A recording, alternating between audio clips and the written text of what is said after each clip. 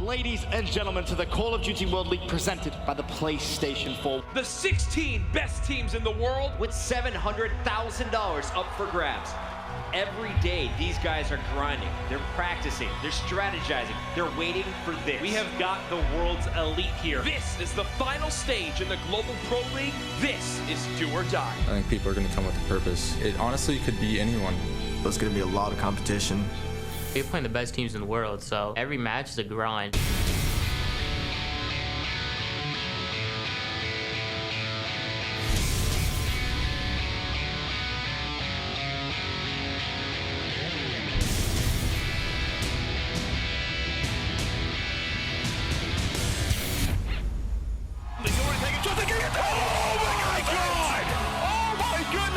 That was sick. I think Elevator going to do it. Oh, please, this is too good to be true. Oh my God. Ghost Gaming has done it.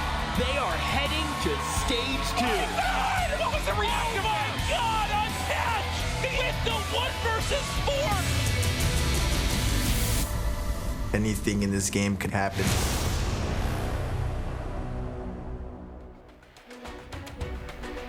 Ladies and gentlemen, welcome to Stage 2 of the CWL Global Pro League presented by PlayStation 4. Week 2 now, of course, fully underway. My name is Ben. So I'm going to be hosting the studio throughout Week 2. And joining me is, of course, my expert panel, Call of Duty World Champion TP. We have former professional European player Momo and COD XP champion as well on the end there. It is, of course, Merc. But Stage 2, it's underway. Of course, we've already had 1 week of action, and now, of course, we head over to Week 2. But obviously, I wasn't here last week, and I know you guys missed me. I know you did. Good to have you back, Benny boy. Thanks, man. I appreciate that. Merc, was there any kind of crazy results which happened in Week 1, just to kind of recap everything? Oh, I definitely think so. Obviously, you look at right there, Fnatic 4-2. I think that was the big shocker. They were able to beat Evil Geniuses, a team who we thought for sure was going to make it out of top 8. You know, you saw, at Anaheim, they got top 6 with Parasite, but that roster move it just didn't seem to work out that weekend. Just all the players, some would have good games, then they would have bad games. They just couldn't get all on one page. Of course, Luminosity and Fnatic, the 2 squads that will be progressing through to the Stage 2 playoffs. We should, of course, talk about what is on the line, of course, for the Stage 2 playoffs.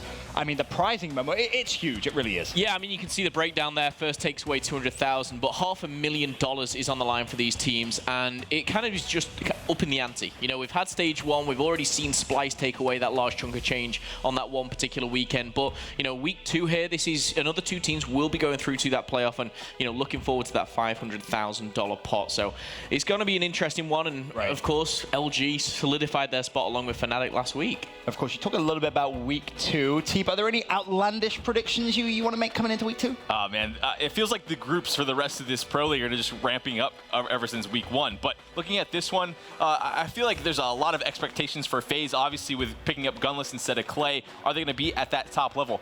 Consistently top 3 NA sort of team throughout this year in Infinite Warfare, but E6 and Ghost Gaming both having good performances, sort of breakout performances, I guess, with some of the roster changes coming in, Ghost being a new team that made it out through relegation. So going to be very interesting, sort of a similar battle compared to last week, in my opinion. EG and Fnatic were battling for that second spot. I think it's going to be sort of the same between E6 and Ghosts, but you never know. FaZe could drop off as well. Elevate, though, it's going to be a tough one.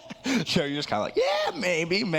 Dude, it's been so hard to predict these groups, man. It really has. You're just not too sure. Obviously, you have teams like FaZe with Gunless. I've heard some good things. I've heard some bad things, so we'll have to see. But Enigma 6, really that team who impressed a ton of people at Anaheim with that pickup of royalty. We'll see how they perform this week. I am so excited for Week 2 to get underway, and I'm curious to see how Week 2, of course, does end. But we should talk a little bit about who has impressed you guys so far throughout the year, and more importantly, at Anaheim, of course, the last big major event we had. Teep, I'm gonna start with you. You're looking at Llama God this weekend to really play well. Right.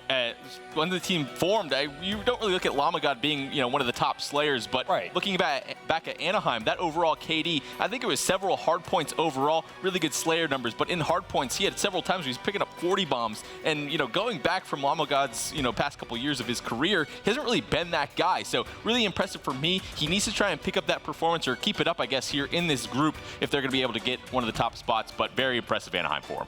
I think the big thing with me, Lamagan, I mean, he's been around for quite a while now, you know, sort of a bit of a veteran. He's been on some pretty good teams. But the big thing to me is now he has structure, right? He has like a real team. Like, when's the last time you said Lamagan, like, he's part of this structured team? I feel like this is that first one for him, a huge step for his career. Momo, in terms of yourself, who are you looking at that's impressed you the most and you think is going to have a good weekend? I mean, as a team, E6, and the one that I've kind of picked out of that was Royalty. You know, going into this, I just feel this one individual player has kind of changed this roster, and he was the late addition, and he seemed to have not only helped them in-game, but I think out of the game, they just feel like a proper team. And I think the stats kind of show it all there. But for me, we saw him play ridiculous individual respawns. We saw his, I think at one point, like uplink, he was dropping like 25 and 4 on half a side. And it was just kind of that X factor that I think they needed. And I think this now team is a team that can take this pool. I honestly think they can top it. It's definitely been the story for E6 as well. As you know, General needs a little bit of help in terms of slaying. They've definitely got that with Royalty. Of course, you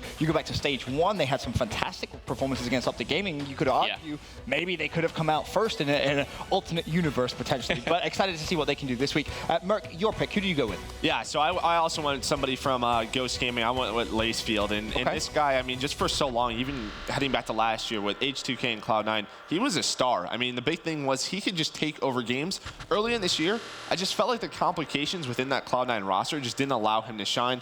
Back at Anaheim, though, I mean, just overall KD, you know, pretty solid. But the big thing is their S&D. S&D KD, he was taking over games. So it just seems like he's back, you know, like he feels confident, he's comfortable. When he's able to sort of roam around the map, that's when he puts out so many numbers. It's just a great point, and I like the pick from Joe there. Really snowball momentum type of player on that Cloud9 roster. Obviously, momentum really halted to almost nothing after Vegas. So I think he's in a much more comfortable spot now. Love the pick from Joe there. And it's really these players that need to, you know, they played really good at Anaheim, but they need to step it up and keep that consistency throughout the groups, because so many games, this double round robin, consistency is everything. If they can do it, these guys are going to fight for it. 1.51 S&D KD. Yeah, that's pretty definitely good. impressive. Very nice. But of course, there are two sides to every coin, and that brings us to the conversation of who needs to step up here in stage 2, week 2. Of course, Mark, I'm going to start with you. You picked Enable for this one, and I find that interesting. I'm curious to hear your thoughts. So this is an interesting pick. You're going to see these KDs, and you'd be like, well, why does he need to step it up? Obviously, the S&D. I just think with FaZe as a whole,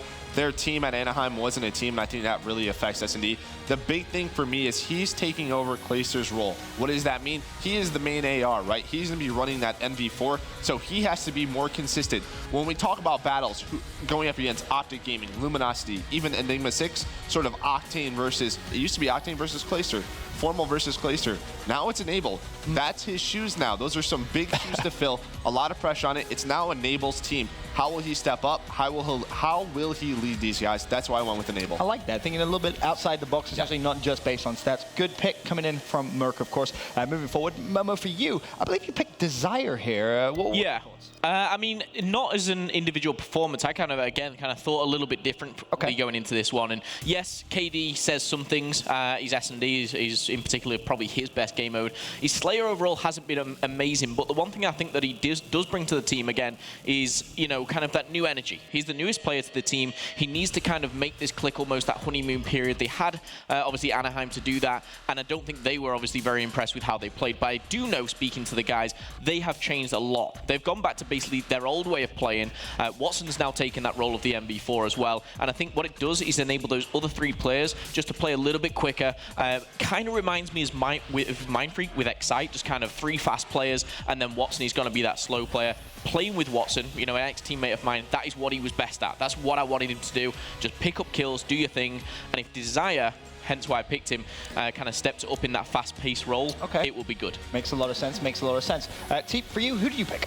For me, I'm going to go to E6, and it's going to be Cade. And I feel like the reason I have to pick him is those KD numbers are pretty low, to be honest. But based on the roster change, the 2 consistent guys before that roster change went down was definitely General and Proto, the star players of the team, no doubt. You bring in Royalty, he has a really good Anaheim. We're looking out for him to continue those good plays. Cade, you can kind of argue he's going to be that weaker player on the team now, so if he can really step it up. And for me, in the past, what has really worked out well for Cade and E6 is when his S&D, he's been sort of been that showstopper, picking up, you know, double-digit kills in Search and Destroy. That's what they need from him. I think in Respawn, they have plenty of firepower now, especially with the pickup of Royalty. They have plenty of speed. Proto, one of the best ERAD players and pressure players that we have here in the league, in my opinion. So if he can play that consistent style. He just needs to get above a 1 in Search and Destroy, and that will propel them easily, in my opinion, to get a top 2 spot. Definitely will.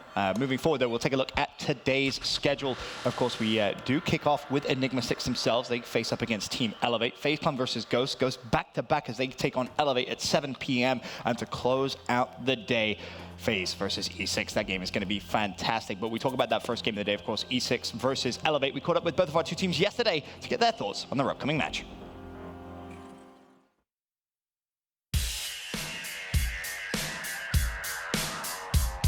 Playing E6 at previous events, we know they're like a really aggressive team. They're one of the most aggressive in the world.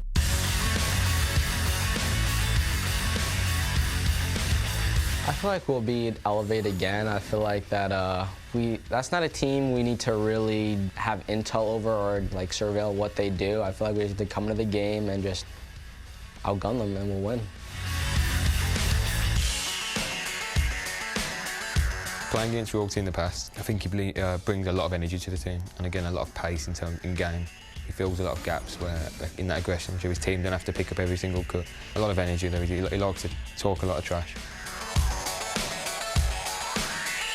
I think we'll beat E6 3-1 and 3-2. I feel like we will beat Elevate 3-0 or 3-1. They might sneak a map off us. Best case scenario for them. I'm very confident we'll beat them both times. Elevate, of course, coming in very confident to this series, as is Enigma 6. Merc, here is a look at our maps. Anything stand out to you here? The hardpoints retail breakout. Phil was talking about sort of Watson taking over that NV4 role. Well, we're going to see how critical he is, because these hardpoints, that's where NV4 shines. We'll see how he plays. And that Frost uplink, I just feel like that's Enigma 6 best. Watch out for Royalty to use that Karma. Momo, Elevate haven't impressed at all throughout the year. They failed to get top 8 at any North American event. How'd they improve since Anaheim, though, in your opinion? I feel the improvement they've done is they've actually gone away and thought about things. They've changed things, and they've come back with a new mindset, and I feel that is going to be, you know, the way to improve the most. We'll have to see if it works out. I hope so.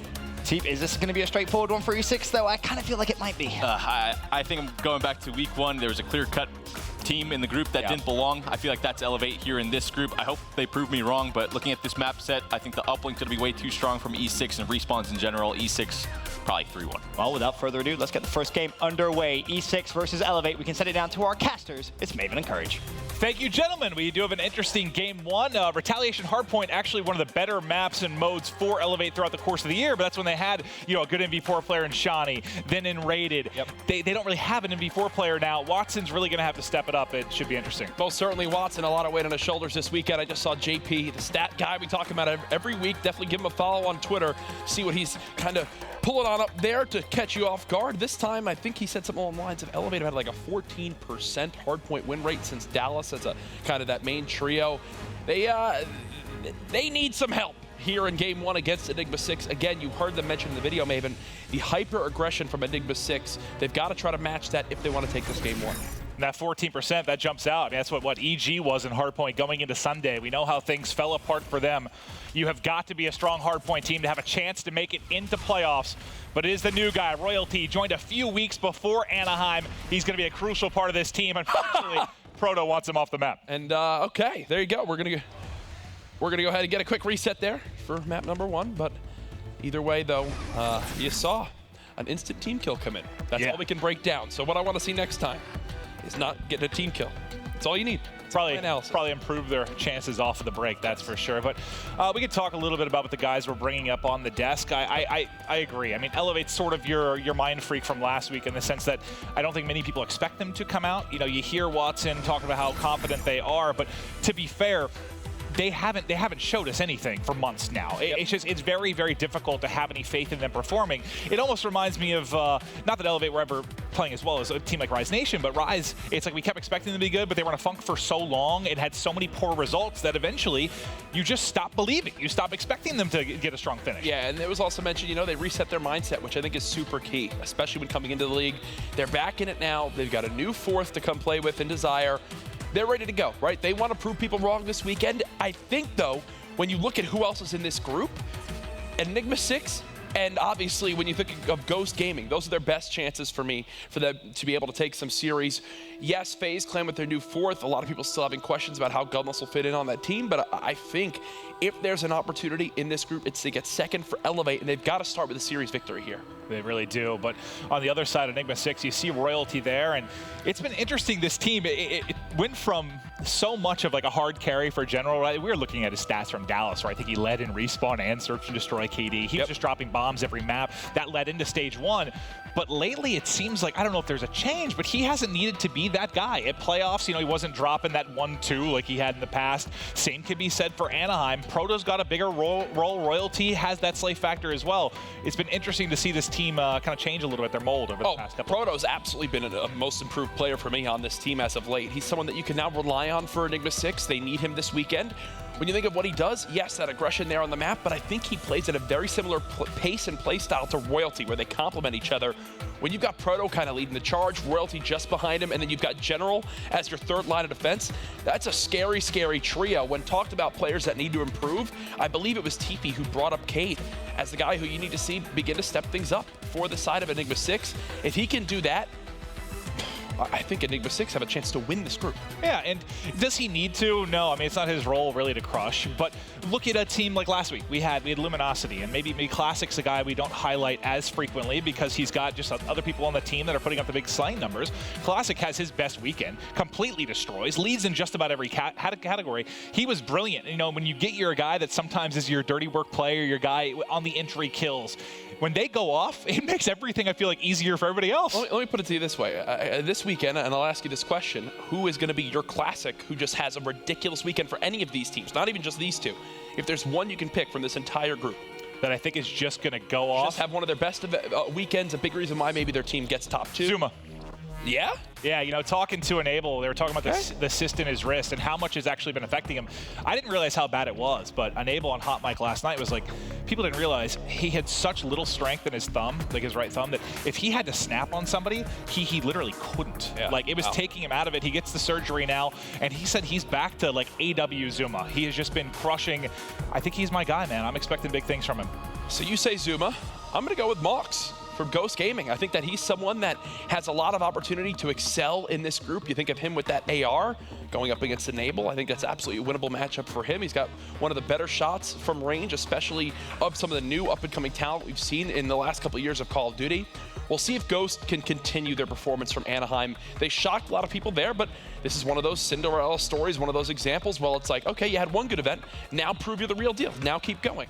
And when you look at it, it was actually European teams that ended up knocking them out. They get, I believe, 3-0 by Splice, then 3-0 by Red Reserve, and they're taken out. So maybe a little bit of a rivalry brewing there between Ghost and the European side, and that's who they're facing off.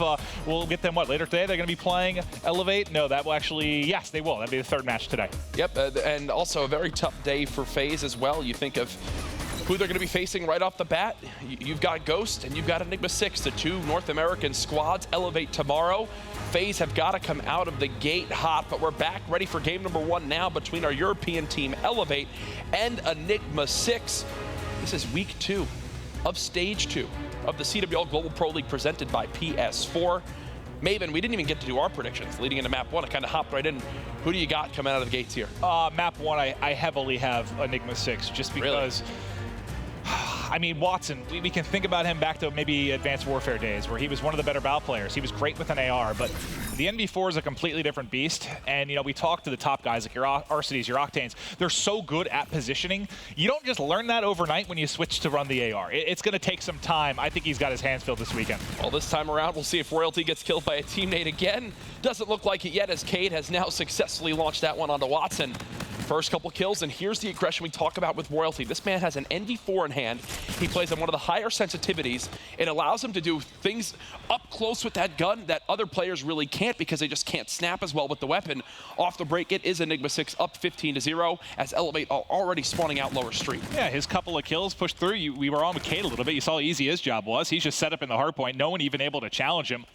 And that's partly to do to General as well. He's 4-0. He's already 225 off the Trinity rocket. Him going big as the camo player, also important. So strong start from one of the best in the business. And look at that. Enigma 6 get the lower street spawn. You're definitely going to want to push out market side. So that number 4 in your map already doing the correct thing.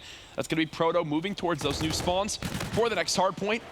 Watson does get the cleanup, as now it does look like Elevate will begin to push this hill, and the timing is working out perfectly for him here, Maven. Already 2 dead. Cade last alive for E6. He's got some help from Proto.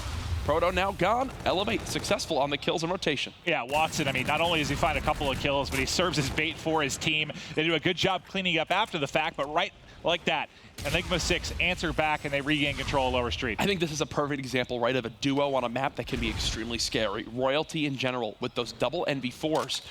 When we think back to the likes of Optic Gaming earlier this year, we saw kind of Crim and Formal rocking them at times on this map. It was scary for teams to try to contest from long range. You're now getting that same feeling from Royalty, as well as General, just protecting players inside the hard point. Remember, General, at one point earlier this year, Maven, was really the main hill player for Enigma 6, it felt like. The guy would have close to 2.5 minutes in the hard point every other map, it seemed. Right now, with the way that this team is set up, especially on a map like Retaliation, he can play further outside the hard point, play more of an anchor type role, and I think that's where he excels. Well, let's see if Elevate is able to get the break here, Jack. It's Reedy starting to move through market. The first pick does come through onto General. His teammates grouped up behind him. They can win a couple key gunfights here, and you have a good chance. They have a 2-on-2 right now. Royalty has to go clutch, but it's actually Proto with the 3-piece, clearing out everybody. Desire of Elevate, really the only man remaining to deal with this. Good hold so far by E6. Proto just saved this hill for Enigma 6. Yes, it's obvious with a 3-piece, but the reason is that he gets 3 kills in front of him, and it stops the pinch from working. Desire too late on the flank. An abysmal start for him, now 2 and 7. Least amount of kills in the lobby, and a big reason why Elevate now find themselves down by 50. Cade already here towards this new hardpoint does get cut down, but he's at least helped clear out this bridge lane for his teammate Royalty. And this is one of those defining moments in a hard point. You know, if you get all the time as Enigma 6 inside Cathedral, and then you're able to get a quick break here on Elevate as we head over to Broken, this game gets out of hand very, very quickly. This pushes everything. You have to hold if you're Elevate. You can't allow them to get through. But General's already picked up one in the back. They have a 3-on-1 right now. You actually saw for a brief second there the sensitivity of Royalty, right? Spins around, nearly gets a bullet off before dying. No other player could do that with how much higher his sensitivity is than the rest of the normal pro scene. 111 to 41, and Maven, this was your worry when we started up this map. Look at the slaying difference. Enigma 6, everyone positive. On the side of Elevate, everyone negative. 3 players with just 5 kills, 2 players with under 10 seconds in the objective. This game could be easily a 100-point club if it stays at this pace. Yeah, this particular rotation, I was worried it could get out of hand. It is 7 streak right now for Proto, 100 off the bombardment. He's only got 13 bullets left in the clip to try and find this kill. Tagged up from behind, but a good job playing his life as he's looking to soak the final 10 seconds. It's just not everything you could want if you're every player on Enigma 6 right now. I feel like their roles are so well-defined, and I'm excited to hear our analysts break this down later on, because I think this is important to bring up. Playing comfortable. You know, people talk about roles being a thing of the past at times in Call of Duty. Proto and Cade in your hard points. General and Royalty slaying around the hill. Royalty's kind of your back and forth player. General, his job is to just pre-aim with the NV4 and do things like that. Well, that's why I think a lot of people may pick Enigma 6 to top this group, because it's a very different change than what we saw go down on FaZe. I mean, you bring Gunless in for someone like Clayster, that is so different, right? It completely changes your comp chemistry, what roles you're running. Whereas for Enigma 6, I don't think it changed it that much. You know, they still have that core trio. Nothing really gets swapped around. I feel good about E6 this weekend. Well, certainly now as Cade does shut down Zed, 155 to 54, currently the score difference. They're still trying to contest middle map, about 20 seconds left before we rotate back towards top bridge. Remember, if we swap over to Proto for just a brief moment, he just actually died, but I do believe he still has some streaks to work with, so those can come into play as we move towards top bridge. But so far, no surprises for me, Maven, in this game. Yeah, and Watson, you know, we talked about the pressure on him to do well with the MV4. He's having an okay game, but everybody else you can see severely negative currently. And not to say it's all on them, but something's not clicking. You're just getting bashed right now by Enigma 6. Think of what the rest of his teammates currently have to do. They have to run into these pre-aimed guns from the side of Enigma 6. Enigma 6 keep winning rotations, and when they're kind of the first lines and first offensive players, they're just getting wiped off the map. Watson's there to at least get the trade, but you have General two-piecing like this in a corner, nearly with the third onto Watson. It's a reason why there's a 100-second difference. And they're opening up even more here as they have control of bridge. They dominated here the first time through. It's happening again in our second side of rotation. Spectacular play from Enigma 6. This is what you expect from them coming into this weekend. You see Proto just using the movement, bouncing off walls and gunning. I remember when I talked about General being able to play just that anchor role for his team. Look where he is on the map. Said, you know what, you guys, we've already gotten 40 seconds off this hill. I'll move right on over to Bike Shop. this player just above him has no idea he's here. This will help give Enigma 6 a number advantage on another rotation. They're going to be the first ones in the hard point again. This has been the continued theme of this map. And we'll see when General gets involved in the action. He's going to have to wrap out to help his teammates. Slides out, wins one. He gets tagged, I believe, from top plat, but able to get away with his life until more assistance come. They have market steps controlled as well. That was perfect. And this is basically to shout out one of the best casters in the history of esports, Artosis. He once had a quote that has always stuck with me in scenarios like this, right? Are Enigma 6 doing anything pretty? No, but Artosis once said, when you're ahead in a game, get more ahead. Why do anything risky for Enigma 6 right now? Why do anything flashy? Just rotate early. Yes, give up 15 seconds of scrap time, but hold for 45. It's been working. Don't change anything up. You don't have to. Right now, they had a lead, and they're doing what they do to just get more ahead now over a 2-minute lead. Hey, you don't need that killing blow, right? Just bleed them out. You've had control all game. You only need 16 more points. Proto still has the streaks to work with. FTL here as well. I think he just spotted one on the edge. That's the easiest kill of his competitive career, as he is 15-11, a minute 40 in the hard point. Proto, he's been an absolute dream to watch lately, and he's continuing that here in stage 2. You've got Cade, Royalty, and General all at 17 kills, 236 to 105. Here come those streaks, though. Again, you really won't have anything to follow up with these. I don't believe so as of yet. Yeah, and they'll still get the top spawn, so not the best streak use, but either way, even if they give up these 40 seconds, they still have an easy victory now on Broken, but Maven, they want to end the game here. It at least allowed them to get a little bit of control and bounce back. And you see now 2 players spawning out from Elevate. It's a 2v1 right now towards the hard point. They've already won that. You see everybody sprinting across bridge right now for Elevate. Sorry, pals, you're not getting there in time. This first game going to be going to Enigma 6, and it was one-sided from the get-go. It was a clean game. 3 players involved in the objective, over a minute in the hard point. The 4th just shy of it. That is the Enigma 6 that their fans want to see throughout the entire weekend. And I feel like they get a great draw here with Elevate. First, you get your confidence and momentum now in Game 1, Elevate's weakest game mode. You can now go into Search and Destroy with, you have General as well as Royalty on the team. They are no S&D slouches either. They're not, man.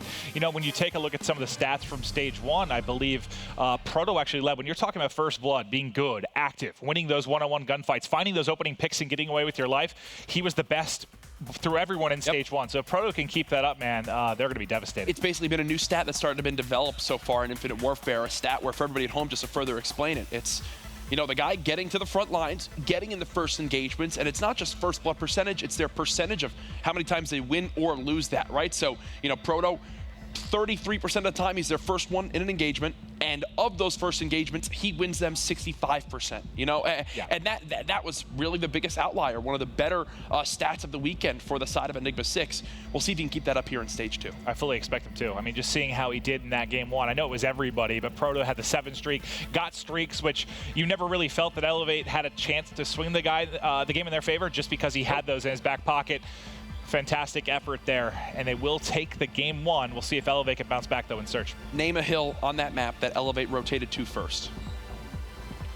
You would talk, well, they didn't really rotate. They got killed to get over there, but they had Cathedral the first time because they gave up all the time. Yep. Oh, sorry, Broken the first time, but it was quickly, I mean, it got busted through in, what, 5-10 seconds? That was the only hill that you could say that they actually were there for the first few seconds of. Outside of that, it was always Enigma 6. And again, they wind up getting a lead, and they just do what they need to keep expanding on it. Get 40 seconds, have a couple players die instead of going for that scrap time, play for the new hill. Makes a lot of sense there, but Search and Destroy is up next. We know what Reedy can do with the sniper rifle. Does he bring it out here to maybe try to shoot some life into his team? Not too sure what tools they have to work with on the side of Elevate. Well, you know, I believe the player they had to watch, Desire, the relatively new player now to Elevate. This is a guy that got 4th at Champs last year, falls out. They switched from 5e over to Epsilon. He ends up getting off that team for Josh. And now, I mean, this is a chance, maybe redemption for him if he can make a strong young player. Yeah, I mean, think of this Elevate team, right? They have an opportunity to do something that Europe didn't do in stage 1, and that's send 2 players already to playoffs. Obviously, Fnatic have qualified. They can be the second if they get top 2 here. When we think of our tiers of European teams, right? Last year, at times, there was like 3 different tiers. You know, Millennium then pulled away. This year, right now, tier 1 is Splice and Epsilon. I think for everybody, easily Splice with the edge there. Tier 2 is the likes of Fnatic and Red Reserve. Then Elevate are kind of that top tier 3 team, I would say, that are on the verge of matching them. this is a weekend where they can maybe say, hey, we deserve to be tier 2 as well, if they can place in the top 2 of this group. Yeah, and to be fair, we haven't seen anything that showed that they should belong in that conversation, but a good run, maybe that does get it done. Impressive performance last week from Fnatic, and I talked to Watson a little bit on Hot Mic. He was saying, yeah, man, there's some pride there. It was fun to watch them get in. They have to handle business now, but there's a lot of these guys, these UK players that have been playing together for a very, very long time. It's similar to North America. It feels like everyone's played with everyone when you look at the top teams, right? And it was actually interesting to talk to Watson after their terrible, terrible performance at Dallas, because you got to think, these guys traveled from Europe. They got up there a couple days early, were involved in media stuff, wanted to prove that they were ready to go that weekend. There was already talks about how little they practiced online. They played 5 whole series, 4 in pools, lost all those, then lost their first losers bracket match. Talking to him on Sunday night, he was pretty demoralized, saying, I just need to get out of here. I need to get back home. And get back on the grind. And this has been a team that when they have practice, they can do pretty well. When they don't, they fail, as you'd expect. Well, he had, I'll never forget the words he used when I talked to him after Dallas. He said, hey, one good thing, we know we need to work on, and that's everything. Yes. Yes, great breakdown there, Watson. That's kind of what you'd expect from Watson if you ever met him in real life. Yeah. Oh, he cracks me up. I was rocking my Fnatic jersey earlier. I've been running around saying EU baby all day. I want to see multiple EU teams in playoffs. We all do, and it was great to see Splice win Stage 1, but then you look forward at Anaheim, and you have Splice in the final, top 3 finish for Epsilon, top 8 also for Red Reserve. I mean, it's been insane, some of these finishes we're seeing, and you got to think, that's just, 2 weeks in the past. It should carry right into Stage 2. I would love to see like a 4-4 split going into a $500,000 playoff. Here'll be the difference, right? Here's what we're going to have. Stage 1, it was basically 4 straight weeks in the regular stage of European Call of Duty fans being let down, even down to Splice getting second in that group because they had first secured, and then Envy wound up taking it by 1 map. Then you don't have anyone else qualify, but you win playoffs. Great, ends on a high note. Maybe this time you're going to have 4 weeks of the regular stage, EU teams qualifying, doing well, really making some moves. And then maybe they'll just get 5th through 8th at playoffs, and that'll be that. Well, Fnatic was giving their fans heart attacks, I think. Oh, my God. That was a dramatic finish. When you got a couple lumps on that team, it's what winds up happening. Well, here we go. Into Game 2, Round 1. Offense first for Enigma 6. We'll be on with Cade early. It was TP's player to watch. Let's see what he can do. Already forcing that player that's Desire to back on up there, regain his health. Do like the use of tacticals here to at least try to slow down the pressure of Enigma 6, but they're going to go ahead and get this bomb planted right away. Focus on this objective. Cade on the flank. Cleans up Reedy. First blood for Enigma 6. Yeah, maybe lucky he didn't run into the E-Red first there. A hard angle to hold with the NV4, but he does get one, does his job. General, solid job snapping, then back onto Zed. 3-2 advantage here for Enigma 6. They're trying to hunt. They only got 30 seconds to work with due to the quick plan from E6. Look at all these NV4s right now being used between these teams. Watson trying to clean up Royalty. I think they're both going for a beatdown, but either way, look at the time on the clock. 19 seconds left. Watson might try to chase this one down. Yeah, General's in a great window. So one thing I do want to talk about, the Enigma 6 strategy right there. What you saw, Desire peeked up towards Market. They had 3 NV4s ready to go and immediately backed them up. 2 players got bullets into him. He had to run away, so what do they do off that? They high wall run, get a quick plant, watch that mid-train push. That was all about a fast plant and then falling back to B. Great decisive play to kick off that round 1. It's tough to deal with unless you realize you're elevating and there's nobody mid-map. You're able to hit that mid-cut quickly and get involved, but they just weren't able to react quickly enough. Pressure, time against them very early. Let's see what Elevate can now do on the offensive end of things. And for Zed, it's catching a grenade, catching 2 grenades. 2 grenades, quickly proto them with the 2-piece. Watson's just got a sniper, and yeah, this round is over already. Okay, unless he can get flashy with this, but you got to say, what a break-off for Enigma 6 in round 2. And you see on the minimap, they are just hunting him like a flock right now. He's just trying to get away, maybe to a safer position, and he has found a K-bar, so a little bit more to work with. If he gets good timing or turns with the snipe, if he's able to find one of these kills, he hits that, it becomes a much more interesting round. He has found a second. Watson trying to clutch up in the 1v4, Jack. And now they're starting to split up. I don't think he spotted him at the blue tree. But either way, from a 1v4 to a 1v2, and look at all the time still remaining. He can continue to make moves on the map. And oh my goodness, he just got timing. No, that'll do it. I thought he'd get the best timing. He ends up maybe being the worst, but he still is alive. He repeaks and challenge. He's tagged him up close, trying to win it. Now the other one coming in. Snaps there. Why was that even that close? I have no idea how he stayed alive so long. just snapped onto General too, I believe that was. Oh my goodness.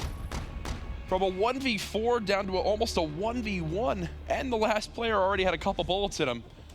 And Watson looks thrilled after that. I think Watson's playing with some confidence right now. Wow. You know, usually we say late in rounds like that, it's not great to have a sniper, but he was in a position where it's one of the, he could get a pick and get away with his life, right? Which is so tough to do in a 1v4. The timings just kept working out for him on that one. Cade will do what his opponent didn't do in round one, and that's throw a trophy on the site, because that will save him from the grenade. The leg is all the way exposed, but General watching over saves him his life. Fantastic stuff for General, but he's now by his lonesome. Can he do what Watson tried? The answer, no. He'll get chopped down. First round, going to be going to Elevate. Zed with that ERAD just shreds him right there. Middle map control goes to Elevate, and because of that, they're able to put the pressure on quite quickly. And again, you talk about playing with confidence. Watson just soars out to top train and just kills the player at lower sidewalk. Why would you ever expect someone to do that off the break of a round? Watson exposes a hole in the setup there and helps win his team the round. And sometimes that's all it takes in search, right? You got one guy, he's going off, feels he can win every single engagement he's going to get involved in. He keeps shooting like that. Well, there's a difference, right? There's a guy going off and knowing an advantageous position to catch your opponent off guard, and then there's players like me who are just stupid and just do things like that. And because it's so dumb, they would never expect you to do that, and it works out. Well, so it really depends on who's playing on that gamer tag. Yes, it does. Watson was looking over middle. Proto tucked away in the close corner. Look at him. That's Watson flying around. And there it is, another first blood for Watson. He's 6-3. He hasn't been picked up. He's got 4 teammates behind him. Watson guns another one. He's working on the ace right now as he's found the first 2 kills. But Cade and General have to fight against the 2v3. He's just holding forward with an NV4 and picking up kills like it's nothing. General going to get great timing on one and get away with his life. What a move right there from General to keep this now in a 2v2. Cade and General now synced up as they're going to wrap around the backside of Barn. And just trying to find an angle. Look at Watson still just hunting across the map. Look at that number 7 on the minimap. He is just soaring around, trying to find anyone he can. Now he definitely needs to sync up with Desire. They need to win this situation. Now it's a 1v1. Watson not there to trade it out, but he has tagged up Cade. He's aware of his positioning. Just under 30 seconds now on the clock. Watson, though, gunned.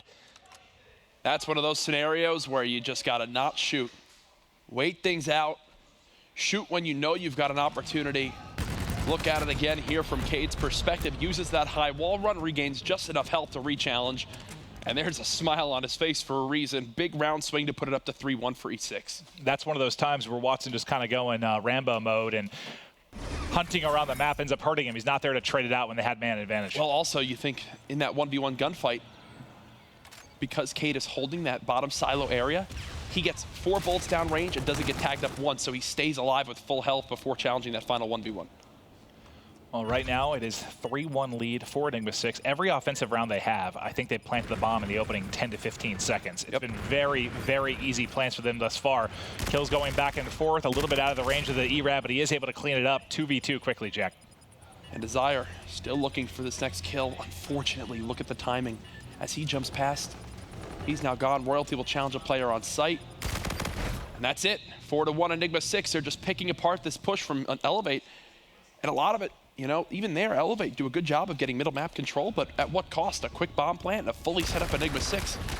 You got to kind of realize your priorities there and begin to look towards that bomb a little bit earlier. And that, like you said, a little bit of unfortunate timing. Watson going to have no idea he's about to get shot in the back.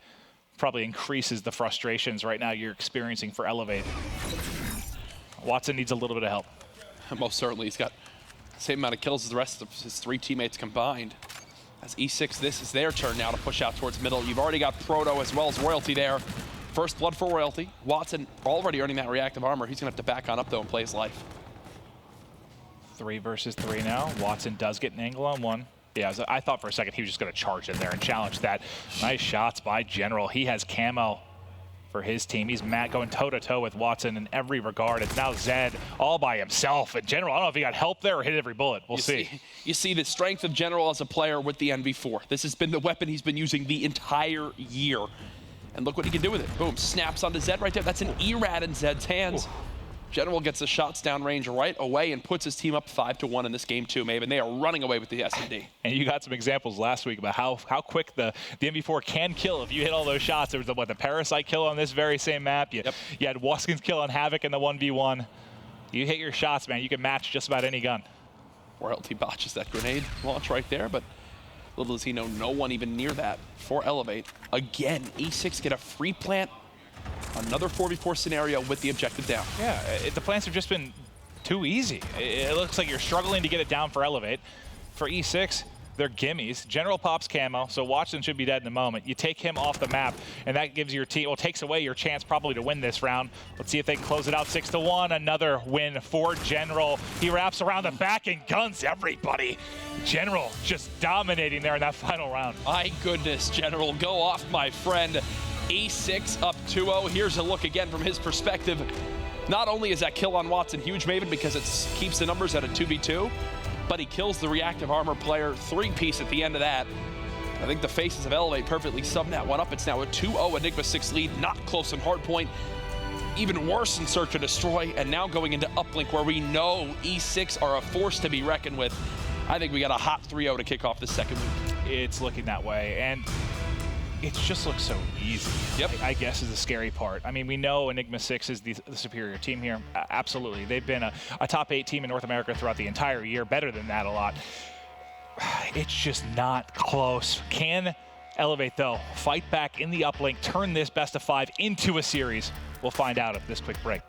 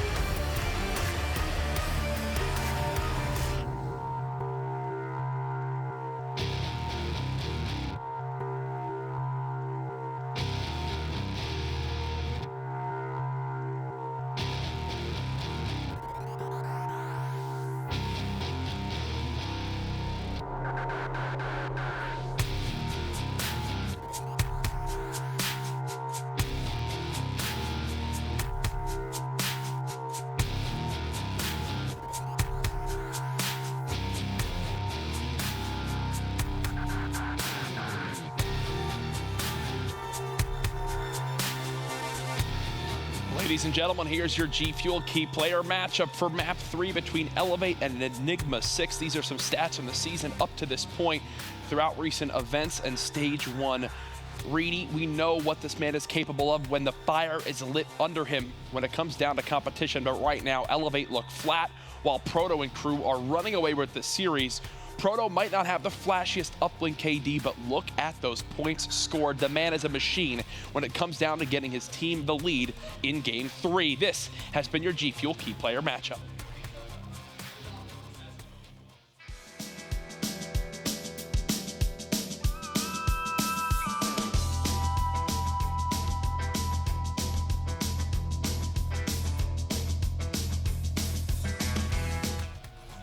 It may seem a distant memory, but Enigma 6 was far and away, I believe, our best uplink team we had in Stage 1. They were amazing, but I know going into Anaheim, I believe it was Chance that was talking about the fact he had some question marks. So you put Royalty on the team, they thrive on that kind of teamwork and chemistry in uplink. They fell back a little bit. I'm wondering with more time now if we're going to see them back to that dominant uplink team here. I think we get to see a first taste of it right now. This is a game mode that not only just in this series, but throughout the weekend, if they remain that good in it, I fully expect them to go undefeated in uplink, as we saw back in Stage 1 through the first couple days. I think they lost one the whole weekend. Exactly. I think they have a great opportunity here to, again, use this as their game mode that they can really help swing a series. Right now, it would be to close the door as they're up 2-0. You know, you want, as casters, you know, all we love just series going the distance, right? We want epic Game 4, epic Game 5, but I'm struggling to find a little bit of faith in myself for this series to go any further right now. Well, there is Reedy from our key player matchup. What can he do with this team? Zed, someone we really haven't talked about at all, a guy that at times last year put up some of the most ridiculous slaying numbers we saw in the online league for the CWL. Now, quiet on the main stage here going up against Enigma 6. This is just match 1 of the day. Up next, we've got the brand new debut of FaZe Clan with Gunless as their 4th, going up against Ghost Gaming, the team that had the real Cinderella story from our Anaheim event. Maybe do you think there's going to be any upsets and surprising stories in that series? I have no idea what to expect from FaZe. I've heard such polar opposite opinions from pro players. Like I have heard they look great. You know, I talked to Enable and he's talking about how good Zuma's been, how good they feel, how well they're playing. And then I've had pros tell me that they're horrendous, like literally saying they're awful now, which is hard for me to believe. I got to see it here on LAN, but listen, you spoke to Enable. If I'm Enable, even if my team isn't winning a single map in a scrim against a top 48 team, I'm saying we're great right now. We need that confidence. It's what helps you. It's what helps me do well when I play. It reminds me when Joe Flacco was asked if who the best quarterback when the league was. You know, you have to say you are. That's what you got to say. Yeah. He caught some flack, but you need confidence, man. You have to have it. Who's Joe Flacco? He's a quarterback. I'm just kidding. Baltimore. I went to school in Baltimore, so okay. Basically every other person was wearing his jersey. Here we go. Game 3, Elevate. We do have, okay, I was about to say, we're starting with Elevate, but no, our colors, they've pulled a fast one on us. So Elevate will be yellow for this map. The Karma brought out by Cade right away. Already an example of some different weapons being used by Enigma 6. We got the graphic swap for you guys up top, so you will see Enigma 6. They will be on the left, Elevate on the right. Apologize for the color issue. This is going to be an interesting cast for me because I am the worst. And now we get a taste of Royalty with the submachine gun in his hand. Woo. Plays like that. Snaps onto Watson for the 2nd kill. You just get dizzy watching this man after time, and it's because he's just on such a different level, doubling the sensitivity of most pro players. Here comes the push, though. They're being bait. Can the drone go through? It does look like the 2 body blocks from Royalty and Cade will work. E6 up 1-0.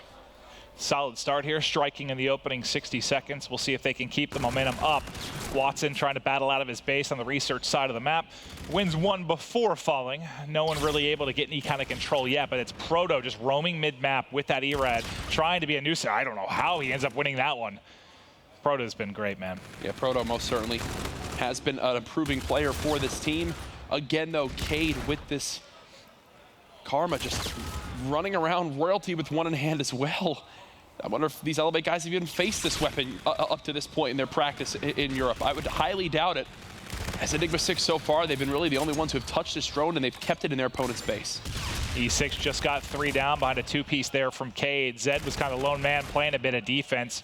Slows them down for the moment. Drone was in a scary spot. It does get reset. Unfortunately, if you're Elevate, mid-map has completely been controlled by Enigma 6. I mean, they've just been trying to find out a research this entire time. You just look at those red arrows on the minimap for Enigma 6 right now. It's been lethal. A little bit of a botched throw there. Zed with a 3-piece in base to stop the drone from going through, but someone I have to talk about really quickly, General. Think of the different play styles we've seen from him so far this series. We saw the NV4 anchor slow play role in map 1 of Retaliation to really be the one to just lock down those rotations. And guess what? His team didn't lose a single rotation basically throughout the entire map. So did his job there. S&D, the guy, well, he needs to beam people from range with the NV4. That's exactly what he did. He did it from top blue. He got the kill top bust. The 3-piece at the end goes off there. Now in uplink, when you have Royalty swapping off that AR and going to the aggressive sub play, you've also got the likes of Cade matching that as well alongside Proto. General's job, be a little bit more aggressive with that K-bar now to match the pace of his team. He's done all 3 of those things exceptionally well so far. And he's my standout player so far in this series from the side of Enigma 6. Well, let's see if he can keep it going. Jack, 3 down again for Elevate. Reedy trying to play defense now. They've wrapped the drone, though, back into sub bay. Proto going to be your lead man. You saw how many points he puts on the board for his team. It's exceptional. He's had a chance to strike there before getting dropped. General, though, still alive. Cade fighting now as well. Desire just took a dip off the map. Oh, just resets. He tries to go grab it and keep it in control of sub bay when he can. I would love, if we can, from backstage, Brian, if we can show Cade's class, possibly bring up the loadout for folks at home. And okay, the second he changes, he winds up swapping. Obviously, we've seen Proto as well as Royalty with it. He had the Karma for a moment, but for people at home who might want to try that weapon, wanted to show exactly what he was using on the gun. And I just said to swap to Cade, and the first thing he does is jump off the map. I'm never calling for a swap again. Somebody take off his thrusters there? I don't know what just happened. It's only right that the one time I call for somebody, he jumps off the map. Yeah, it was perfect, Jack. You see Enigma 6 with control. Again, another 3-down scenario. Can they turn it into points this time? Cade's got drone. There's 60 seconds left here. Elevate him now, giving up their base. They're going to play for the long game. I want to see Enigma 6 wait with the drone. Fall back towards middle. You've got no middle map presence yet. This is a counterattack opportunity for Elevate, but as a couple drop, that's been slowed down. Nobody's got the drone, so they're not going to be able to make a play. It's Cade just holding kind of the bulldozer there to make sure no counterattack does happen, and Royalty's already right back in an aggressive position, just being annoying. Cade trying to go for the beatdown. Nice fadeaway shots right there from Watson to pick up the kill. 3-0, 30 seconds remaining. Elevate have not gotten close with the drone. I don't think they've brought it past that 50-yard line in middle map, and a lot of it just comes down to the slang again. 3 players positive from Enigma 6. Right now, no answer for Elevate to the hyper-aggression we're seeing from E6, especially in uplink on Frost. They even talked about it in the pre-match interviews, Maven, and still they look overwhelmed by it. Yeah, and TP talked about, Cade, if he can step it up, how this team will be even more deadly. A 19-13 first half coming in from Cade.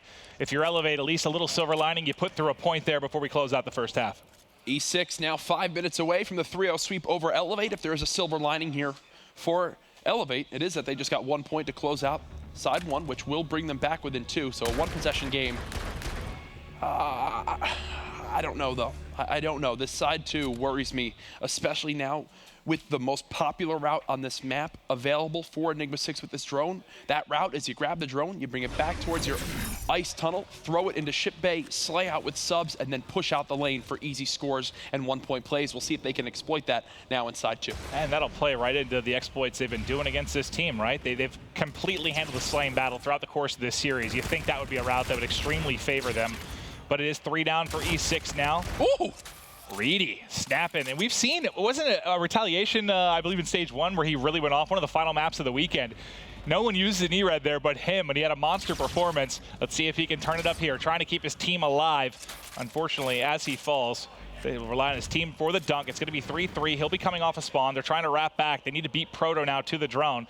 Make sure there's no counterattack chance, because they're just going to try and grab this drone and go. Proto's the number 4. He's grabbed it, went straight forward, trying to get points on the board immediately after. Good defense, though, from Elevate to make sure it doesn't happen. Really nice engagement right there from Reedy to cut down Cade in middle map. Tried to get cheeky with the drone. 3 now dead for Enigma 6 coming off spawn. Royalty trying to be a nuisance on this flank, and I think he's done just that. Reedy having to worry about where he's coming from. Little does he know. Oh! Okay. He was right next to you. Didn't see him. A little hot potato there. Yeah. At mid-bay, though, with the drone, it has been reset. General going to get the first touch. Here's that route. You bring it in towards ship. You wind up pushing out this lane. They've got the aggressive submachine guns now. 3 dead for Elevate. They've got 2 different lanes they can push. They decide that the inside lane is better. Thankfully, Watson, again with that K-bar, making all the difference. No one-point throw. Either it's an interception. Watson's 3-piece stops the push. You've had to rely on hero plays a couple of times. I believe it was Zed that got a 3-piece on defense to slow it down. Now Watson's done it. Reedy in the opening moments of the first half almost picked up 3 to stop any kind of points. I think a couple spectacular individual plays are keeping Elevate in this. I think Watson was something like 7 and 16, now 17 and 20 on a 4 streak, trying to bring himself back into this game. You saw the defensive hold he just made in towards ship bay to stop a dunk from going through. Right now, what Elevate are doing better on side 2, maybe, and you can already notice a difference, is their ability of just trading kills. I think they were being outslayed by like 9 or 10 kills inside 1, now much closer in second half. But the problem is, like, how long can you let Enigma 6 keep funneling through there before eventually it turns into a point like you just saw? You can't expect the 3-piece or perfect trading to come at all times. If you're going to have that many offensive opportunities, eventually points are going to get through. See Royalty just wreaking havoc in middle map. What a challenge. Tries to go for the player right behind cover where only his head can be seen. It doesn't work out. Another interception, though, from Elevate. That's now 2 in this second half alone, Maven. That makes it a, oh, what? Instead of a 2-possession game, it's a 1-point game with just 2 minutes remaining, and Camo's been earned by Reedy. But outside of that dunk for Elevate that we had early, it's been similar to the first half, right? It's been complete control. Can they counter, though, here? It's going to be Camo. He's going to be able to pop this. Should be able to make a play. Hitting in through Ice Tunnel. There's the pop. Keep an eye on the meter. Should be enough to get there. There's 2 players on defense. The body block does come in, but not enough to slow it down. Elevate will now have their first lead here in Game 3. Big play from Elevate. Reedy has put no points on the board up to that point, but because of his slang, the 25 and 18 performance, it was enough score to earn that payload. They've now got Overdrive. They've got FTL jump. They have a ton of tools to work with. Zed on a 6 streak as well. We watched 2 straight minutes of Enigma 6 offense in which they didn't turn very much into points at all. Elevate now, their first time to kick it into another gear. They've been doing a great job. They've got the lead, but can they hold on? They're going to need to do it on defense again. They pick up off the wall run. Reedy goes off the map, but it should not matter. Proto just playing his life. And Elevate have looked so much better inside this ship area when they know they can just straight up challenge the side of Enigma 6. You've got Overdrive ready. Does Proto elect to use it? Doesn't look like yet. Nearly cost his teammate his life by throwing the drone into his hands accidentally. Now Proto's going to try to clear middle again. Get your health back there before you challenge. This has just been a fantastic hold on defense. Elevate, not letting much slip through the cracks. Another interception! Another pick, maybe unintentional, but goes right into his feet. There is Camo available, and that's going to be Zed killing General with the Camo. That could be the difference with 50 seconds left. Elevate looking to turn this into a series. General was already 1 shot, tries to grab the drone. Unfortunately, beautiful shots from Zed. Scarab now out, tags up 2. He's got help from his teammates. This will be another hold from Elevate. They might just force the game 4. Looks like they should do it unless Proto can kill everybody. He's gotten 2. Hasn't finished the 3rd. Great stuff from Reedy. Just keeping the drone lower. Proto has to then just give it up, get forward, and try to cut people down off a spawn. It never reset. Now you have a chance. It never reset, and Proto's flanking. He gets the kill. They've got a wide open lane. This is going to be a dunk in 15 seconds for Enigma 6. What a play from Proto, and he overdrives back to middle map. Take the drone and get away. E6 at the last moments will steal away the uplink. What a play from Proto. Wow, and one of the reasons we highlight him for your key player coming into this, Proto has been amazing. E6 made the series look easy for most of it until kind of the nail-biting uplink there, but in the end, it's a 3-0, and that's all that matters. Proto, 3 fantastic decisions at the end of that uplink. First, to leave the player with the drone down low, wait for his teammates for the help. Misplay from the side of Elevate not to reset that drone. You have all 4 players from Enigma 6 here. That was our only chance if the drone doesn't reset. Second, he winds up pushing mid lane, flanks the guy who's trying to hold off that ship bay lane, wins that 1v1 gunfight, which was already tough. And then, instead of grabbing the drone, overdrives back to middle map to play the reset just in case Elevate were there, keeps the drone away. Nice job by him in the final moments of that game to secure the win.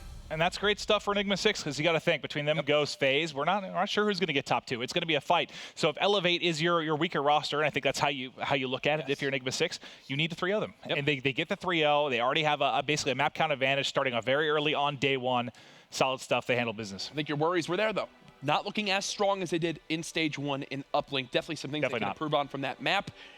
For me, Elevate, rough first series, but kind of what I expected from that team. Well, I'll tell you what, it's enough from us for our first series. We'll toss it over to the desk. Ben and the boys can break down. Thank you very much, Maven. Kind of as Jack touched on there, probably what we all expected coming in terms of the final result, but we will, of course, break it down, starting with that map number 1, 250 to 119, the final score in favor of Enigma 6. Merc, I mean, the game started off 146 to 41. I feel like that was the E6 we expected to see. Yeah, just even, you know, the first hill, I mean, General was on like a 4 or 5 streak. Royalty had 3 or 4 kills, all with the NV4. Just all control from Enigma 6, just playing it well. I think Jack touched on it. Just they were playing their lead. They were playing it smart. Sometimes when you get around that 200 point sort of mark, you forget to rotate, right? You're just cocky. You're like, we can finish this game. Right. That allows teams to get back into it. They did a great job of just rotating and just being like, listen, we have a 100-point lead. Let's just rotate. Force Elevate to break our setups, and Elevate just weren't able to do it. Very kind of by the book play by Absolutely. E6, if you will. On the flip side, it felt like Elevate didn't really have a response to some of the big players. Of course, General playing very, very well from Enigma 6. Yeah, this is really reminiscent of old General and his team, in my opinion, running this NV4. And he just can play such a slow style and kind of bait his teammates. And when the rest of your teammates are outplaying them so heavily in hills like Hotel Hallway, where we saw there, you can just dip in and out wherever you want, put those long lines of sights down range. It just really makes the game very easy. You can see how lopsided those scores on each of those hard points are. Elevate did decent at the hallway, actually, but man, it just got away from him. We didn't even get to the second rotation of Broken and Hallway. Like they just controlled the game so well where that was it. I mean, obviously Proto 1.58 with all that time in the hill, just a great job from him, but E6 just controlled the pace of the game so well. Very rare when you don't even see the second hallway hill. The game ended very, very quickly. Of course, when we were talking about players that need to improve, Memo, the player you highlighted was Desire. Had a rough start, 5 and 10, but did bring it back. But who was the issue for Elevate? Yeah, Desire, certainly you saw them. He kind of picked up the time in the hill. It was quite clear by the end of it. I mean, you look at KD, you look at time in the hill. We had Zed going 6 and 20 and 8 seconds in the hill. I mean, sometimes you have one or the other, but overall a very kind of poor start to the whole weekend for him. And Zed was, again, that player where when Elevate get interviewed, it's always Watson or Ryu who say he is our star player sometimes. He is the one to go off. And online, he has been doing that, and he was confident, spoke to him before the game, and I expected more. Don't get me wrong, I think he did kind of improve as the series went on. Maybe it's that first game, first map kind of nerves. I hope that settles down for him, and yeah, that kind of concluded. You're not going to win a hard point when one player's going 6 and 20. Very true. Obviously, you talk about Watson and how he improved throughout the series. Of course, map number 2 was a Search and Destroy throwback. 6-1 in favor of E6. But Memo, early on in the game, Watson almost gets a 1v4, and it looked like the series could be close. Yeah, I mean, it was at that point where you're thinking S&D, Elevate, technically it's their statistical best game mode. The 1v4 potential was kind of special to see, and the snapshot that he got on him, it got me a little bit excited, but it wasn't enough, of course, Watson. But again, the play which I said needed to step it up was Desire. You know, last round he was 1 and 5. You know, he does pick up a double kill, but wasn't enough. I mean, this is just scary to me because Elevate has to be able to win Search and Destroys. It's probably their best game type. If you look back at Anaheim, they're 1 and 8 in hardpoint. Obviously, that story continues in this series. Like, they're obviously not going to be able to slay with these North American teams. So you have to win Search and Destroy. Their uplink game looked pretty solid, but I mean, just to get 6-1 by E6 on this S&D, you have to play better in this game type. You have to win as many maps as possible. These guys know it's how they got 3rd place, you know, in stage 1. So you know, it's just super important that they win these searches. And then, of course, the Search and Destroy closes out with General picking up a big 3-piece team. But at that point, I wrote down series over. Well, you can see there, General has that 11-3 score line. And a lot of time in Search and Destroy, you're going to hear us talk about trading really well. Basically, team fights over towards the bomb sites. In this one, I just don't really feel like Watson had any help. But it wasn't really trades that was the problem for Elevate. It was just the fact that the players from E6 were able to pick up multiple kills in a row. General uses that camo to pick up the first there and picks up the second too. So I feel like the grouping up from Elevate was just fine on that map. But when you're just getting outgunned like that, it's one of the most basic things. You have to shoot people and shoot them well. There's several times where we switch on board with a player from Elevate and the shot was just a little bit off, to say the least. Yeah. So if you're not shooting well, you're going to get gunned. E6 just kind of demoralizing them there on the search. Very true, very true. E6, of course, up 2-0 at this point in the series. We go over to the map number 3, As I said, I thought the series was done and dusted, but it does turn out to be a pretty close one. Remember, E6, they go up 3-1, then Elevate tied up 3-3. Of course, for Elevate, I believe they went 3-3 in this game type at Anaheim as well. So 50% in terms of the game mode. Were you surprised that they were kind of slaying with Enigma 6? I really was. Enigma 6, from the very get-go of Infinite Warfare, have been a very, very strong uplink team. Of course, the roster changes. People thought, would that change? And when I saw Royalty play at Anaheim, I thought, you know what? They maybe have taken a bit of a dip in their uplink, but they're even better in every place. And I actually was very surprised how Elevate went toe-to-toe, you know, with Enigma 6. Of course, we all kind of saw what happened at the end. Good specialist use here from Reedy to kind of take the lead there, 5-4.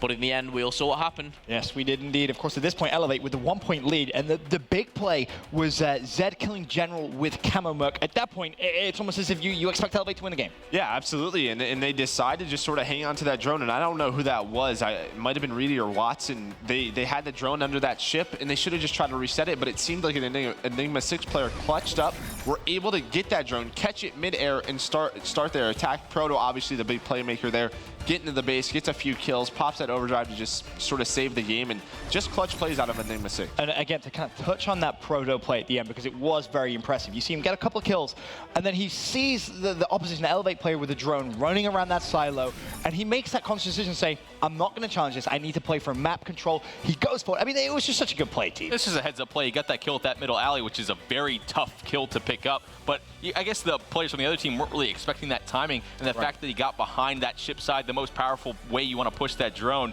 And not only do they get that dunk, he gets back to the drone, reset before the other players from Elevate get off spawn to it, and just buys out the rest of the time. So impressive stuff from him. Heads-up plays from Proto. We saw it in Stage 1. He really impressive. It has made me a fan personally of his gameplay, doing it again in uplink. Doing a very, very good job, of course, in that first game of the day. E6 3-0. I think we all would have predicted that one. It's very, very difficult to go against that one, but we should talk a little bit now, of course, about Call of Duty World Championship. The tickets are on sale, and you can purchase yours at mlg.tv/CWL Champs, August 9th through 13th at the Amway Center, Orlando, Florida. But the first game in the books here at day one of week 2 of the Call of Duty Global Pro League presented by PlayStation 4. E6 kick off their campaign with a win and force Elevate to go back to the drawing board. Up next on the main stage, we get our first look at the new FaZe clan featuring Gunless as they go toe-to-toe with Ghost Gaming as they look for a strong start to Stage 2. We'll be right back after this.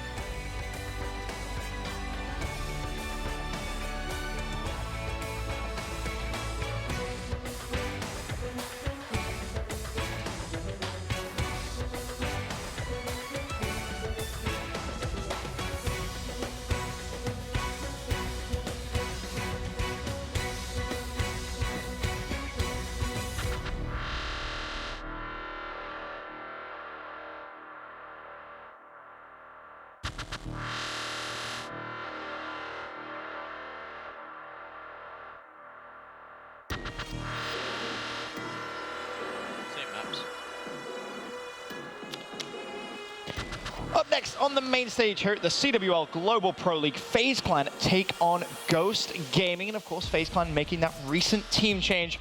No more Clayster on this squad. The first team change in what seems like forever. Of course, now playing with former E United player Gunless. He's been an MVP formerly in the season.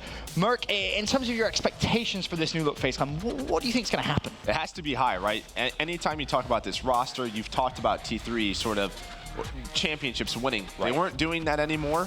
You know, a change was sort of needed, something different. They bring on Gunless, who was considered basically top 2, top 3 player in the world at a point this year. So sort of the talent ceiling is just ridiculous on this team, but it doesn't fit like Clayster's playstyle, right? Yes. Now he sort of takes a new role, right? Who is going to play Clayster's? It has to be Enable. Who's going to be that second AR? We were talking about ourselves. So a lot of questions that myself have, you know, trying to watch these guys online. There hasn't been much footage, so this will be really the first sort of sneak peek at this FaZe team. I think one of the biggest things I'm looking for Gunless is the more consistency for this FaZe squad in big games in Search and Destroy primarily.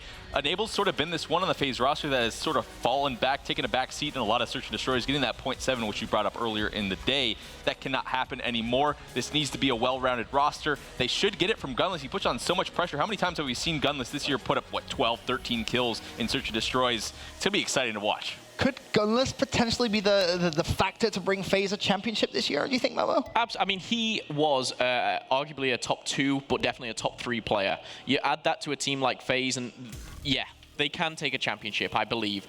But Gunless wasn't at Anaheim. I feel like, it's not that long ago, but I feel like I've been waiting to see Gunless play for so long now. Right. And just seeing him in a FaZe jersey, I'm kind of getting a little excited. I'm like, this could be something special. It looks weird. It looks strange. It does look strange. It does, doesn't it? You're looking, you're like, that's not Clayster, that's Gunless. Where's his United hat? He traded it in for a new one. Great to see him actually wearing a jersey, though. Yeah, absolutely. And, you know, I think he's developed as not only a personality, he's kind of just shot to stardom almost, and sometimes that can be really bad for a player sometimes. You don't get that build-up and you don't get that kind of consistency that T was talking about that you need. But I agree with T. I think the consistency he will bring will be very, very good. And it's just good to see, you know, himself there, smiling, happy, ready to go. Just for me, I just think the biggest question will just come down to Search and Destroy. Respawns, if they're slaying well, this team should succeed, right? Yeah. Like, that's what we've seen all year long. The talent on this team, just Attach, Zuma, just saying those names, they're going to be ridiculous. So to me, it just comes down to Search and Destroy. At Anaheim, it wasn't one of their best game types, so we'll see, because I felt like Clayster, like, he had some big games in S&D that helped them sort of just propel. So we'll see where that fits in. I mean, you talk about big games, though. The one that immediately comes to my mind, if you go back to stage 1, was that game against Rise, the game 5, right? They FaZe clutch up in game 4, and then Clay does what Clay does, Mr. Game 5, if you will. Gunless definitely with some big shoes to fill. But on the flip side of the main stage, of course, we have Ghost Gaming, and this is an interesting one for me as well, T, because you go back to Anaheim in terms of the pools when they were formerly Bittersweet, and they steamroll through. We were like, whoa, this team just came out of relegation. This is awesome. But then they lose to 2 European teams in bracket play, and they end up finishing top 12. Yeah, it's really tough to gauge these guys in the Pro League right now. I think they definitely have the talent, all 4 of these guys. They really had that fire going back to relegation at Anaheim and throughout that tournament, throughout pools. They have that energy, and we've seen throughout these groups thus far, the teams with the most energy seem to do the best, especially on day 1.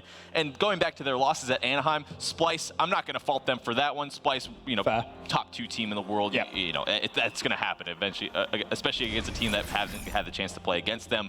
But Red Reserve, I feel like they probably should have beat them with the talent on this team, so I guess I'd put them around top 8 right now. Well, here's a look at our map set. Momo, Ghost versus FaZe Clan. Anything standing out to you here?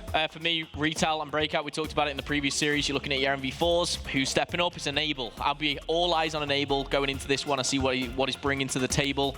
Of course, you're going to be looking at how Gunless performs as an individual. But I think, again, you know, on the flip side of things, this Ghost Gaming squad, that they have to just kind of put that to the back of mind. They definitely. Doesn't matter who we're playing it. You know, FaZe, big name. Gunless, big name.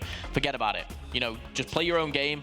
They've had more time as a team to kind of play, so their chemistry should be a little bit better, and I expect this to be very, very close. I know the fans at home, obviously, it's all FaZe, FaZe, FaZe.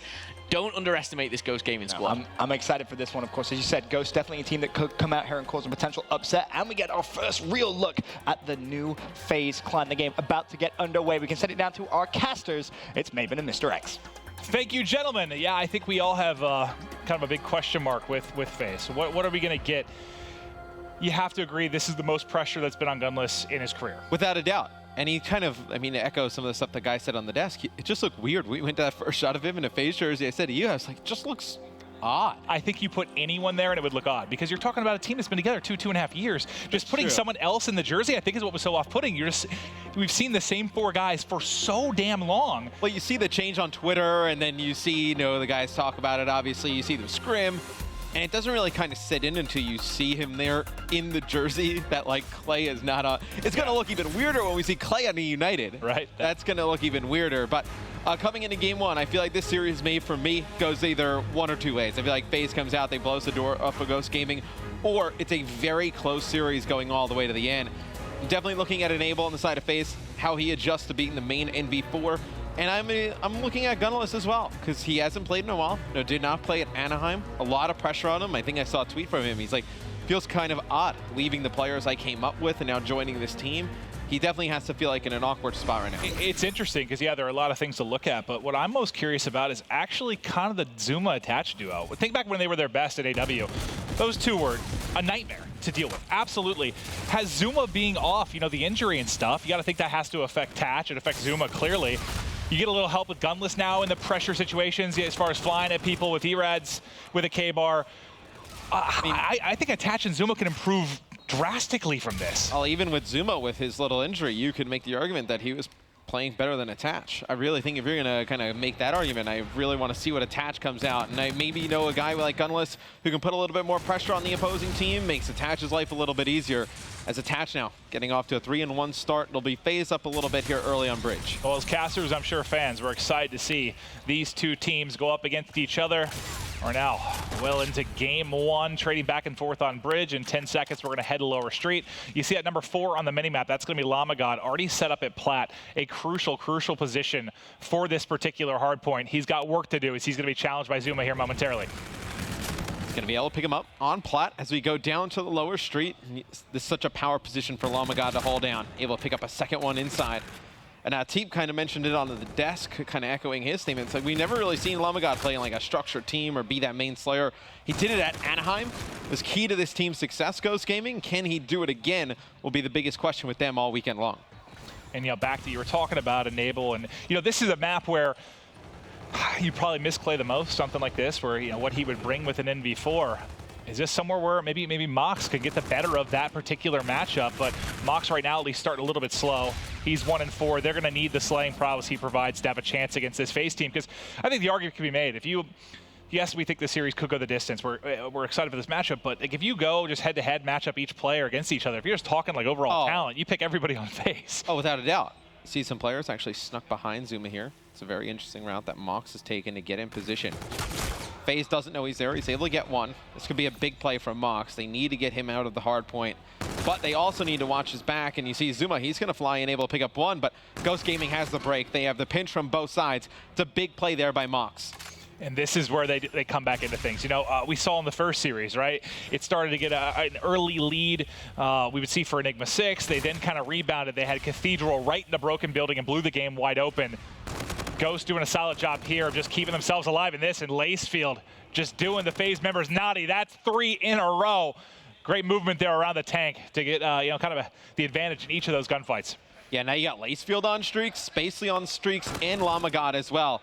And Lacefield going to push forward. They're trying to get control of Broken, and you see the number 1 on the minimap. Mox gets into that position all the way in the back again. He's doing a fantastic job for this Ghost Gaming team. Exactly. It's back-to-back hard points where he's able to slip in from behind. He gets the first kill. FaZe will clear it out. They have the spawns now. This is a chance for FaZe to answer right back. A back-and-forth game 1 so far between Ghost Gaming and the FaZe clan. Lacefield tagging up Zuma from behind. A good opportunity here to break. But as he gets taken out, it's going to be, a 3v2. They still have advantage here to try and push through. And it's just a little adjustments that Enable's going to have to make, right? Being kind of that slower AR player. He's all the way in the back stairs, the position you see Mox in now.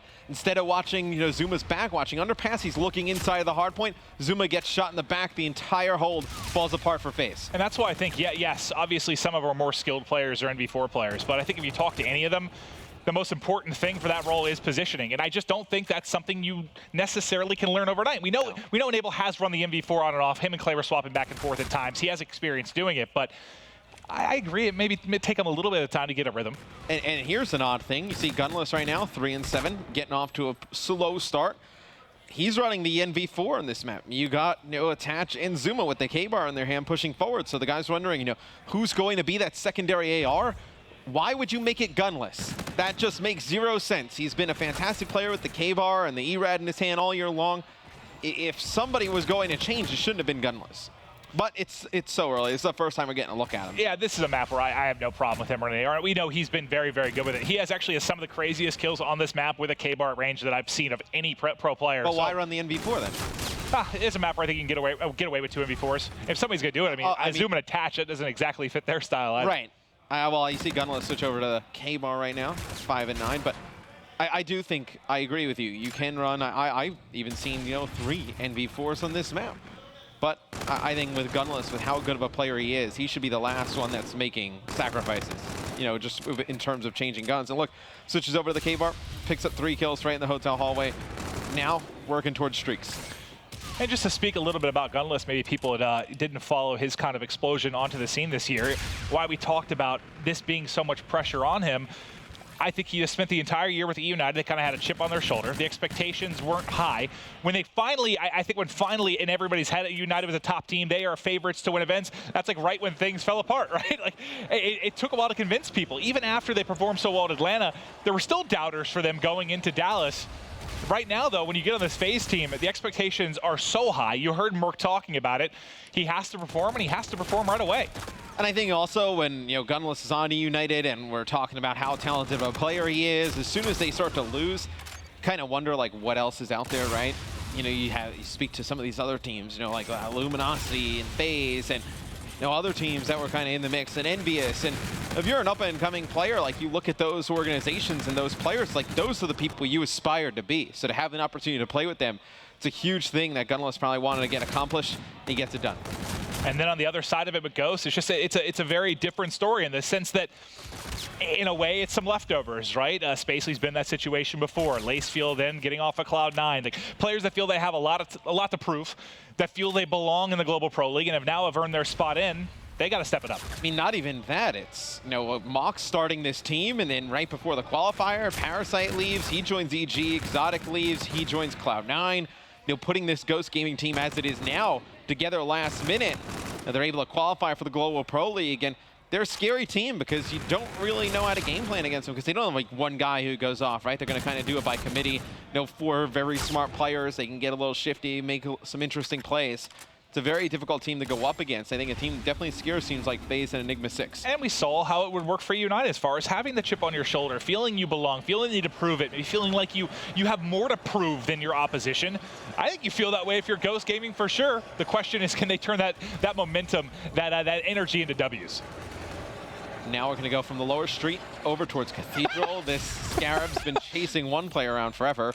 A little cat and mouse. Not going to be able to get anything. Now it's going to be FaZe spawning all the way out. Ghost Gaming with another good start here on Cathedral. See if they're able to hold it down. And we talked about FaZe a little bit and what they could possibly do with Gunless on the roster. I don't think there's a way this team gets worse, so to speak. I mean, this is a pretty consistent, top 3, top 4 team all year long. They just made this move because they want to win championships. And I think now that puts a lot of pressure on everybody, right? Because you made this move to win championships, now you got to bring one home. And you got to feel, Enable a big part of orchestrating this. The guy's got more, console FPS experience than just about everyone still competing. On Hot Mic, he was talking about the fact he's been competing for a decade. He's been on so many different organizations across multiple titles. Someone I think you kind of need to trust the opinion and instincts of. If he thinks they're going to improve, you got to have a little faith in him. And I know he wasn't really looked at as the leader per se of this FaZe team, right? There was a lot of people saying Clayster's the leader of this squad, but Enable has had so much experience in first-person shooters that I feel like he could easily take that role. Well, he said last night, he said that was the opinion of, if you look at Twitter and Reddit, it's that Clay was the lead guy, but he's like, it wasn't that lopsided like that. Like, in a lot of ways, I was the captain and leader of that team. And now he's completely taken it over, and they are enjoying a 40-point advantage right now, but with just under that remaining here in the destroyed building, FaZe looking to break through. And it just seems like they've never been able to put enough separation between themselves and Ghost. Ghost has just kept on fighting. They've been in this from the get-go. they're still in striking distance here to take control of the game. And Naval is going to get taken out inside the hard point. That's going to allow Spacely to get in last 15 or so seconds. This game is definitely not done. I know Ghost Gaming holding on here to destroyed building.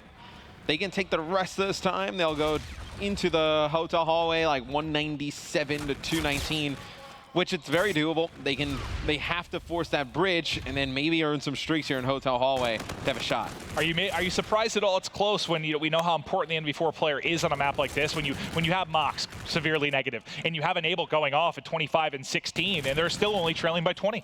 I think I am kind of impressed with what you see from FaZe and also kind of shocked from the standpoint that I expected Mox to play a little bit better than on the side of FaZe. You're not getting a great game out of Gunless, not getting a great game out of Zuma, but you're still able to have a lead. But now it's Ghost Gaming in control of the hotel hallway. This could be huge, and you have Spacely getting those streaks I was talking about. Just 50 away from the bombardment. That could be the difference in this game. They're mounting the comeback now. 20 seconds remaining in hotel hallway. The deficit about to be erased. We're going to get a lead change now back to Ghost Gaming and a game 1 hardpoint that looks to be going down to the final moments. A break for FaZe, but it's pretty late in it as there's 10 seconds remaining. And now we're going to get back to bridge. Who's going to go big for their side? If you're Ghost Gaming, you give up that time hotel hallway. You try and set up here for bridge. You're trying to end it here because Mock's getting very close to the camo. You have the streaks on Spacely, and look at this. Tatch, he's going to pop reactive. Gets nothing for it right now. Here comes the streaks. It's going to be Spacely getting one, Lacefield with another. Attach able to survive one, not going to survive a second. And it'll be Ghost Gaming getting control of the hard point. Everybody on FaZe spawning out. This is great for Ghost. They're spreading back the bridge, trying to win this. But it's a lead now for Ghost. About to crack the 240 mark. You only have one more attack here for FaZe Clan. 3 players up. It's Gunless high over the wall, trying to find an angle. It's reactive armor that meets him. Lacefield taking off his head. Now 5 points away is Ghost. They've cleared it. Enable the last man up. He's going to get cut down, and Ghost Gaming take game 1. They're on their feet, and they hit FaZe Clan in the opening of this best of 5. It's a big win for Ghost Gaming. Now hardpoint, not this team's strength. They're able to come out with a big comeback there over FaZe Clan and take game number 1. FaZe Clan obviously comes in with a ton of pressure, making this roster move, picking up Gunless. Ghost Gaming, they come into this series, they know that if they're able to win this series against FaZe, they have a chance to finish first. Well, it's a nice draw for them, right? You saw the stat, I believe, coming into this. They were 3 and 6 in hardpoint at Anaheim. Those 3 wins, though, all came on retaliation. So at least you get one of your stronger hardpoints here to kick off the series. But wow, what a win there to just, if you're Gunless, welcome back. you don't have the best game to get going, but maybe shaking off a little bit of nerves. Hard, I played month and a half. Yeah, I mean, nerves, it's so different playing, online, whether you're scrims or 8s, and then coming here to an event like this. I think it's just it's obviously not a different level of competition because it's the same teams, but there's just a little bit more to it, I feel like. It's just an odd thing to explain because it's the same teams, you're doing the same thing, but there's just a lot more importance on it, a lot more energy in the room. It's a much different atmosphere. Well, speaking about these teams, we did have a chance before this weekend to talk to the guys about this particular matchup. Let's hear their thoughts.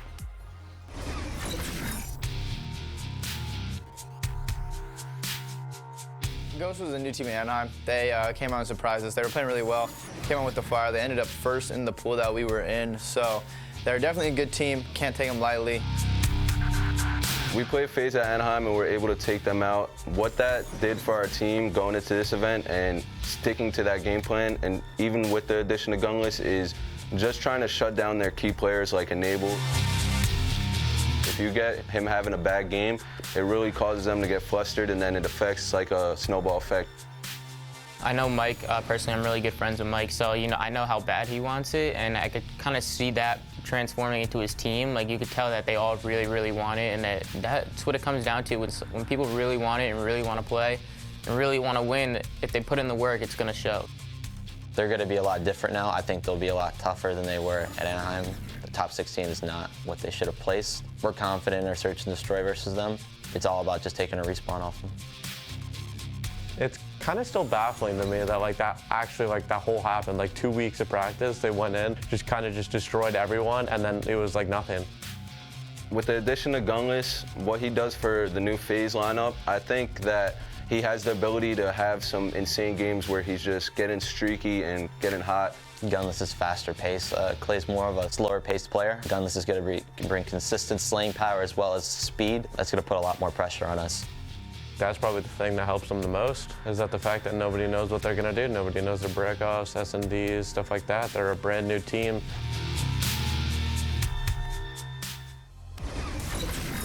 Well, you hear the thoughts from both sides of this. You know, Gunless, maybe the speed he brings to this team won't help as much on a map like Retaliation, but getting into Search and Destroy, I know he's had some incredible performances, specifically on Throwback. This is where I think he can likely help the team the most. It's going to be Search. I think he's definitely a dynamic playmaker in Search and Destroy, can open up things for his team. But like a lot of the FaZe guys said, you know, Ghost Gaming, they don't know they're opening breakoffs in Search and Destroy. You heard Mox say, you know, we feel pretty confident in our S&D if we're able to get one of the respawns. They've already done that. Now going into game number 2, it's a must-win for FaZe here. And when you talk about Ghost as well, you know, Spacely on Hot Mic last night, he was talking about the facility they have. You know, they're getting a team house. They're going to have a personal chef, trainers, and, you know, he was tweeting out photos of them. They were up early. They were in the Ghost Gaming offices watching VOD for hours, even if the players, you know, maybe didn't want to. We know not all players are a fan of watching film, but it certainly helps. You got to think maybe, even though there's been some changes with the FaZe roster, they probably come in knowing what they're up against a little bit more. Yeah, I mean, you're not going to change everything if you're FaZe. You're just going to try and, like, move Gunless in, maybe take some of the things that he did on E United, bring it into your own squad, but it's not going to be like this drastic, you know, night and day type of shift. And I think Gunless, no, it's still, we talk about him a lot of pressure on this guy. You can almost kind of, it's almost like when an NBA free agent like signs like a monster deal with a new team, you're like, all right, now they got to produce, and then like they got to show up, or else, you know, the fans start going crazy. Like, it's not going to be good. Well, it's not just him. I mean, is there pressure on him? Yeah, but you talk about the other trio that they orchestrate, you know, getting Clay off the team, one of the all-time greatest players. You saw how lopsided fans were. They thought United got the better end of the trade, which I was kind of surprised. I thought it was pretty 50-50. I thought it was even. Yeah. If not, I mean, Gunless is, I believe, a better player right now in IW than Clayster is. But everyone was favoring that side. When you have a player, I guess, is liked by Clayster, with as much history as Clayster, has represented every major organization basically for Call of Duty. Yes, big shoes to fill, so much pressure, and I think it's a trickle-down effect. It's not just Gunless; it's on every single member of FaZe right now. Oh yeah, and it's got to be in the. I mean, I know when we went to Philly after we dropped Clay and grabbed Damon, there was a ton of pressure on us that event, where we basically sat there without Damon and we just kind of looked at each other like, okay, if there was one event we absolutely needed to win, it was this one, because if you lose this one, then everyone is like, oh man, you guys messed up. Then everyone starts second guessing each other on the team. Like, we just needed that as like a reassuring win for confidence. Well, there are different levels of team changes. There are team changes and like major team changes. When you take somebody off like a Clay, that is major, and it applies pressure in so many ways. But let's see if there are some improvements in Search and Destroy for this FaZe team. Gunless, first man up, trophy out, and he's gonna be looking to get this bomb down. Something to note too, Gunless, one of the better players with camo we've seen in the past, not gonna be running camo for this FaZe squad. It'll be Spacely opening up with first blood as Ghost Gaming goes on a flank. Spacely wins the first. Spacely gets a second. Lacefield involved as well. Now Gunless, the new guy, by himself and down. 4-man clean sweep for Ghost Gaming, and that's an easy defuse. When we go into the next round, I just want to cycle through the payloads on the side of FaZe, because here's another situation again where Gunless is so good with the camo. Like, you got to put it in his hands. Looks like he just picked up right where Clay left. I mean, I guess I'm a little bit surprised to see, maybe you know, in scrims and stuff, they tried it out. They probably went through trying various tactics here. But yeah, I mean, I guess the only reason I'm surprised is just because how good he's been with it. But then again, do you adapt to the one player coming in, or do you keep with what's sort of worked for your 3 core players that you've had on FaZe? Normally, I would say keep with what the core had, as you see Enable getting first blood. But when you add somebody who is the best at something, you make an adjustment around that. Well, and we'll see. That might be something that shifts over the final couple months of the year. We know how much is on the line in this final stretch of the Call of Duty World League for 2017. For those of you joining us all year, thank you. For the new viewers coming into Stage 2, hope you're enjoying the broadcast. We'd love to have you here. You would thank them as well. You wouldn't just thank the people who have been around for a while. You would also thank the people who just got here. So we love to have them here. You would want them to stay. Thank you so much. Stick around. Yep, there you go. Order some takeout, or delivery would make more sense. You tried to order 40 wings last night. $40 worth of wings. Oh, okay. It would have been a lot of wings. Instead, I ate some carrots, crackers, and went to sleep sad. Healthier option. It's usually also the sadder option. It is. Ghost Gaming, going over towards the B bomb side as Spacely has bomb in hand. Finally getting it down right now as Lacefield's going to wrap and watch the back. And he's got a lot of players coming towards him. The big thing here is him getting at least one kill when they push through. He can't just be picked off. Can't just be picked off and turn this into more advantage for FaZe Clan. He had to give them a chance in this scenario. Shots wild from Spacely as he drops.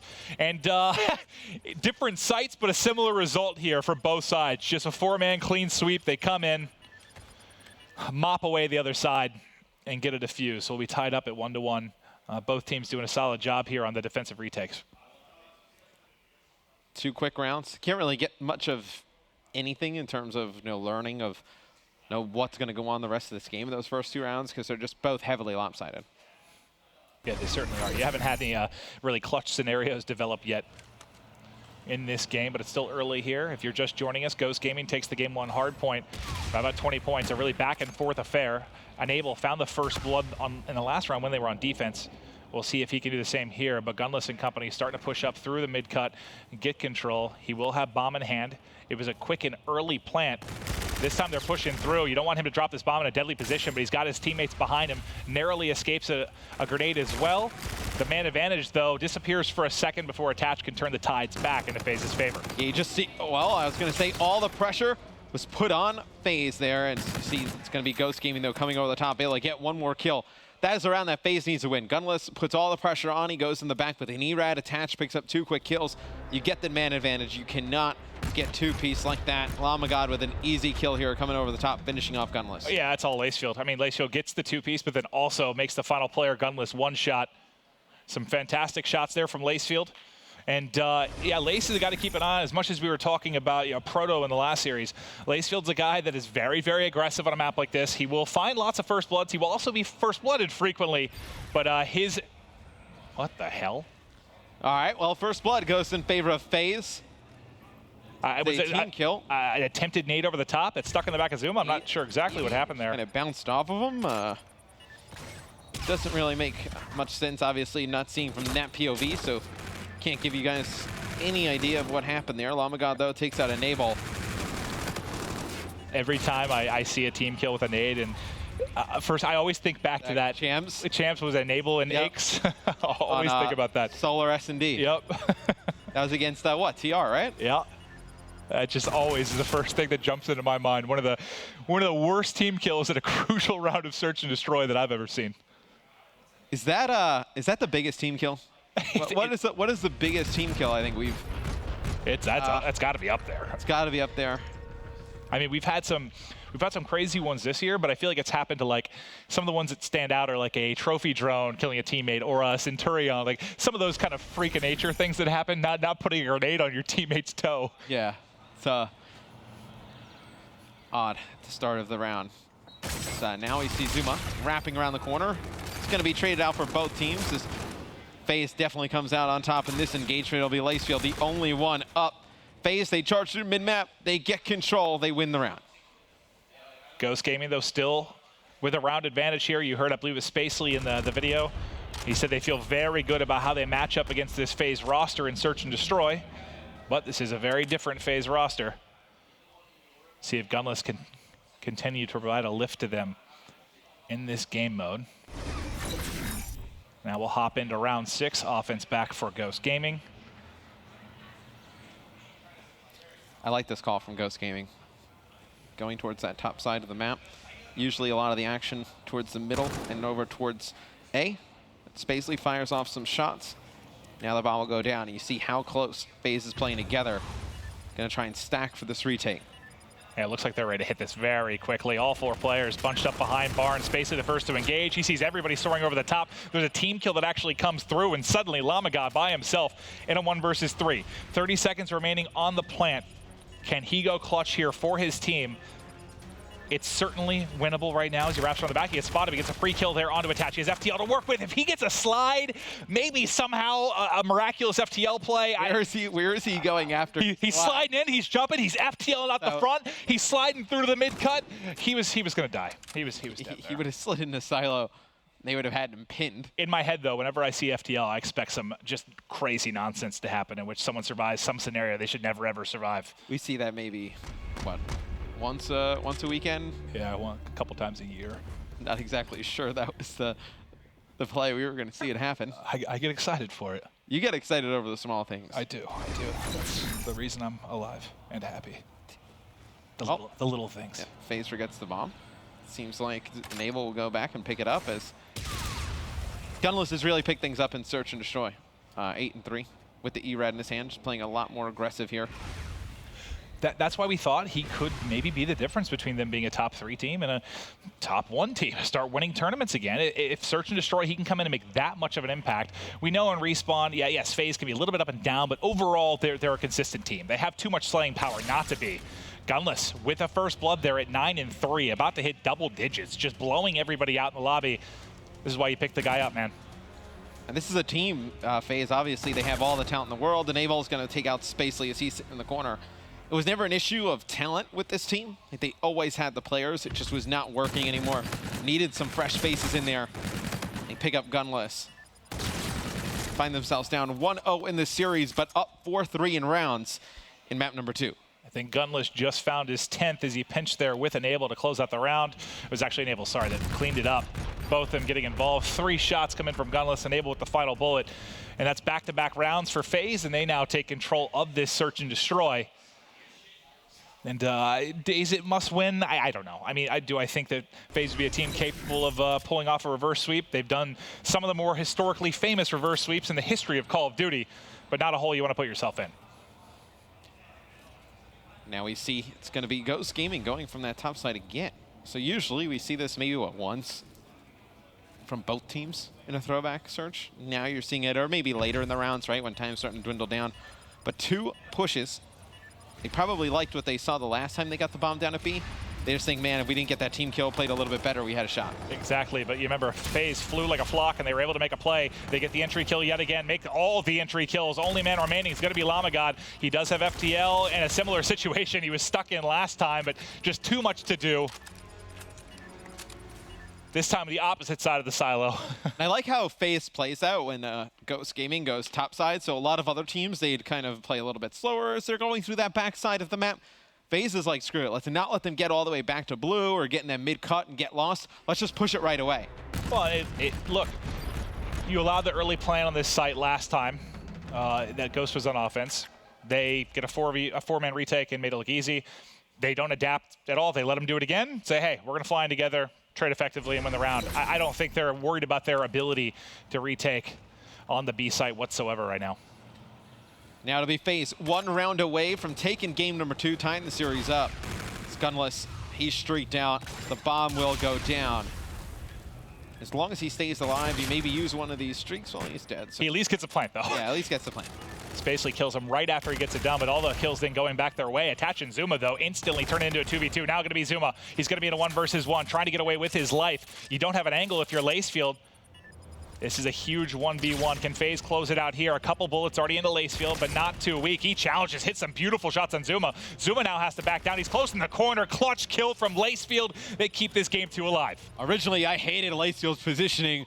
I was like, why is he challenging that from sidewalk down to the bomb site? Like, you can barely see him. Didn't miss a bullet. Didn't miss a bullet. Comes out, slides. An elite play there from Lacefield. And the angle of it helps him, right? And he's kind of looking down there on the bomb site. The cover not as influential then for Attach, who's trying to play behind the bomb site. We know it provides great cover, but as Havoc learned last weekend, not all cover is perfect. Oh, you had to bring that up again. Oh, God, that was one of the dirtier kills this year. I watched that clip, and I still can't believe Weskin killed him that quick. Oh, that was sick stuff. But all right, into round 10 now. Ghost trying to push us to around 11. But remember, Gunless, we're on with him because he has these streaks to work with. Now it looks to be the play call. Going to come in with the Trinity Rockets. Can he catch the bomb planter? The answer is yes. Already taken out Spacely. Now looking for more. Zuma connects with a streak as well. The streaks look to be what's going to close this game out, and some fabulous timing there for Gunless as he tacks on his 11th kill. Picking up right where he left off in Search and Destroy, and that's going to be it. FaZe take the search and tie up the series at 1-1. Yeah, one player on Ghost Gaming. Look to the left, it would add Gunless. Walks right out of the corner. Gunless shoots him in the back. They end up winning Search and Destroy. So the game mode that Ghost Gaming thought they had the advantage in, they lose. They thought they'd be outmatched in the hard point. They end up winning it. It'll be FaZe tying the series up at 1 game apiece, taking our search and destroy. That's a good job from Gunless. You know, you don't have a great game one, maybe shaking off a little nerves. First time here in the FaZe uniform and performing on the main stage right now for his new organization. We've got, it looks like Spacely maybe reading notes. Yeah. That's the new documentary he's writing, Life of a Gamer. It seems like they have, some notes they've taken probably, from all those VOD sessions. Which I love it. You would be surprised that not more teams do that. Some of the other games, I've done where, they have like full on like a coach who will come who has like a full binder just full of just composition setups, what they've seen teams do, positions they like to attack and whatnot. I'm surprised we haven't seen that in Call of Duty yet. I think as new blood continues to filter in, as the prize pools get bigger and bigger, I'm sure we're going to see more and more of the long prep times go into these series. These guys trying to get in to fight for the $500,000 Stage 2 playoff. Series tied 1-1. We'll be right back after this quick break.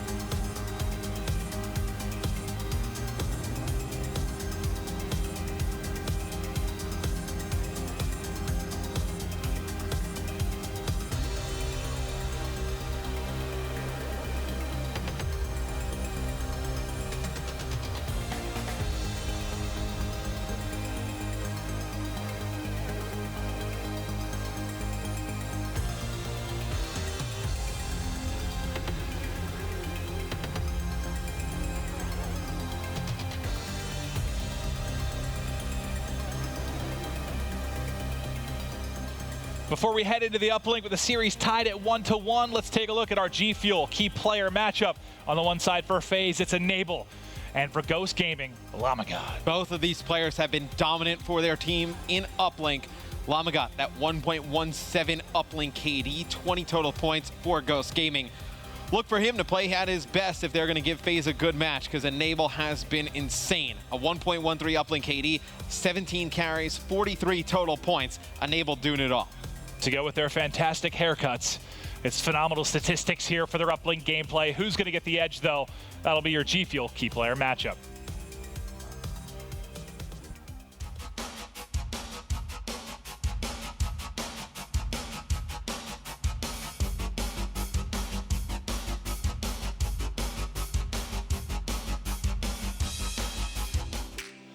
Ladies and gentlemen, welcome back. It's week 2 of stage 2 of the CWL Global Pro League.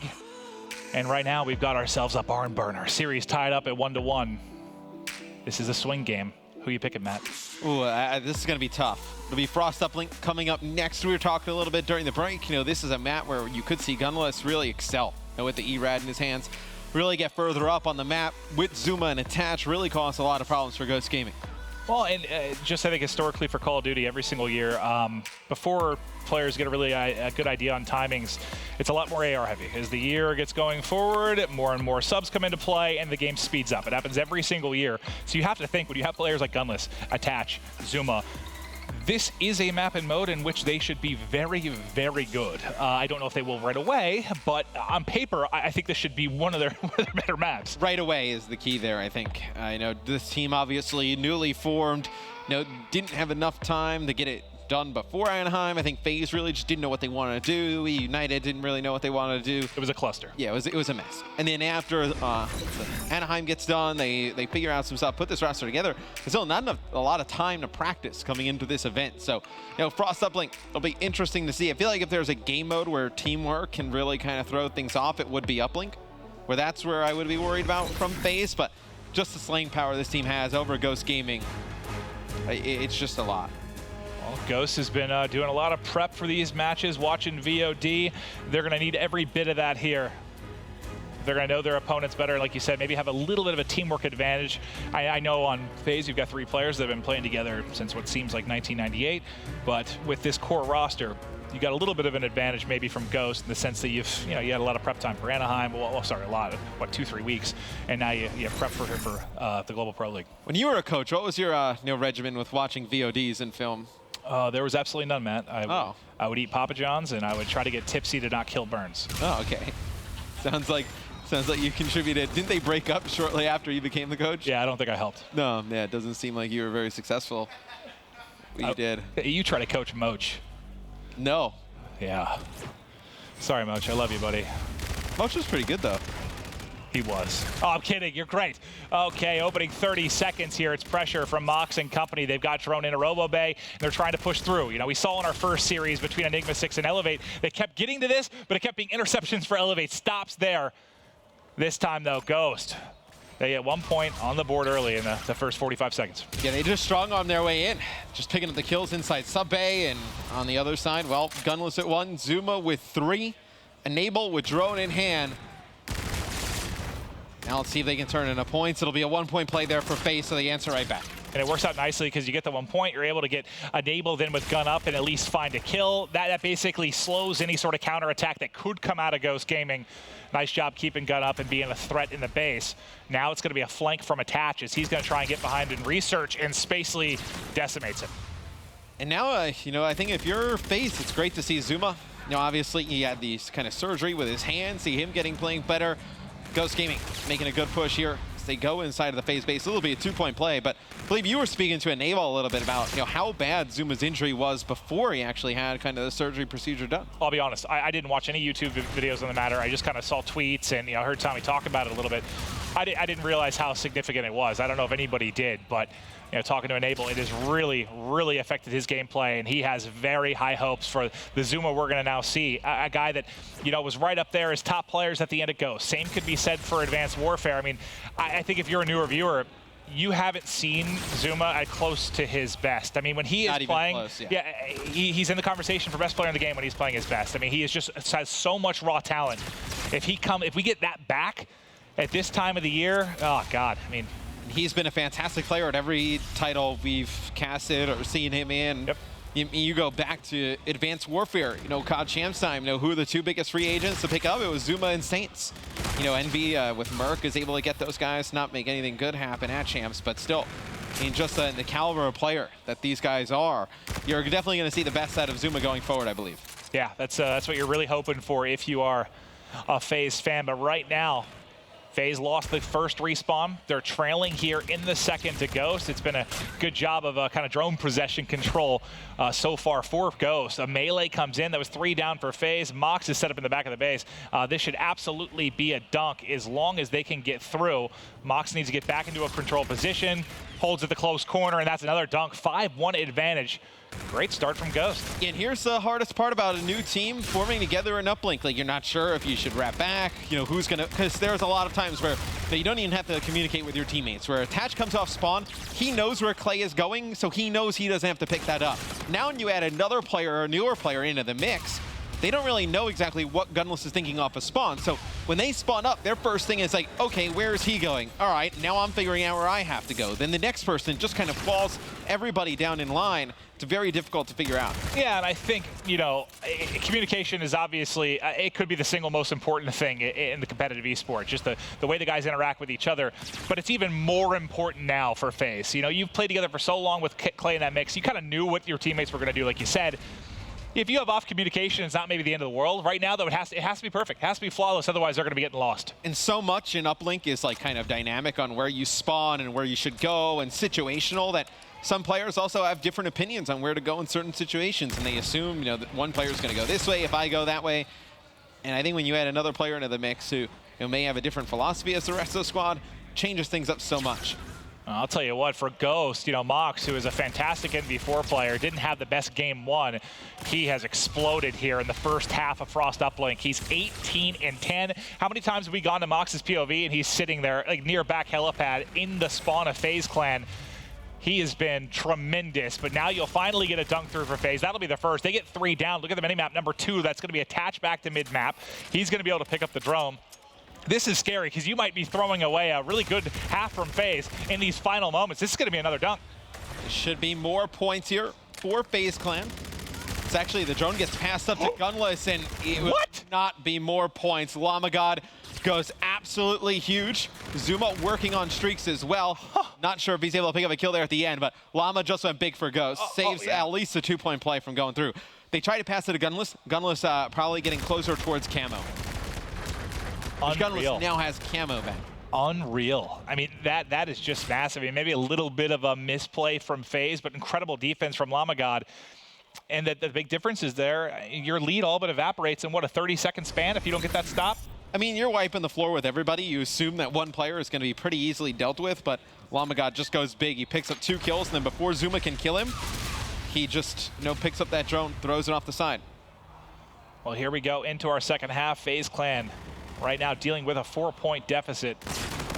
Who's going to strike first on our second side? It was a 1 point from Ghost to kick things off. Let's hop over to Zuma, though. Zuma has a 7 streak across halves. It's now up to 8. He's 25 off the bombardment. There it is. He's fully streaked out. That's actually 9 kills in a row for him between both halves. He is just dominating right now. Those streaks could be very imperative in mounting this comeback. Ghost Gaming has an opportunity here, Clint. I know that he can go on the offensive, maybe force Zuma to use one of these streaks on defense, because that's how you want to bait these streaks out. You want to get Zuma to waste these streaks on the defensive end so they don't have them to just keep punishing you off of spawn on the offensive side of things. Well, he didn't need to, because Attach killed everybody on the outside wall run there to slow down the onslaught that was coming in from Ghost Gaming. We'll take a look now at the FaZe push as it continues to build. Nice gunfight win for Gunless, but unfortunately Attach falls on the other side, and he drops as soon as he hits the edge. Now the 2 remaining players of FaZe just trying to hold mid-map. They're going to be in a bit of a stagger spawn now as they all fall like dominoes, and mid-map control should go to Ghost. Maybe Lacefield with drone in hand. He's going to back up. Knows he doesn't have to do anything fancy here with the drone, and you know, maybe you can actually hold the drone in the back and kind of play some clock and try and bait some streaks out. I like this. I mean, his teammates have position and control of sub-bay. He wraps all the way around.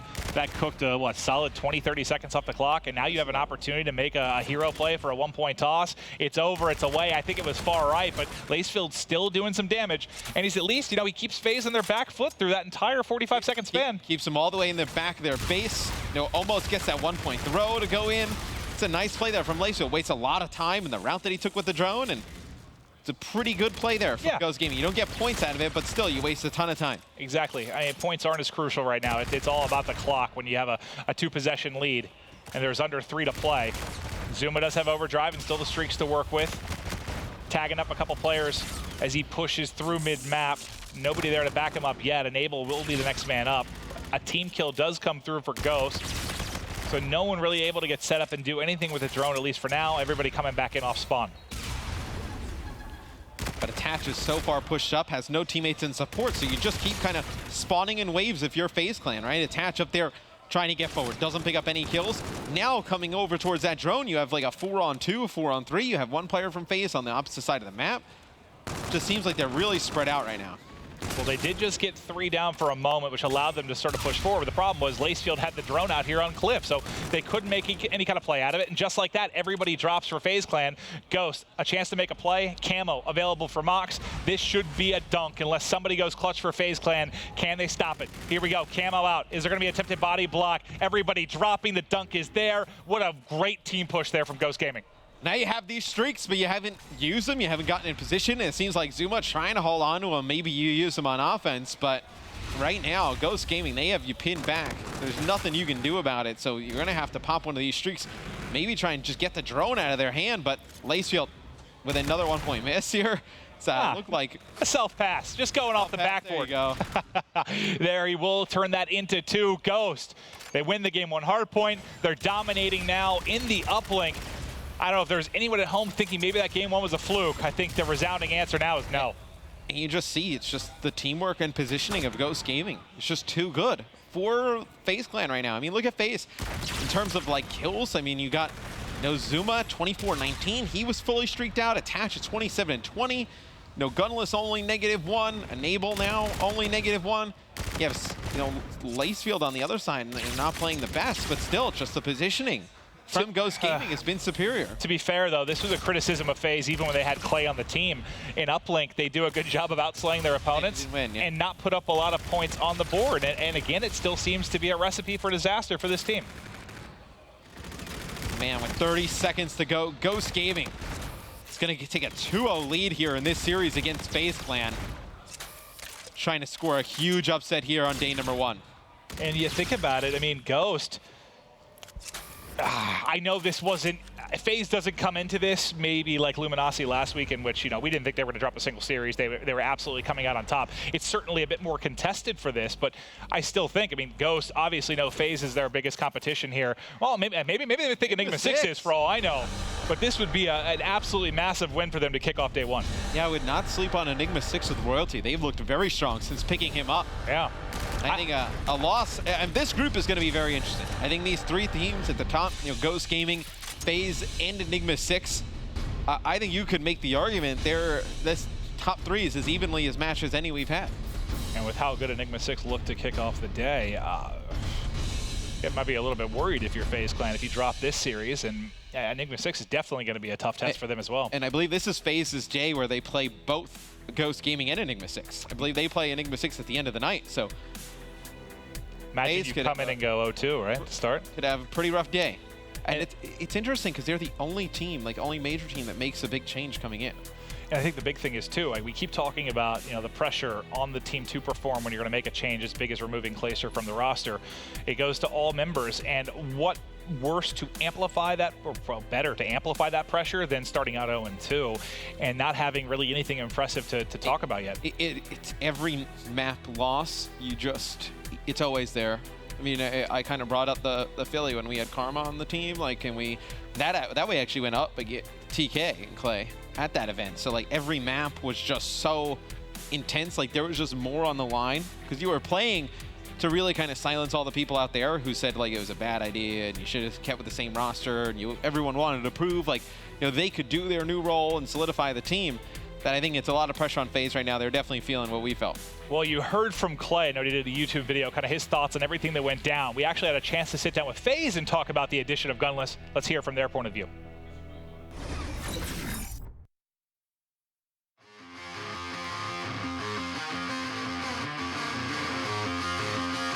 I knew I had to leave my team, and then FaZe hit me up. I knew I was gonna have to change the way I play a bit, but for the most part, I knew that if I could get everything situated in FaZe, then we could be able to contend with the greats. Gunless is just a very talented player. He had his breakout year this year in Call of Duty Infinite Warfare, and he's just been a very aggressive submachine gun or K-bar submachine gun oriented player. And now that we have Pierce who just runs an ERAD and a K-bar and just plays really fast, could kind of complement me a little bit because I felt like I never really had somebody to complement, my fast gameplay. Gunless just brings consistency. We've beaten every team that's a team right now. We've got countless top 3s, but we can't get get over that hump to winning a championship. And we feel like bringing on Gunless, it's going to help us out a lot in that aspect. Playing team scrims was kind of just like I jumped in and they knew exactly what I wanted to do. They were kind of just playing around to me. It went pretty well. The first day we practiced together, we played Optic, and we were playing really, really well, and the vibes were good, and everybody was really into it. When I look at Pierce, I just see that young, just natural, really good gun skill. I can see him doing well in every game. You know, he gets a lot of flack for the jetpack here. You know, he came up in this game, but his gun skill is just unmatched. He's really talented. He's always talking about Call of Duty. He loves Call of Duty, so that's always good. I'm glad he's on the team now. Yeah, I mean, I have really big shoes to fill with Clayster joining in. Like, he's brought in championships at this organization before, with this exact same team. Clay brought hype, leadership, kind of just that whole diversity thing with him. I'm not going to get hyped after map 1, map 2, map 3, map 4, and I think they kind of like that. Nobody's really getting their hopes up. I'm not going to get hyped until the series is completely over, if I've won, if I've lost. I'm only going to get hyped after the last final map is done in the books. You know, we hear interesting things about hype. You know, there's some players where I think it certainly helps them. You kind of get the adrenaline going. The energy's there, but it's not the same for everybody. So it's interesting to hear. Maybe they didn't like necessarily Clay screaming after a 2-piece. I don't know. I think it really depends on the player, but they're going to have to certainly adjust. Comms have to be very, very different from Clay to without a doubt. I think it definitely takes with what Clay does, he is so hyped all the time. It takes a special kind of group or a group who's more accepting of it to really handle that. I think FaZe, maybe they got tired of it. Personally, I love that type of stuff. I think it can only bring positive things to the team, just reinforcing those positive vibes on everybody. But to each their own. I definitely, if Ghost Gaming goes on and wins this series, I definitely want to speak to Spacely about this kind of notebook they keep looking at, or what they found, if it helped. I think it's a thing that we're going to see more teams do as time goes on. Ghost Gaming's little black book, but we talked about Ghost wasn't great in hardpoint at Anaheim. Remember, their wins came in retaliation. So can they beat FaZe on a map like Breakout, where FaZe historically has been solid throughout the year here? I think this is the biggest test of this series right now for Ghost. I remember we spoke to Mox in that little video piece, and he thought if they won one respawn, they were good, that their S&D would carry them through the series. Well, they've lost the S&D. They've won 2 respawns thus far. Can they take a 3rd respawn to close the series out versus FaZe? That would be the biggest shock for me. Not that Ghost Gaming would win the series, but in the fashion that they did, in that winning the multiple respawn game modes. Well, right now, they're enjoying a nice chunk of time here. The first hardpoint, part of that due to Mox. He's already got 3 kills in a row. Every single second currently in the game has gone his way as well, as he's been playing in and around the hardpoint, backing up when he needs to, hitting lasers cross map, and anyone pushing through loading. Finally, he gets flanked in from behind, but you enjoyed a really nice stretch there for Ghost Gaming. Let's take a look at Cell Block, though. Yeah, it's going to be Lacefield going all the way around that backside. It'll be FaZe getting inside the hardpoint first, but it looks like they have no idea he's back in this position. Lacefield with the opportunity to make a big play for his team. I think it was Enable looking out the back door for a moment, but the timing could not be better for Lace. He comes in, picks up 1, though. Zuma going big inside of the hard point, able to hold on for his team. The timing maybe a little bit off for Ghost. Don't get the perfect collapse that they wanted. And now it's FaZe's turn to answer back. And I tell you what, they're going to get fortunate. They're going to be able to hold on to Cell Block, you would think, as Mox comes through, picks up 3. Says 1 more player to beat inside of the hard point. But you remember back to retaliation, they let Mox 2 or 3 times, Cathedral and Broken, get in a fantastic position to all the way in the back and get set up. You cannot let teams do that to you consistently. If you imagine if this is LG, and that's Classic in the back that sneaks behind enemy lines. This is a break right away for LG, and they're up by a ton. That was so good, though, what we just saw from Mox over those final 45 seconds. The 3 kills to get in, yes, amazing as his team was flooding through. He's the last man up, but just the fact he played his life, he contested that entire time. That's a difference of, 20, 30 points that could have gone the way of FaZe.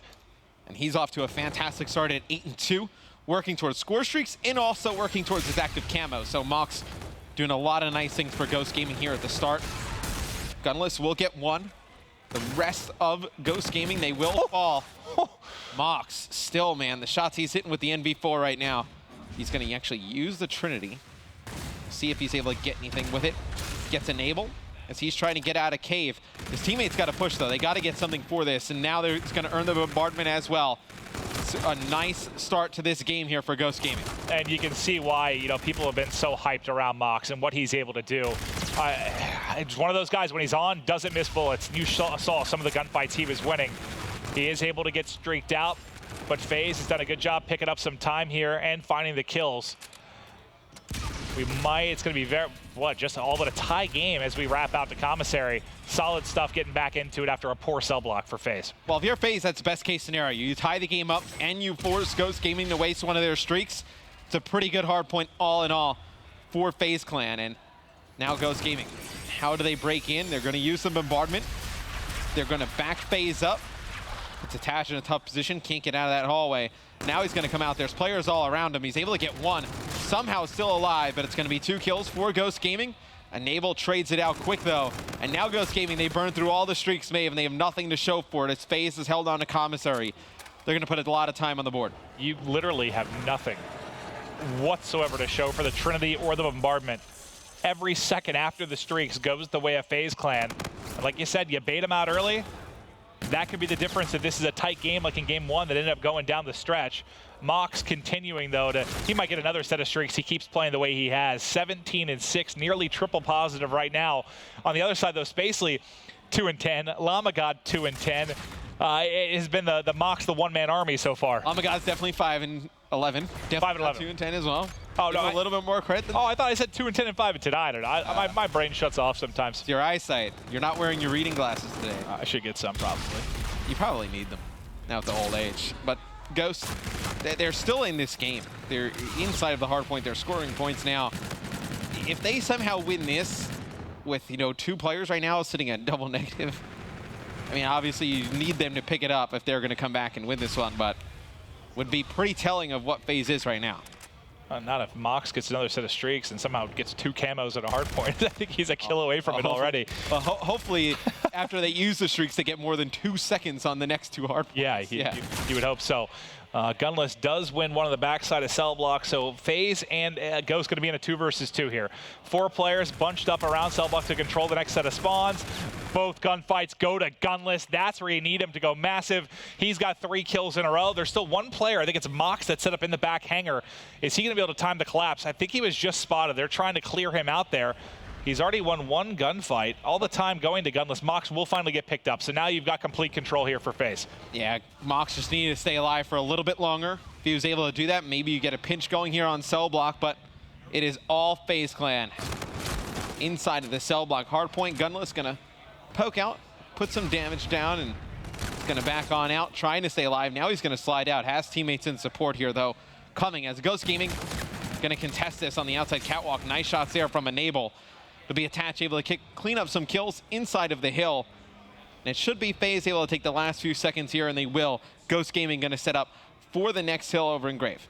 Much better job by FaZe this time. Last time we know Mox went massive for Ghost Gaming, able to contest a lot of the cell block. This time, it's all going to be FaZe Clan, racking up a ton of time, and they've got a couple players triple negative right now. Or when I said that Llama God had 5 kills, that was at the first hard point in the second rotation. Still has 5 kills. That's good. Not ideal. Attach is 5 in a row right now. Yeah, Spacely with 3. I know since that the second half of the game started. It's just been a really slow start, but even with that, they're only down 30 points. It's not a crazy deficit for this Ghost Gaming team to overcome right now. It's actually unreal. That is a 30-point game, and you've got 2 players worse than triple negative now. Is this back to what we mentioned? This was a criticism of FaZe in Uplink this year, in Hardpoint last year.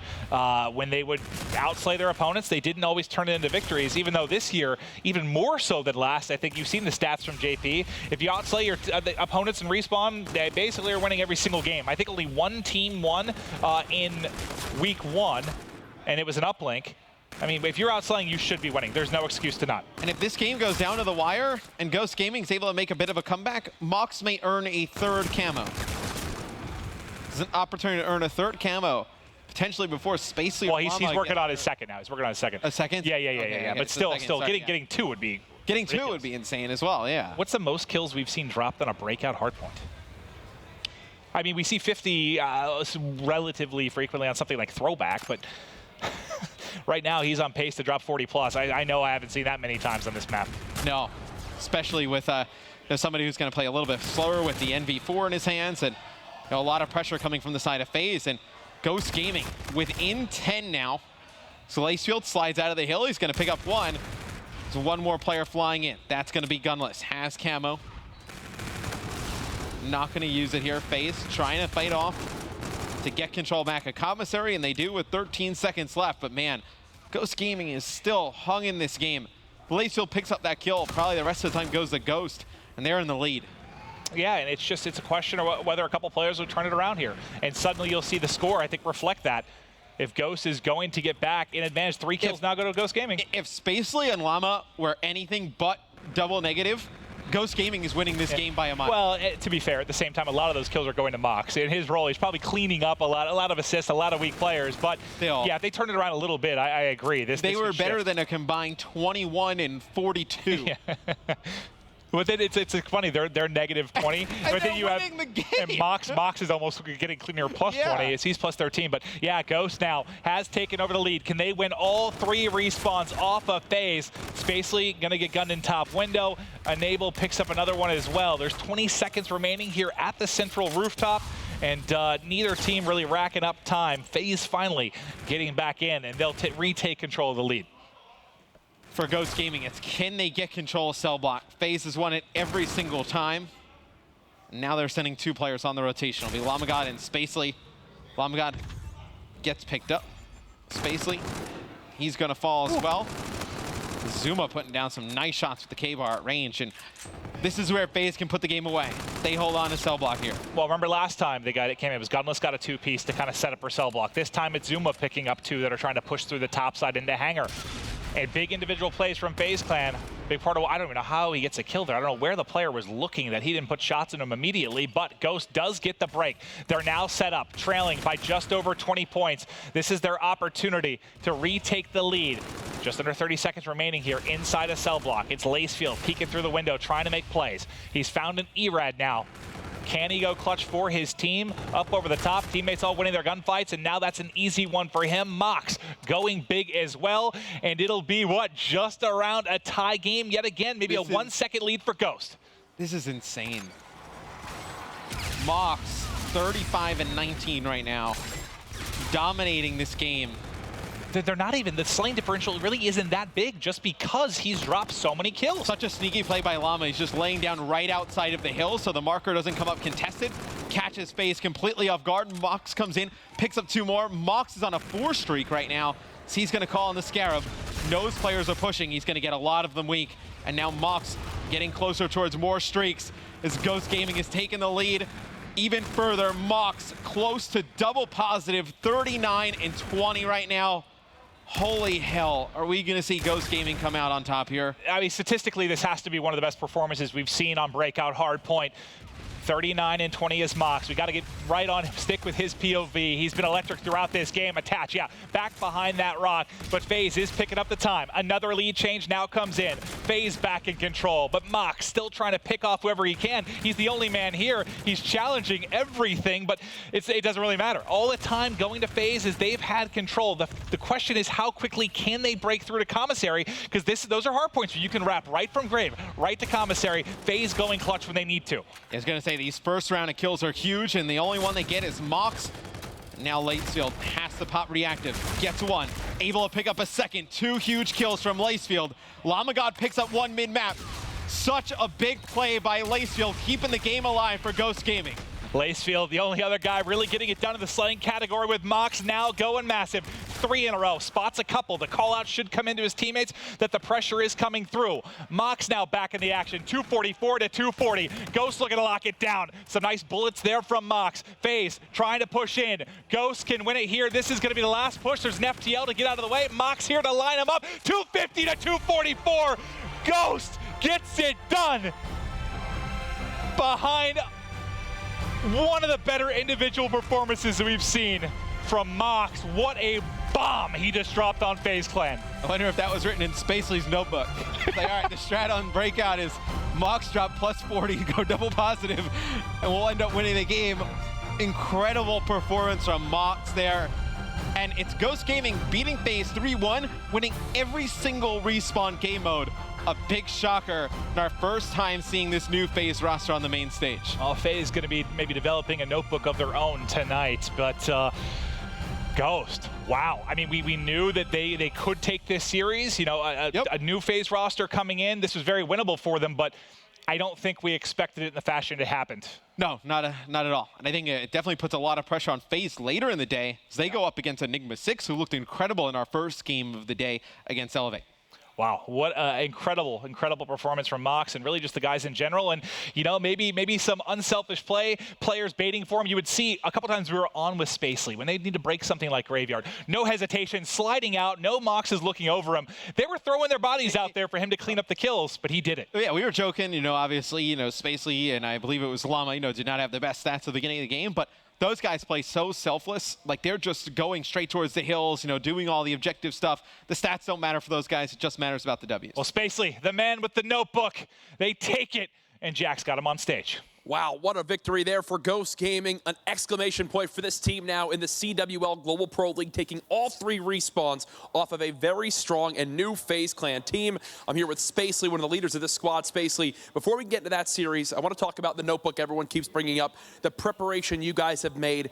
Just give me a breakdown of what you guys did coming into this weekend. Honestly, all credit to that goes to the management of Ghost. They were really on us about being prepared, getting into film sessions. Some people might have seen the tweets that we were in their conference room going over VODs, and it really paid off as we're prepared on all the teams here, and we're glad that we listened to them and did what we did. Absolutely. It seems like Ghost has been a great fit for you guys so far, but now this series, you come in, you take all 3 respawns off of FaZe Clan, you talk about the preparation.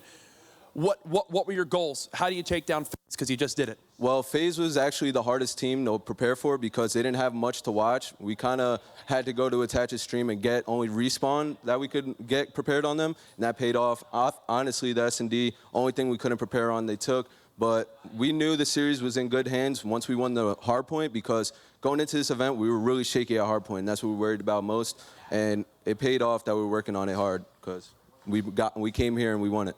Most certainly. You look very strong in the game mode. One player who goes off is Mox in that final map. One of the better individual performances we've seen. Spacely, for everybody at home, talk to me a little bit about your teammates. How do they support you? And realistically, just give me a little breakdown on what their role is on this team. Well, honestly, I got a great group of players with me. As you've seen in that last series, if one of us has a bad game, someone will be there to pick us on up and get us through the map, and that's what Mox did right there. And that's the great thing about this roster. Everyone has the ability to go off when need be, and it just works out for us. Well, I believe we'll be seeing you guys up here on the main stage again soon. That is Spacely from Ghost as they take that series 3-1 over FaZe. For now, though, Benson and the boys on the analyst desk to break down that best of 5. Thank you very much, Courage. Always great to hear from Spacely as well. A fantastic series for Ghost Gaming as they kickstart their campaign here at week 2 with a win. But just kind of talking a little bit about Spacely, obviously something you mentioned there, that boot camp Momo, it's clearly paid off for this squad. Yeah, I'm surprised a lot of teams haven't done this previously, this whole entire year, really, with obviously the things that teams have now, the funds and whatever it may be. But boot camping is something that people kind of look over and think, you know, is it really worth it to kind of look back on some VODs and, you know, is it that critical? And I think from what obviously Spacely said there, it clearly does show. You know, he said the one thing we couldn't really research was the S&D, and looking at the Search and Destroy, it was a little bit of a, you know, up and down kind of series, but their respawn for me was a bit of a worry going into this because, you know, how good was their hardpoint going to be? And that was the bit I was concerned about Ghost Gaming. And it just kind of came on leaps and bounds. The one thing I will say is, have they got kind of a different game plan going into every single series here from who they've researched? I've just got to give credit where credit's due. Boot camp has worked. The boys put a lot of work in, and I'm really excited for the future of Ghost Gaming. Definitely am. Of course, we'll see them in action later on in the day. But we'll talk a little bit now about that series. Obviously, starting with that first hard point, 250 to 235. It does go in Ghost's favor. Obviously, we mentioned before the game that, you know, FaZe haven't really streamed too much. Obviously, attached here and there. But Gunless actually starting off with the MV4, it kind of surprised us all. Yeah, it surprised you a little bit, especially maybe not the first hill, right? Because sometimes you see 3 to 4 on this first hill, but he keeps it out for at least the first half of the game, and then he pulls out a K-bar. But that was sort of the question. You know, you have Enable who's going to use the MV4, but who's going to be the second one? I thought for sure it was probably going to be Attached, but obviously Gunless, and at one point they had 3 K-bars out on Retaliation, which we haven't seen in a long time. But just a great first game. I mean, FaZe had early control, but Ghost Gaming, they just never sort of... there was never, they were always close, right? Yeah. They were always close to FaZe, and they were able to clutch up in the end. Even here, this is probably the largest lead for FaZe Clan, but again, Ghost did a great job rotating, get those kills, and made it a game all the time. And to that point, you know, 71-71, the game was super close. It was tied up several times throughout, Momo, but Ghost always just showed that they were never just going to roll over and die.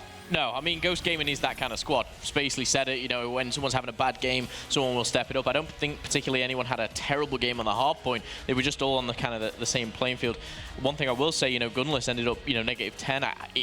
0.58, when was the last time you saw that? He does step it up, obviously, later in the series, but I can't go and not point that out. And that's, for me, a bit of a shock. But kind of looking at that, Teep, is that maybe nerves? Obviously, you're playing in one of the biggest organizations now in Call of Duty esports. It's your first game on main stage. Like, is that maybe something that he might have been feeling, do you think?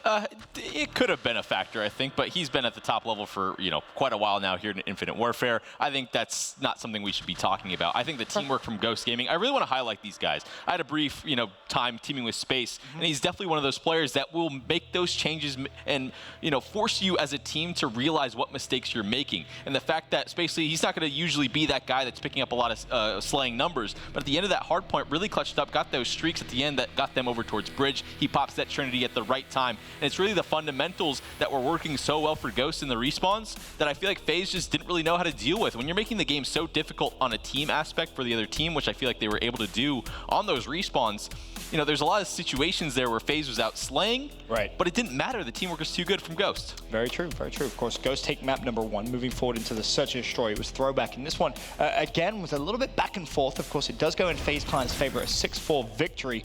Momo, Gunless 9-3. We talked a little bit about struggle map 1. Well, map number 2, he was right back on it. Yeah, he really was. And that was kind of my worry. I went, okay, all right, I'll let you off of that, because I think it ends up double digits at the end of it. But a very, very strong start and a very, very strong finish. That's the important thing about Search and Destroy. You can go your first 3 rounds and drop 6-7 kills, but you've still got another 3 rounds to go, and he was consistent throughout. A few moments that I will say were, again, I think Ghost Gaming could have maybe clutched up on, but throughout, I think FaZe were that better Search and Destroy squad, and I don't think it came down to those individual plays. They just played well as a team, and I'd like to think that's because of what they've been working on, the addition of Gunless, but again, you know, this was a team after this map where I was thinking, okay, bit of a shocking start.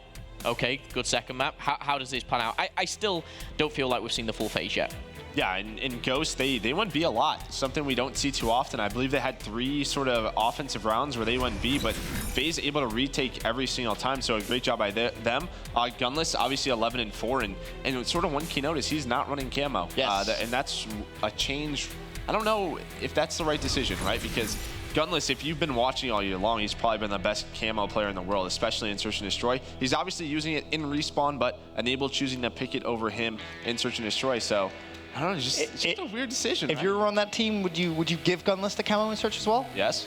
Is that the same down the board? I mean, I'm with you on that. It just seems almost as if FaZe kind of want to keep a little bit of what was working for them as opposed to maybe adapting to Gunless. I mean, I don't want to say Gunless is one of the best players in the world. You can probably make that argument. No, he right? is. But yeah. All right, fair enough. You guys can say it. Is it strange, Teep, that FaZe aren't really just kind of saying, hey, we'll maybe adapt a little more and play around you as you come in? It seems they've basically said, hey, you're just going to do what Clay used to do. Yeah, it seems like they want to keep some of that, you know, old strategy intact as much as possible. But it's not like they had, you know, they had success doing it. Don't get me wrong, but I feel like they need to try and make the new guy feel as comfortable as possible. What they have been doing hasn't really got them to that elite level. And throughout the whole series, it just kind of seemed like the teamwork was a mess. You know, those 4 players on FaZe should really outclass the 4 on Ghost. But Ghost obviously prepared way more. The team play overall, the game seemed a lot easier for all the players on Ghost, and that's why they come out with the win and look so darn impressive. I agree. I think comfort is the biggest thing for a new player, obviously, on a roster. First of all, yes, he is one of the best players in the world. If he was on my team, first of all, I'd be like, take whatever you want. But of course, you know, in reality, I'd be like, you know, keep the camo. You've been fantastic with all year round. You know, how do you want to play on retail? Because I don't feel like he was comfortable with the way he started. You know, using the MV4. That's not what I expected. He changed to a K-bar halfway through, and I think he did pick it up towards the end. But I'd be almost kind of letting him do him, and then changing maybe what was the other 3. And and I don't think that was maybe thought out as well as it could have been.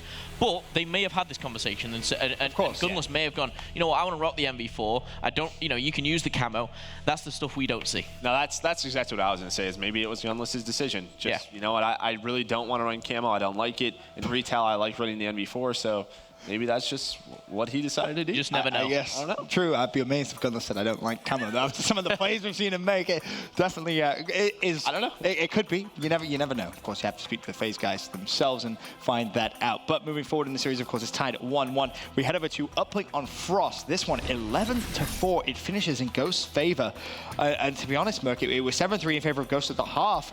They just were in full control the entire time. Yeah, this is really where Mox started to step it up. I mean, some of the guys on his team didn't slay well. I think FaZe ended up outslaying, you know, Ghost Gaming in losing, in which we don't say a lot in Infinite Warfare, but Mox had a great game. He had, you know, 30 kills, 1.3 KD on it. He was just playing great. But Ghost just in control, as you can see, 7-1 up right now. And, you know, Lacefield, Spacey, they're negative. But it just seemed like they are making all the right decisions, just making the game easier on them. As we said, just their teamwork seems to be very top-notch. Yeah, every single time they had a chance to score points, they were able to do it on that first half. Mox, you're going to see this camo dunk coming in right there with a bunch of slaying going on. And you can see just how selfless a lot of the players on this team are. Lacefield not having the best game here, but really picks it up in the fourth map, Hardpoint. The fact that all four of them are willing to interchange roles at either time is just very impressive. And then FaZe, you know, it's not like their uplink was, you know, perfect to begin with before the roster change. Even going back to stage 1, there were several times where they were able to pick up so many kills, which you expect this roster to do, but they didn't really have anything coordinated after that. It's sort of kill first, drone second mentality. We've seen Optic kind of struggle with it earlier on in the year as well. So I think it's just a new roster syndrome sort of happening here. Some of those problems that were underlying before aren't really being dealt with properly here, and now they're finding them out at the kind of bad time. So worst time you asked to find out those issues. Yeah, and the one thing that I kind of wanted to end on, we touched on it. They were -6 is kind of just a fact there, but Mox just having the best, you know, map 3 and map 4 that he could wish for, and Space and Lace, they were kind of just going back and forward, and they weren't kind of having the best games. But like Teep said, Space is that type of player that as long as they're winning, that's fine. He was what, double negative and standing at 7-1 on the score. Like, you're not going to complain at that when your team is working so well. But again, I do want to just say the 2 hard points, or the one we've highlighted already, super close games. We've got a round 10 search and destroy. Uplink really was the only one which was, I would say, very one-sided. The slaying side actually went in FaZe by 6. Very true, very true. Moving forward, of course, the final map of the series, map number 4, it was that hardpoint breakout. And as you said, Roman, very close game, 250 to 244. It does go in favor of Ghost, so they take the series 3-1. Something I want to highlight, Mox finishes with 43 kills. That is the highest so far in stage 2. Actually beats out Scraps last week at 40, so he set himself a record. I mean, talk about hard carrying the game, Merc. I mean, the guy did absolutely everything. I feel like the rest of his team need to buy him dinner tonight. Yeah, I mean, 43 kills on breakout as well. Like, if you're winning breakout, it's like, even if 30 kills is impressive on breakout, just due to the pace of the game. But yeah, Mosh just obviously playing extremely well. Lacefield as well. In Lacefield, I feel like he was the other player going positive on his team, but he's also doing it with an ERAD, right? He's putting so much pressure on the map. But again, it just seems like FaZe, slaying's not their issue. It's not like somebody's playing horrible. It just seems like they're not playing the correct way, maybe. I'm just not sure. And to that point, it was interesting seeing a couple of players, I believe it was Spacely and Llama, at 5 and 15, and the game was 20 points, TB. It shouldn't be that close. That clip we just saw from Mox over towards that cave hardpoint, as you see the end of the game there, that's just such impressive hardpoint. Mox was not throwing his life away in any sort of situation. I feel like any other player would just try to jump out and make some sort of hero play. Mox wasn't doing that. Always in a good situation to win gunfights. And then at the very end, Lacefield pops that reactive to pick up a double, and then rotate around the back and pick up the anchor player, which was attached there. The game-changing plays from those two players made that hardpoint winnable for them. Just impressive stuff. A hard carry for Mox, though, for sure. Yeah, and just looking at that scoreboard, obviously, I mean, the big story is 90 seconds on that first hill to like 8, I believe it was. Just a great job by Ghost, and that just deals with teamwork. You know, that first hill is one you're going to get shot at a lot of the times. But looking at the series scores, obviously attached a player we didn't really touch on, but he had a pretty solid series. And then Mox, again, another player who was just a beast in this one. Yeah, one player that I do want to touch on, we've talked and given so much praise towards Ghost Gaming, is Llama. He was kind of... I became such a fan of Llama God at Anaheim. He was almost playing like Mox was in the last 2 games. I was like, what? You know, why is he playing so well? And I don't know what's changed. Obviously, something has dramatically. Obviously, Mock's performing very well. Lomagod was dropping ridiculous numbers at Anaheim. I hope we see that in day 2 and day 3. I think he was one of the guys, kind of players to watch, if you like, coming into this day. Very true. And I do want to ask the question now, if you're on FaZe team, what do you do right now? If you're on that squad, obviously you've come here in the groups, as we kind of touched on, worst possible time to find out some of the big mistakes that you have. How do you adapt to that as a player and as a team? It's really not much time to sort of bounce back, but I think the first thing you try and do is, personally, I'd go watch that VOD as fast as possible. Probably not able to do it right now, but just sort of in a talking ground, you know, like trying to figure out who's struggling, who feels uncomfortable. You got to figure that out right away. It's a new roster, and for the way some of they're playing, that the game shouldn't be that close. You're out slaying, you're doing, you know, step 1 perfectly well. Something's not clicking along the line. Someone's not doing their job, or might not even know that they're not doing their job correctly. So I think they need to try and get that leader. Enable needs to step up and figure out who's not comfortable in a role and fix things right away. Especially considering last game of the day, E6, and E6 looked damn good. Let's be honest. I mean, that game could be a struggle for FaZe, Merc. I'm kind of worried that we could see FaZe 0-2 at the end of day 1. Yeah, and I mean, they lost all 3 respawns, right? That's the sort of the biggest, you know, thing to me is Enigma 6 is a very strong respawn team. I mean, they win that search and destroy. It's going to be tough, but I feel like if the slaying is there, FaZe will figure it out.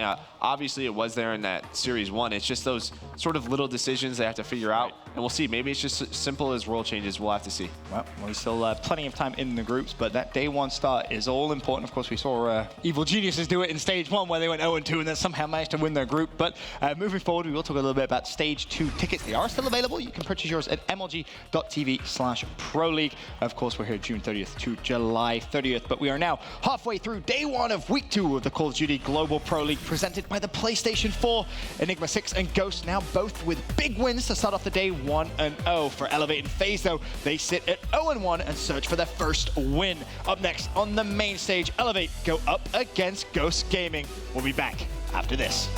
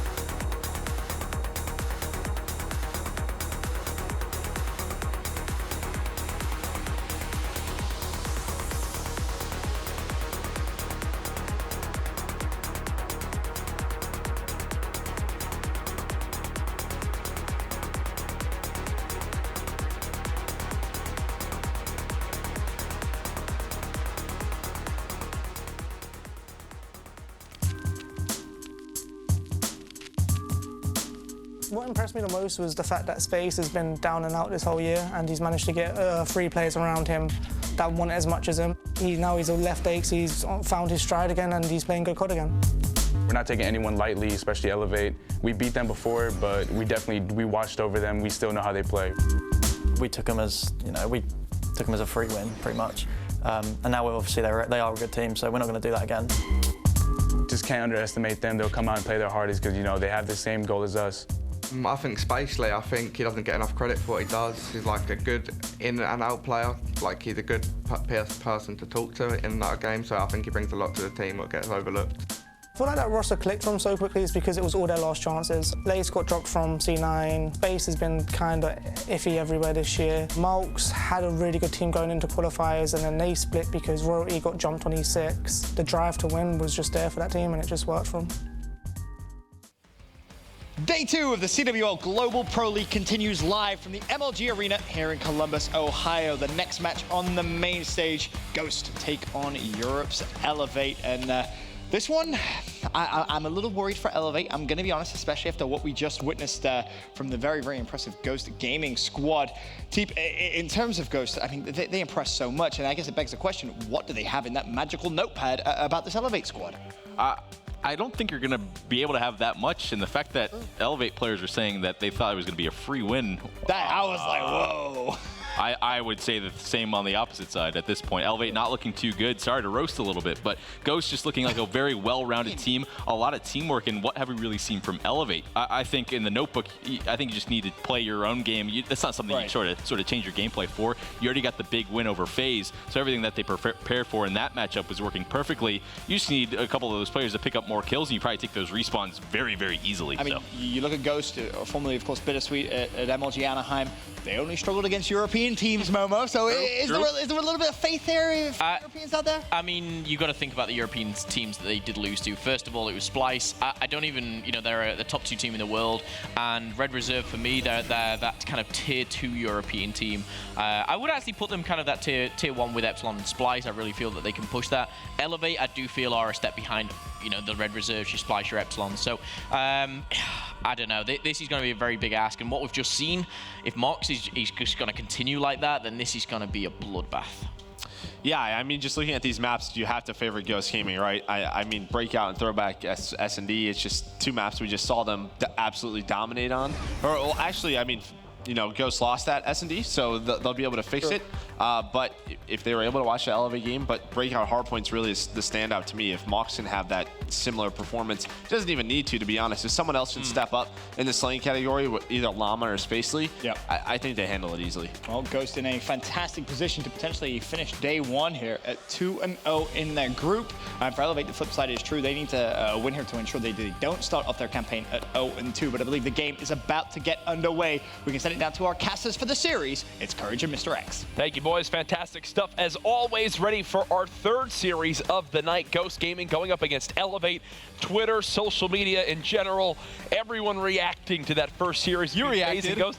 I did react. What'd you react with? Seeked a little bit on Twitter. I said, anyone know where the side of FaZe Clan can get a consistent AR Slayer on the map that can use an NV4 to shut down Mox? My phone has started to freeze from the amount of replies. When I went into the back, you were so excited. Oh, I thought the best tweet ever. He's like, I don't know if I should do it. I don't know if I should do it. It's like, just go ahead. You got to do it for the memes, man. It gets spicy in here in the MLG Arena in Columbus, Ohio. But our 3rd series now between Ghost and Elevate. This reminds me a little bit of last week, Matt, with the likes of, I think it was Fnatic, where they get a win. You're like, wow, they got over the hump. They beat the team they needed to. They should take the 2nd series to go 2-0. They don't last week, but I feel like the chances here for Ghost are a little bit better. Yeah, it was when Fnatic, I believe they beat EG, and then they go on and lose to Mindfreak right after. I believe that is the scenario that we had last week. Yep. Ghost Gaming, they had to be home watching that. Now they know the scenario is playing out the same exact way. They've gotten their job done by beating FaZe Clan. Can they take care of business here against Elevate? We're about to find out. And how perfect is this? They just beat FaZe 250 to 244 on this exact map in game mode, and now they'll run it back. We're starting for good reason with Mox, as he throws one of the worst grenades I've ever seen, but he went 42 and 21, I believe, in that map last time around. We'll see if he can match your performance here. And I believe just checking some of the stats and whatnot, that is the most kills in a breakout hardpoint we've seen so far this year. Also, so Mox goes huge there. Also, Matt, and I think you can touch on this too, because Burns actually tweeted something along the lines of, it always feels like FaZe has just been the team that has a slaying advantage at hardpoint and still finds a way to lose the map by, 10 seconds. We just saw it happen there. But that was the first hardpoint in stage 2 where the outslaying team has lost. Why does it feel like it's always FaZe, especially in the last couple of years? Because it kind of has been at times. Yeah, right? We've seen, regardless, obviously at Gunless here this weekend, but even with Clay, like, sometimes some poor clock management, not rotating early, but we have seen them go huge in certain situations. It's just an odd kind of thing to look at. But as we go, it's Ghost Gaming up 32-0 here. As we go to cell block, I believe it'll be Ghost Gaming getting there first, but it'll be Elevate picking up the kills, getting inside. Yeah, if you remember from the end of that hardpoint game versus FaZe, it was not really Ghost Gaming making anything incredible happen when it comes down to hardpoint itself. It was more insane individual plays, especially with payloads. Lacefield with that 2-piece with reactive armor saved the game. You have a great FTL jump from Lamagod. On their way to earning those payloads now, there's the 3-piece break, and Matt, that's good hardpoint right there by fighting for those back spawns. Yeah, in the last game against FaZe, it was Mox that kept them in it, Lacefield who won it with the reactive armor late. It's a great way to put it. You see, there goes one player off the side of the map as he gets hit with a Scarab on the wall run. So Elevate, they get in for a few seconds. That's all they get. It's just a few seconds. That's it. Reedy, he's going to fall over in Grave, and now Ghost Gaming, they'll have control of this next hard point coming up. Wow. Ghost Gaming are just pushing where they want and taking full control of it right now. Spacely now on Dozier. There's a flank from Lamagod. Easy 2-piece there. Everyone slayed out from Elevate. This one, I think, folks, is going to get ugly quick. It's now 60-15. You've got Mox in the power position he wants to be in. They just had everyone positive for a moment until Lamagod just lost that one-on-one engagement map, but so far, clear skies for the boys of Ghost. Ghost Gaming is doing pretty good here, Jack. They have. They have been pretty good. As this one's not been close. No, you're a little bit more blunt with words, and that's why I like casting with you, Matt. It doesn't have signs of getting closer. No. Like at least the last game, we're like, all right, Mox going off, keeping a minute. Right now, just not a lot of positives to talk about Elevate. You did their first match, so you're an Elevate expert. I am. What did you see that went wrong in their first match of the day? What did you expect to see different here in this one? I think everything went wrong. They definitely showed their best strength at uplink, so I'll definitely keep my eyes on that for game 3. But they got smoked in the hard point, which has been their arguably worst game mode since this team was formed. Then in S&D, they just kind of got walked over, especially in the later half of that map.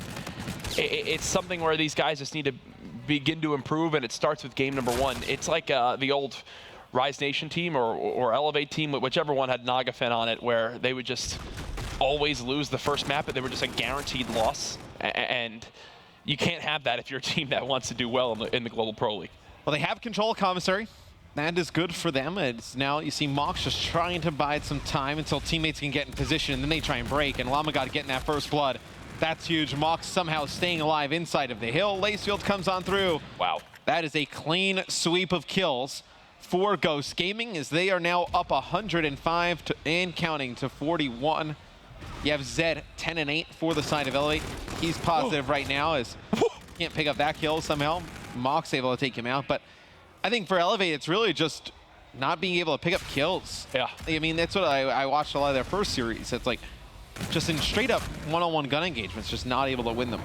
And it's showing right now as you have 2 players at double negative, 4-9, and now 4-10 for Desire. 80-second lead, and I'm hearing Lacefield get loud behind me on the main stage. This is a guy that feeds off energy. He's leading the lobby in kills right now. Matt, talk to me a little bit about Lacefield's play style you've seen so far for him on this lineup. It's looking pretty darn good so far. I mean, this is a guy last year at the end of Black Ops 3 with Cloud9. He was tremendous, and then at the beginning of this year, Cloud9, they get second or first event of the year in Vegas. He was incredible there, but after that, I mean, we know the struggles that Cloud9 has as a team. They were not able to pick things up, get back together. He finds himself off the roster right now on a 5 streak, dominating this game. But man, with the E-Rad in his hands, playing at a fast pace, when this guy's on fire, he is so explosive. Yeah. Explosive is definitely the word to use. Then you add in someone like Lamagod, who had a monstrous Anaheim. Mox, who's been a consistent AR, and Spacely. The guy just knows what he needs to do to help his team win. Look at how far away Elevate are from even getting towards this new hard point. Their closest player is still at mid-cube. They were so far pushed out that they actually just got a split spawn. Desire now in the back. keep an eye on him to see if Ghost Gaming pick up on this. It looks like they will. 173-45, and Matt, you just shrugged your shoulders. This one is done and dusted. Yeah, I don't know what Elevate's going to do, try and come back in this one, but, I mean, Lacefield's just on fire. This hasn't died since we watched him. Still on this 8 streak. You had Lamagod on a 5 streak. Spacely, he's on a 2 streak, still trying to push out, work for more, and, I mean, when you're losing fights like that, I mean, just, well, let's start on map number 2. 27 kill difference, and we're just through 6 hills now on this map. Sometimes the guy's just on, like, too, like, on fire and, like, just playing too good. Yeah. Like, right now, with how fast Lacefield is playing and how in the face of the opponent he is, like, and they can't stop him. He's getting those easy 2 pieces. Like, there's nothing Elevate can do to kind of counter that. Lacefield has 2 less kills than Desire, Zed, and Watson combined. 195-46, nothing else we can really say, and we're focusing mainly on Ghost Gaming's perspective. Well, that's all there is to focus on. Yeah, we're not just going to show the death screens on the side of Elevate. Simple as that. They're doing what they can to hold off this cave push. This is really all she wrote here for Elevate if they can't get any time on this hill. Let's look at this pinch speed for Spacely. He might have a great window. Nope, not going to happen. Yeah, if he got there a little bit sooner, maybe Lamagod stays inside the hard point for a few extra seconds, it would have made a break, but Lacefield's going to call the streaks, going to force players in a cave. Surprised he wasn't more alert there, more ready, gun up. Gets taken out as now Mox flies inside, gets behind Dozer, puts a lot of shots in Reedy. He's able to take him out. But Ghost Gaming still playing for this hill, and if you're Elevate, obviously they still have to play for it as well. Cannot give up the rest of this time. They're going to give up commissary at the beginning. It's going to be very difficult for them to get back into this as, the score has kind of gone out of control as Mox uses camo. He's a stat right now. That's simple as that. They had some more kills. Yeah, he's double positive again now on breakout hardpoint. Lacefield beating him out this time around in kills, but either way, a 3-minute difference now in score almost, as this is as one-sided as it gets. You've got a Scarab watching the outside wall run. I think Elevate right now, they should be talking about S&D strats. You mentioned the notebook of Spacely. Can't be talked about enough. Ghost Gaming looked well prepared, well composed, and ready to go for this weekend. It's incredible what can happen with a little preparation, right? Yeah. You put some time. It's almost like you're a pro player. It's almost like, yeah. It's crazy. Yeah. So I never would have thought that would have given. It's funny. Think of this. Think of the difference, right? You have, and the investments that have now been made into the Call of Duty scene. At one point, Maven, as you mentioned earlier, was a coach of one of the top Call of Duty teams in competitive Call of Duty. Mochilla tweeted about it. Maven-style coaching was, as Moch said, he bought them pizzas and yelled, "You guys better win." Now we have Ghost Gaming involved in the scene, an example of a new organization in COD that has already invested in their team enough to bring them out to boot camp, look over film, heavily involved management, and it's paying off right now with a 100-point club of Elevate. It's great to see. Just the evolution of organizations and just esports in general, but specifically in the Call of Duty scene with guys like Ghost Gaming. You mentioned it, the investment they've made in these guys, qualifying for the league, obviously giving them the best tools to be successful. And you're seeing it all pay off here. Like, that is why you put in all that time as somebody who's worked for organizations in the past. That's why you put in all this time. That's why you go through, you're up late at night making sure everybody has everything sorted for the weekend. You make sure everybody's prepared going in. It's really nice to see Ghost Gaming play well. Ghost Gaming cruising right now in hardpoint. They've yet to lose a respawn this weekend. 4-0. S&D was what they did drop against FaZe at a scoreline, I believe, of 6-4. You saw on the player shot there of Elevate for a moment some frustrations from Reedy as he kind of threw his head back. Elevate, I can understand why they'd be frustrated right now. 0-4 in map count on the way to an EG like day one. I mean, it's 0-4, but the games haven't been close, really. If outside of the uplink, yes, with E6, but the games haven't been close, is what you're saying. Yeah, no. Okay. Yeah. I think for me at least, it sounded like you said. Oh, okay. That's why I was like, wait, what? They just lost by 175. Oh, no, definitely. Almost a Maven fact there. Definitely wouldn't clarify. Yeah. It definitely wouldn't count as close. And I think that's really frustrating, right? If you're losing these close games, all right, you guys get back together, everybody figures everything out, but when you're that far away, it's difficult to kind of see that light at the end of the tunnel. Well, you can see coming up on your screen now, S&D on Throwback will be game number 2. Thank you so much for tuning into week 2 of the CWL Global Pro League Stage 2 presented by PS4. This matchup between Elevate and Ghost Gaming is a best of 5, so still 2 more maps needed for Ghost Gaming to win. And as we mentioned, respawns. They've yet to lose so far this weekend. A lot of it is because of the performances of that man on your screen, Lacefield. Love the energy he brings, something that I think is super key in Call of Duty. It's something that gets your team, just keeps their head in the game, keeps you focused, makes you feel like you're playing out of your mind, and Lacefield loves to get loud. When he brings that energy, it's a completely different roster. We saw him do it on Cloud9, a lot like what we see Clay did do at times for FaZe Clan. Obviously, give them a lot of energy. Excited to see what he brings to E United. Yeah. I think him bringing that type of energy to E United, like you get Pristini that charged up and Silly like that invested in the game. Yeah. I think Clay's going to bring a lot to that E United squad. I'm excited to see them play. I know everyone was super. I obviously still excited to see Gunless play on FaZe. When you add a top 3 player to a top 3 team, you expect it to be great, right? I think I'm excited to see how that turns out on the other side when you bring Clay on to United. Well, I know you got to cast that series, Matt. For you, the analyst mentioned it and talked a little bit about it. That was a rough first series, yes, but do you expect them now to bounce back FaZe for their final match of the night, or do you think this is an 0-2 day? I tell you what, they better bounce back. I don't know. Losing the respawns is like the scariest part for me. Like if they were to like go through and they lose a search and it's a game 5, I'm like, okay, you know, they can fix that a little bit. But to lose the respawn game modes and to outslay and then still lose the respawn game modes, that's just like a teamwork and coordination thing. That's not something you kind of adjust and pick up like instantly. Yeah. That's going to take time as a team. So I think if you're FaZe, you obviously try and get that win against E6 at the end of the night and you're day 1-on-1. Unfortunately for FaZe, that time you mentioned that they need to improve and respawn, they won't have this weekend as they're on the biggest stage they can be here in Stage 2. Already First Blood has gone over to Mox for Ghost Gaming, so it will be a 4v3 for the team up 1-0 in this best of 5. I do have to commend Ghost on not over-rotating towards this site. They still keep players towards the bottom half of the minimap. Now, though, with the peek from Zed, look at what this has opened up. Look at the number 1 on your minimap. It's Reedy, who snuck all the way back across, and he'll get a free plant because of it. They show a lot of action towards that top side, and then they get the bomb down over at A. As soon as the bomb goes down at A, Lacefield's probably so confused, like, why is this player playing in this position? Lamagod shooting everything, finally connects with Watson. Oh. It's a big kill there by Reedy mid-map. So now we find ourselves in a 2v2. See if Mox and Lacefield can get over the site fast enough. Mox definitely spotted the first one. Gets the kill, 2 versus 1 now, 1v1 Lamagod. Not much time, but Zed has no idea where he's at.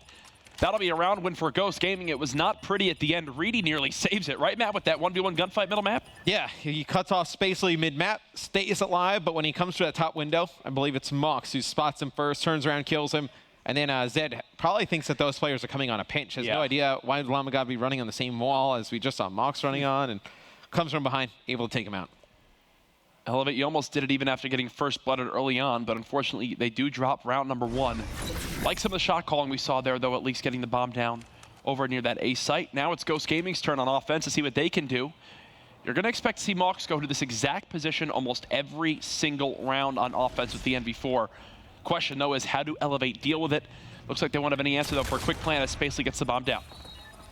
When you have a strong AR player like Mox, I don't want to say you're okay with giving that up, but I was going to say expect him to return the favor and pick up 1 here from behind the bus. It's such a difficult spot to get a dominant AR player out from.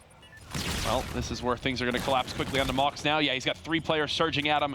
Reedy, last round, flanks towards the bottom half of the map and plants that bomb early. This time, flanks towards the top half of the map. Swings the numbers into his team's favor as Elevator now on the board. Yeah, the timing there, I think, is for Lamagod, just didn't work out. As soon as he starts to move, the players from Elevate start to come around the corner. If he holds that corner for another second, maybe he's able to get 1, and then probably turns it into a 1v1, right? Because he picks up the close guy, then he dies to the guy farther away. Mox just jumps up from behind the bus, picks that guy off pretty easily because he's coming out. Then you just have that 1 player left over on the sidewalk. Didn't work out for him there. Lamagod, 2 awkward close-range engagements so far for him, Matt, with the NV4. You think of Market, and now that. We'll see how the game goes on for him here. But again, 3 First Bloods in a row, or sorry, 2 First Bloods now for Ghost Gaming on defense. Watson, though, evens it back out. It's an easy kill there for Watson to pick up on Spacely, but a lot of pressure coming down on Watson from Mox and Co. They'll clear the guy out from behind the bus relatively easily. Be another round win for Ghost Gaming, and they're doing a nice job at the beginning of these rounds, then just staying together as a team, just pushing on forward. What do you think of Octane's 1v3 he got from the bus last week, where Rambo was critical on Twitter, saying, folks, that's not how you play a 1v3. It should never be 3 one-on-one gunfights. There, the boys of Ghost Gaming giving no opportunity for that same 1v3. I imagine like Ray watches this like alone, like a dark room on, you know, just a large TV. When he sees plays like that, he just like starts smashing things in his mind. How fiery Ray is, I imagine he watches some plays and he's like, why did you do that? Why is he like yelling at his monitor? In an apartment with his girlfriend, they just had a place of like a room full of broken glass and dogs like that, where Ray freaking out. Like, what is Ray going nuts about? Not again. He must be watching the play S&D, as now it's a 4v2 for Ghost Gaming. They will plant that bomb as expected. I don't even know how you retake now if you're Desire and Watson. You got one. Just kill them all and get to the site. Didn't work out. Didn't work out for him that time, though, Matt. Nope. Not at all. You're going to have to do better next time. They will. Llama God. The hair gives him plus 10% bullet damage on his weapon, if you didn't know. That would equate to plus 250 haste. It would. It would. That's why he's actually seen a lot more success as of late. If you think back to Silly and Gunless when they won Atlanta, that was because of Silly's dyed hair Set and bonus. Gunless's mullet. Yeah, it was actually gave him a 2-set bonus of bullet damage in their weapons. Also, I just made up all of that. If you're first time watching Call of Duty, your hairstyle affects your bullets in 0 way. Oh. Apparently, Mox's hairstyle just right there. Wow! Oh, no. Wow! All right, if you want to kill that, just deleted that first guy. That guy died so quick. As much as we're screaming, this is still a winnable round for Elevate. Oh, 100%. Now Llama God uses FTL just to jump over somebody. He has no idea where he is now. Zed in the back gets one. 1v2. He has bomb. Somehow he's made it out with the bomb. I think he's juked these What players. is this round? I think he's juked these players. He's both. Why? This is an easy round 1 for Zed. 1v1 gunfight. Can't get it done as Spacely cleans him on up. Merc is currently making fun of me from the analyst desk. So you know what, Merc? That's fine, Joe. That's fine. No, Jack, they're just making they're fun just of childish. Your excitement. Sorry that I get happy. Sorry they get happy and like talking about COD. Thanks, Tyler. It means nothing. I like you as well, Jack. Let's move on. Where's Maven? He's my only true friend. I feel like he's kind of forced to because you're roommates, though. Yeah, I have no other option. I live a sad life. As Mox looks for first blood, 8-4 from him, another double positive map. It seems like just like put it on the board. Recurring theme. As, he seems to be pretty good with that MV4. They'll back it up and go for flank, but little do they know everyone is here for Ghost Gaming. It's about to be a 4v3 in the baseball field. And we're seeing who's going to hit a home run as Zed and Llama got trade kills. Watson there just trying to figure out where these players are coming from. Sees 2 on his screen. What are these rounds? Tries to back up. It's another crazy round of search and destroy. Spacely should be able to get the bomb down. Does Desire check this right away. Sees Mox in the back of the bus. Gets him weak. He's not able to finish him, though. I feel like once you get the guy weak, you just have to commit to that fight. Like, once you get him that weak, you got to just charge him, get him out behind that bus, and then just take your chances. Just look down towards sidewalk, look down towards the bomb. Yeah. Hope you can just line up some shots on the second guy. No matter what happens there, I don't think you're getting out of that choke point that is bowling with your life. 5-1 now, Ghost Gaming. This is a very similar feel to the S&D we saw in the first series for Elevate, as it just all fell apart quickly. We'll go ahead and start off with Zed again. A very quiet day from him so far. I saw Brycey saying, you know, where did Zed go on Twitter? Because right now he's been kind of a guy we haven't spoken too much about, even though he's typically an explosive player for this team. First 2 kills now for Lacefield. Third kill about to come in for Spacely. It's Reedy all by himself. He's getting shot in the back. A quick round and a quick victory for Ghost to go up 2-0. Yeah, it's Ghost Gaming taking map number 2, 6-1. But remember back at the beginning of the year, you know, when they had Shawnee on this roster, we were talking about Shawnee and Zed, a nice new combo of players. Zed doing some nice things in the respawn game mode. Seems like Elevate, obviously, some roster changes, some roster turmoil, right? You know, Rated is on this team, then he's on Red Reserve. Now you bring in Desire from Epsilon. It just seems like a lot of changes have happened with Elevate throughout the year that's thrown off a lot of people's games. And they are not looking good at all. No, those changes. Right now, 0-5 map count up to this point today. Again, if you didn't get to see their series earlier, Uplink was their closest game in their matchup against Enigma 6. We'll see if they can fare a little bit better this time around and potentially secure their first map win. For now, though, That's it for our first 2 maps of our best of 5. When we come back, can Ghost get the sweep? We'll see. This is CWL Global Pro League Stage 2.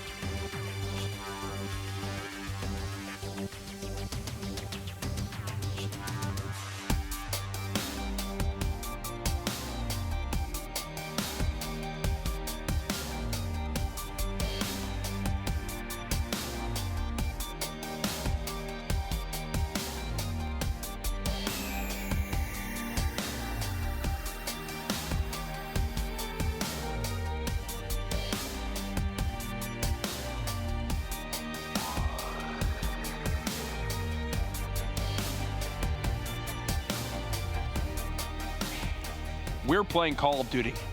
Every Call of Duty game has key players. So this is your G Fuel key player matchup. It's between 2 players who just love to hold the sprint button forward and force a lot of engagements on the map. This is an uplink breakdown between Lacefield and Zed throughout the stages so far, throughout the events we've seen this year. Lacefield puts up some big points for his team in uplink, as you'd expect.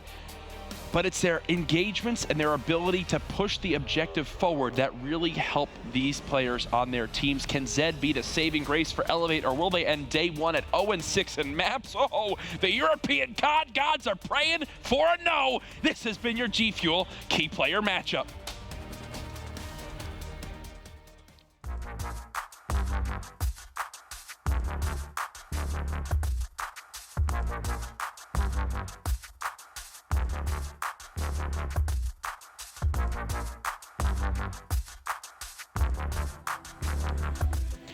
Ladies and gentlemen, welcome back to the continued coverage of the CWL Global Pro League Stage 2 presented by PS4.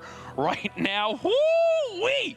The Americans are still celebrating the 4th of July as they're just dominating the Europeans on the main stage. Momo's so sad. It's fine, because you know what? He was here having fun on the 4th of July, too. No, he was having a good time. He was having a good time. Listen, I said at the start of today, I wore my Fnatic jersey. I was rooting for EU. I want multiple EU teams in playoffs. I thought Elevate were going to have a better day 1 than we're seeing in literally any fashion. I mean, to be quite honest, they're 0-5 at maps if you haven't been watching up to this point. I don't think this is the one where they turned around, though. Spice is still in. Epsilon's still in as well. Well, you got a chance. They have an opportunity. They're not in playoffs yet. Oh, they're not yet. But you'd imagine they do. You'd imagine that. Crazy things have happened. Crazy things have happened. That is true. But this series looks to be won. Ghost Gaming's just dominating. They're running away with it. Up 2-0. Elevate, we've talked about their struggles. I don't know as much. Is this Ghost Gaming playing really well, or is this Elevate just struggling, like beyond belief? I think you can make a mix of everything, right? I think, yes, you obviously have your fair share of struggles for the side of Elevate, but you It's have a thundering Ghost Gaming outside, team. and it's... I'll be honest, yeah, Matt and I just looked confused at each other. It just thundered so loud here in Columbus, Ohio, that it literally just shook our area of the casting. I don't know if it shook the area of the casting. Or maybe I just walked. Yeah, I think I just took a step. Walked, yeah.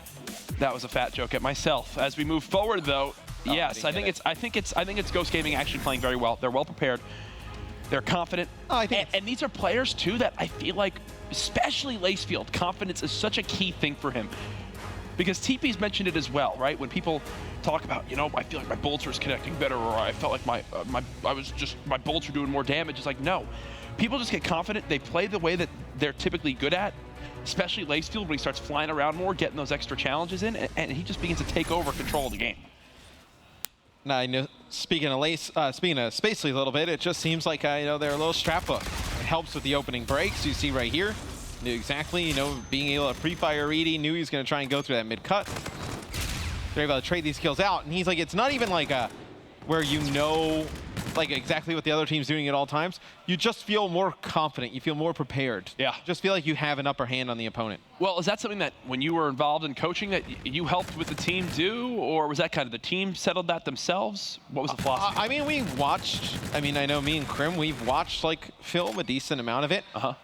But it was something where I would kind of give a suggestion, but I would never force something like on them. Like, hey, we need to do this. Like I would just kind of give an idea. And if it worked, great. If not, we didn't use it. It was just kind of another voice in the room that could just kind of spitball ideas and have somebody who's unbiased, kind of defend an idea or a different strat. Because obviously, if you come up with a strategy and I disagree with you, you're going to have a lot of pride because you came up with it, so you're going to want to do it. So it was just kind of another voice who ended those type of discussions. Well, discussions are key. Communicating with each other is an absolute treasure to have for a good Call of Duty team. Let's go ahead and crank up our headphones with the yet-to-be-defeated in Respawn game modes Ghost Gaming. He's gonna hold it. Wrap it right. One guy's wide hall. I need it. I'm going right then. Meaning low. It's close. One guy's top of building. Pink is dead, nice too. Go fast. Yeah, one guy's out of play. I'm going China. You're gonna beat him there. I couldn't. One more there, back China. He's going towards you, Devin. All right. I got him. That's him. Nice, I'll grab ball. Keep slaying. Stairs weak. Left side stairs. I'm cat. Can you bring cat? I tried. Nice one. Take it. Bring it. Wait. He might just try to go. He's going white. Wait. Wait, no. He went white gas. Oh, he got it. Oh, good. One green card, no point. I got one close. On our point, one shot. One guy's back right now. They're getting the back ticket. And one guy's going on ball.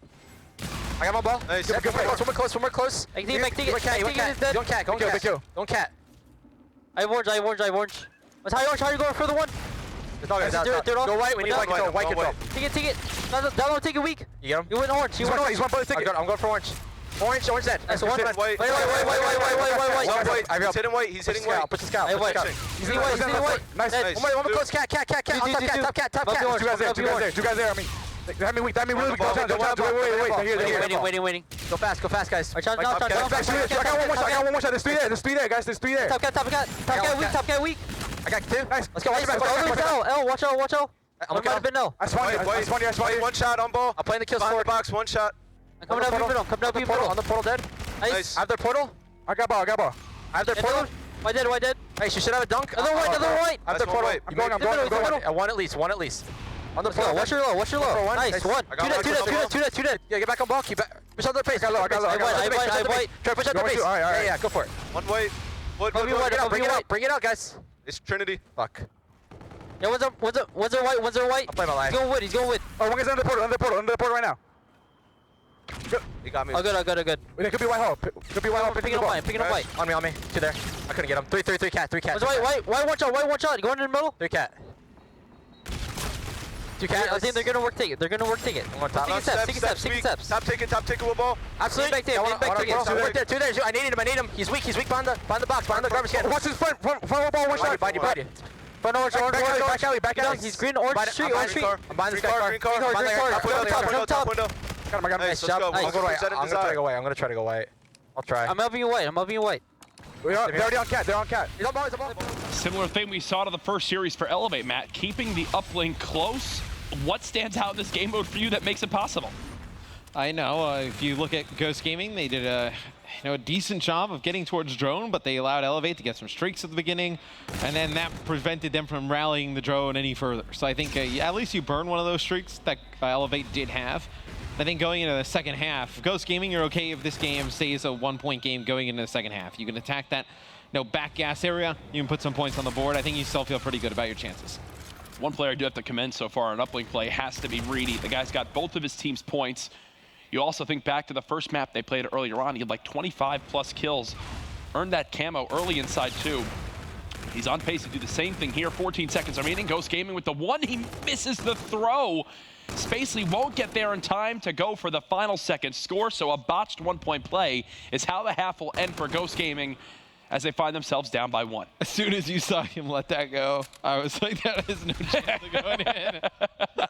I saw him throw it, and I was like looking at the goal, like I was staring at the goal, and I was like, nope, that's nowhere close to the goal. Yeah, it actually flew way over it by a few feet. It was like, you ever see like when they do those it's like a blooper where the guy's going for like a layup and like he throws the layup over the backboard. He was like one of those. And that's what I would do, so I know exactly what you're talking about. That's why I stopped playing basketball at the age of 9. I don't know why I thought it was so funny. No, he just got so close. And it looks like such a promising run. They clear out the lane. They have everything going for it. It was like the easiest throw you could have had. Yeah, it's like putting Shaq on the free throw line as we now look to Ghost Gaming with another opportunity for a 1-point player. No, this is a dunk to kick off side 2, but they've got to get back towards lobby. Right now, Elevate in full control of that new drone spawn. Lacefield's by himself here. Where are the rest of Ghost Gaming? I don't know. What are they doing?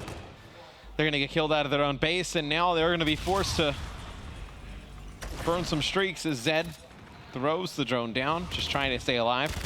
Be the trinity of Spacely picking up 1, Lamagad with a kill as well. And now we got another push coming in from Ghost Gaming. You've got to commend Spacely there. Realizes that the #1 way he can help his team is by using a streak and hovering that Trinity rocket. He keeps the player pinned inside construction until the rest of his team can either A, get back in position, or B, come back off spawn to help defend their base. Because of that 5 to 7 seconds he could buy his team, they were all able to get guns up and shut down Elevate. Now Elevate find themselves down by 2, make that 1 after the 1-point play from Reedy. Yeah, it's a nice throw there from Reedy. One of the harder ones to connect with. Some nice shots there at Mox from range with the ERAD, and there was a shining star of this Elevate team, at least in this uplink. It's definitely been Reedy. Oh, there's no doubt. Even in the last uplink too. Every single point for his team. Spacely now with overdrive. Whoa, oh my, what is happening? Oh, okay. They should at least get a 1. Yeah, oh, still gets the dunk. All right. Passes it to a teammate. His teammate dies. Didn't expect it, so he then he ends it up with the other guy. You know what? Just want to add insult to injury right there. 6-3 now. Ghost Gaming has outscored in just 2 minutes everything they did inside 1 by a lot. Yeah, I mean, you felt good if you were Ghost Gaming going into the second half and it only being a 1-possession game, because just look at the slaying now. Lamagad picks up 2. He's on a 3 streak. It'll be Spacely walking in another 2-point play. He still has the bombardment to work with as well. So a lot of utility for Ghost Gaming to work with to close this game out. And he's got 7 of his team's 8 points right now, 3 of those being dunks. Here comes streaks. Elevate has 3 payloads, which you can definitely look at as maybe a tool to come back in this game, but everyone from Ghost Gaming showing up. Really, Lacefield having a quiet game, but outside of that, even Lamagad, 23 and 18. One player you have to commend again, though, Mox. He was 24 and 13. You're double positive, now dropped to 24 and 15. He's going to get camo, though, very shortly. Yeah. And then that'll be at least a 1-point play. So it's going to be Lacefield connecting on a 1-point throw. How is he alive? This second half has been a blowout. How? Do they not know Reedy. There? He just stopped. He tried to run and just stood by the tires. He just stopped. We've all been there before. Yep. I don't know how Lacefield just lived. That's another dunk now. Payload being popped from Zed. They're trying to do whatever they can, but 0-6 day 1 is what it looks like now. As Mox has camo, he can pop that right now. This will make it 13-3 as Mox will beat down, get the score, turn around, and whoop! Almost has another. Nope, not going to happen there. I mean, the second half has not been close. I mean, Elevate keeps it really close in the first half. They did some nice things, but in the second half, man, it has not been. Wasn't it 2-1 at half? Yeah. Sheesh. I guess slaying makes all the difference now, as you've got a combined, what, positive 20 almost from 3 players on Ghost Gaming? Yeah, there should be more points as well. Say, pick up some kills in the middle of the map. Watson, though, stays alive, picks up a big 2-piece, but it'll still be a 1-point play from Ghost Gaming as they find themselves up 11 here, Jack, with a minute to go. I think this kind of helps further prove the point, Matt, of a lot of people's doubts for this Elevate team and saying that they're not a Tier 2 European squad, especially with how they've looked now on day 1. Yeah, it's a tough argument to make. So now, see Mox and Co. still pushing. Look at Reedy. Reedy pops his camo. Ooh. Didn't get anything for the camo there. What do you think about that camo use right there, Matt? Something that you could probably get critique from Reedy? Not ideal. Not ideal, but he's got to be frustrated because he actually played quite well. He did. No. Here, just not resulting. I mean, look, when your main AR is 15 and 28, and you're an ERAD player with all your points on the team and you're only -3, it's got to be frustrating. Well, we went into the half with a 2-1 Elevate lead. We ended the game with a 16-3 victory for Ghost Gaming. They will end the day at 2-0 with a statement victory over FaZe, a quick sweep of Elevate, dominating all 3 games. This team is feeling darn good, Matt, as that was a stomp inside. Yeah, the thing that impressed me the most with Ghost Gaming is they're playing the respawn game modes. You knew this team was going to bring it in S&D. You didn't know what to think about them in the respawn game modes, but if they play like this, they can be walking away on Sunday #1 in the group. Wow. They just went off in the final 5 minutes. Can't say it enough. Congratulations to Ghost Gaming. They're now 2-0 with a 6-1 map count today. Their only loss was a 6-4 S&D earlier on. Now they'll get to sit back and watch our marquee match of the day between FaZe Clan and Enigma 6. Enigma 6 looked electric in their first series, but again, that was against Elevate. So what exactly can you say about that? They'll have a much tougher test against a hungry and angry FaZe Clan from their series earlier today. Oh yeah, FaZe has to know what's at stake. We've seen teams start off 0-2 before, and it's so difficult to come back to qualify for playoffs. They have to really kind of look at this as almost like a qualification match where they have to come in, play well, because then you'd have Enigma 6 and Ghost Gaming both 2-0. Yeah. Going in tomorrow would not be good for FaZe Clan. Well, the storylines are already beginning to develop in week 2, but for now, our analysts have the joy of breaking down that very, very close 3-0 sweep. Thank you very much, Jack. Yes, a thrilling one, very, very close, as Jack mentioned. 3-0 in favor of Ghost. They have come out and impressed everyone. I mean, we'll break down the series. I mean, the first map, 100-point club, 250-75 in favor of Ghost. And to really start off that first map moment, it looked like Elevate needed a map. They were lost. Yeah, it was just kind of from the get-go. Before the game, I kind of said, you know, if these guys continue, it's going to be a bloodbath. And going into it, Lacefield starts 5-0. We have Marks on 5-1 straight away. It just was very, very one-sided. This makes my job kind of difficult because how do you kind of just explain what went wrong? Everything. I think you're completely right. On the flip side, though, I do want to give Ghost Gaming credit where credit is due. Obviously, you're going up against Elevate. You know that it should be a free win. And I'm sure even as players, Merc and TV, you can account. Like, you just know sometimes, like, this is an expected series. We should win this. But they didn't go lighthearted. They were communicating very, very well, Teep. I just love the mentality from the Ghost guys overall, especially throughout this day 1. And you get that big win, and they don't take their foot off that gas pedal. You can see the box score here, just absolutely dominating every hard point. It's clinical at this point, getting that 100-point club. Lacefield communication was on point. I'm just listening to all 4 of these guys contribute in that regard. Some of these guys are kind of quiet people overall, but the fact that they're getting fired up for a game like this that, well, let's be honest, was not close, was not equal whatsoever. Right. I love the mentality here. They're impressing us. I guess the question is, how do Elevate actually improve, Merc? I don't know. Honestly, I really don't. I think fundamentally, just the first thing is slaying, right? Like, in order to put yourself in the game, you have to slay. I think their best game mode so far has to probably be uplink, and typically when they're in the game, they're slaying pretty well. But it just, I don't know. Like, they might be the worst team in the Global Pro League right now, just based off what we've seen off day one. I mean, this is a very tough group, but they're just simply being outclassed by all three, or at least these two matches, you know, and then they have to play what, you know, FaZe tomorrow. Like, who knows what those guys are going to do to them. So honestly, just step one of Call of Duty just has to be slaying your opponents, right? Like, that's the most simple thing. If you're able to do that, you're able to at least allow yourself to make some decisions and put pressure on the map. But right now, it's tough for these guys, right? I mean, but we've seen it before, right? 'Cause we saw with EG last stage where they had an abysmal day. They started off 0-2. So maybe they can turn around tomorrow. It's just going to be tough with a group like this. Like, all three of these teams are just so talented. I think as well, you've got to think about the year of Elevate, if you like, and I think so many teams now have made a roster change for the better, and I think a lot of teams have improved off that. The one thing that we will say is Elevate, the reason that they're here is they were here with Rated, they defeated Red Reserve, and they finished third in their pool, which qualified them for Season 2. And now that they kind of lost Raid, Raid went to Red Reserve, it was his choice to go. They had to pick up someone, they had to fill those boots, and they were big boots to fill, and I think Desire, especially in some of the respawns there, kind of struggled, to say the least. But it's kind of hard. Like, what do Elevate do? If a player wants to leave you, like, you've got to replace him. You've got to try your best. I think Reedy's almost had, like, the tough end of the stick throughout the year. I will say, like, even getting here, he played phenomenal at the end of stage 1 to kind of get here. He went, like, kind of in the dad mode, if you like.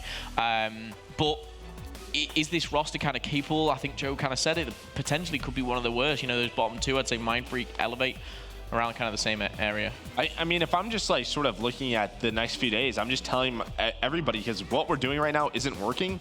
Just play for yourself at this point, right? Like, honestly, just play for yourself. Try to put up a solid KD and see how far you are into the game, because until that point, until you can at least slay with these teams, you're not going to be able to make those sort of in-game decisions to even get you into the lead, right? Or get those, specialists to sort of make clutch plays. You have to put yourself into the game.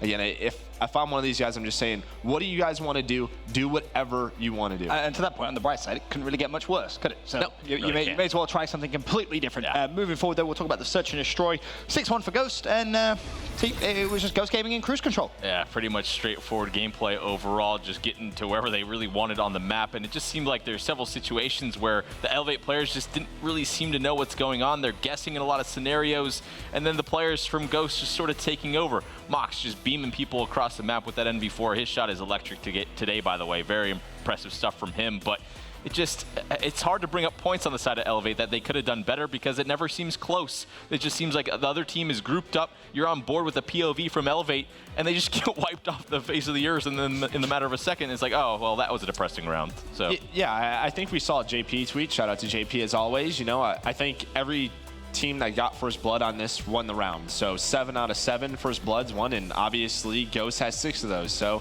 again, if you have something to work with, Elevate, don't get first blooded. Try to work that middle of the map and get first bloods. Very true. I mean, to that point, Elevate now find themselves 2-12 in Search and Destroy rounds from day 1. So it hasn't been good in terms of Search and Destroy for the moment. No, not at all. I mean, that kind of outlines everything. And the one thing I will say is Elevate, the one mode that I wanted them to come in and kind of at least kind of snatch away was an S&D. It's the one where I would kind of favor them. And it was just kind of difficult to kind of outline, but that says everything. The best KD on Elevate was Zed at 5 and 6, but kind of 6-1, a really, really tough day 1 for Elevate. How do they improve? They need to start, doing what they did before in their S&Ds. I know they've lost Raid, which was a key factor to that, but they are not poor S&D players. I know these guys and what they have done.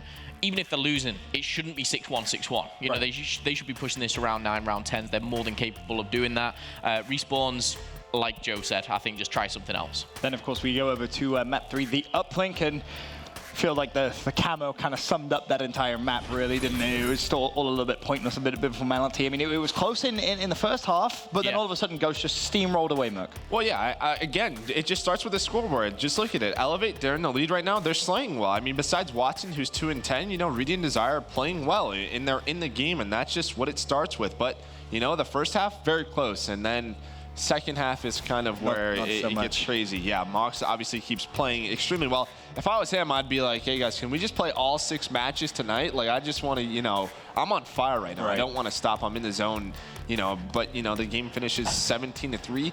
You know, Ghost Gaming gets 16 points in the second half. It was 2-1 at the half. The second half was 16-1 in Ghost. How in 5 minutes, Momo, does that happen? I mean, I'm gonna the 16-1. I will say, I think really stopped playing at the end for the last minute. So I mean, let's just say worst 12-1, but. It's needless to say it's not acceptable because, again, first half we saw what they could do, and that was with Watson dropping, you know, -8 at some point. And then that, like you said, to kind of go 16-1 on our side is crazy. To see 17 points in uplink is absurd anyway. And to me, this now begs the bigger question. Okay, Teep. Aches, of course, currently holds the record of most L's consecutively. Of course, Cloud9, they went 0-12. Will it be broken? Will the meme be broken? Do we need to get one of Courage's 0-15 shirts out? Is it possible? I think we might have to. They look way worse than that Cloud9 team did, in my opinion, and that was pretty darn bad. So it just doesn't seem like anything is working for them, especially on that second half there. You can tell the fundamentals just aren't there. You spawn up, and you're like, it's like they have no energy when they're playing. They spawn up, they're like, oh crap, I have to rotate back again. They go back to their base, they die. They spawn up again, they're like, oh, let's try overextending. One at a time, die, die, die. It's just like, someone spawn up and change the pace of the game. Slow down, speed it up, pick something. Someone get a kill first. Just nothing going right for them. It's like it's really like they gave up after, you know, a couple of those dunks came in, and they're not making fundamental play calls to make anything change, and it's just kind of depressing to watch, and that's why it gets out of hand. Yeah, and I don't want to keep grilling these guys, but Ghost obviously playing extremely well, so definitely want to give them props. I mean, just the hard work they put into it. Again, all these guys, that's the difference. These guys, they weren't on, you know, they didn't know the future of their year, you know? They got dropped or their teammates left them. These guys have came into stage 2 very hungry. Again, what you guys said, they didn't come into this like, oh, this is a free win. These guys are going to take every single match very seriously because, you know, just a few months ago, they weren't a part of stage 1. You know, it's just what it was, besides Lacefield. It's almost like they appreciate it just a little bit more now as well, and they're coming in and they're really showing that with the way they're communicating. But congratulations, of course, to Ghost. 2-0. You know, they're currently top of the group. Will they stay there? Well, I mean, we'll find out in a little bit. But as I said, congratulations, of course, to Ghost. Moving forward, though, we had the score streak prediction game, of course, going on throughout that last series. And, of course, you can play the score streak prediction game exclusively at mlg.tv/COD. And we asked in map 1, what will be the score difference in game 1? Easy. 22% less than 50 and 78% 50 points or more. It was 175 points. I feel like all of you probably would have 100%. Yeah. I'd put a lot of money on that. A lot of money on that one. A lot of money on that. Probably would have felt pretty comfortable myself on that, not gonna lie. Map number 2, though, we asked how many bombs will be planted in game 2. This one a little bit more tricky, I think it's fair to say. A was less than 5 and B was 5 or more. How would you have gone with that? That's a coin flip. I think I would have gone with B. I'm going to be honest. I just thought we'd have more than 7 rounds. I thought we'd maybe see 9 or even 10. I mean, that's a good point. You have to kind of count in how many rounds were actually only 7 played. rounds, yeah. 7 rounds. That's true. That's true. Moving forward, game 3, we asked what will be the first scoring play of game 3. Would it be a throw or a dunk? Again, a pretty tough one. It was Reedy, of course. He gets the throw. Merc, is that where you would have gone? Maybe a throw? Yeah, I think the first score of the game typically is a throw, right? I mean, you're just sort of making a push. You throw that easy one, especially on precincts, both sides, you definitely have the opportunity to do so. Just percentages at that point. There's always going to be more throws, so I'll take that. Well, let's take a look at our score streak leaderboard, see if any of you guys have made it onto the graphic. It's going to be Towel Twisted at 6. Close. Blaze Times with 6. Vanda Hayden TNT 6 as well. Fat Gorilla, come on, man.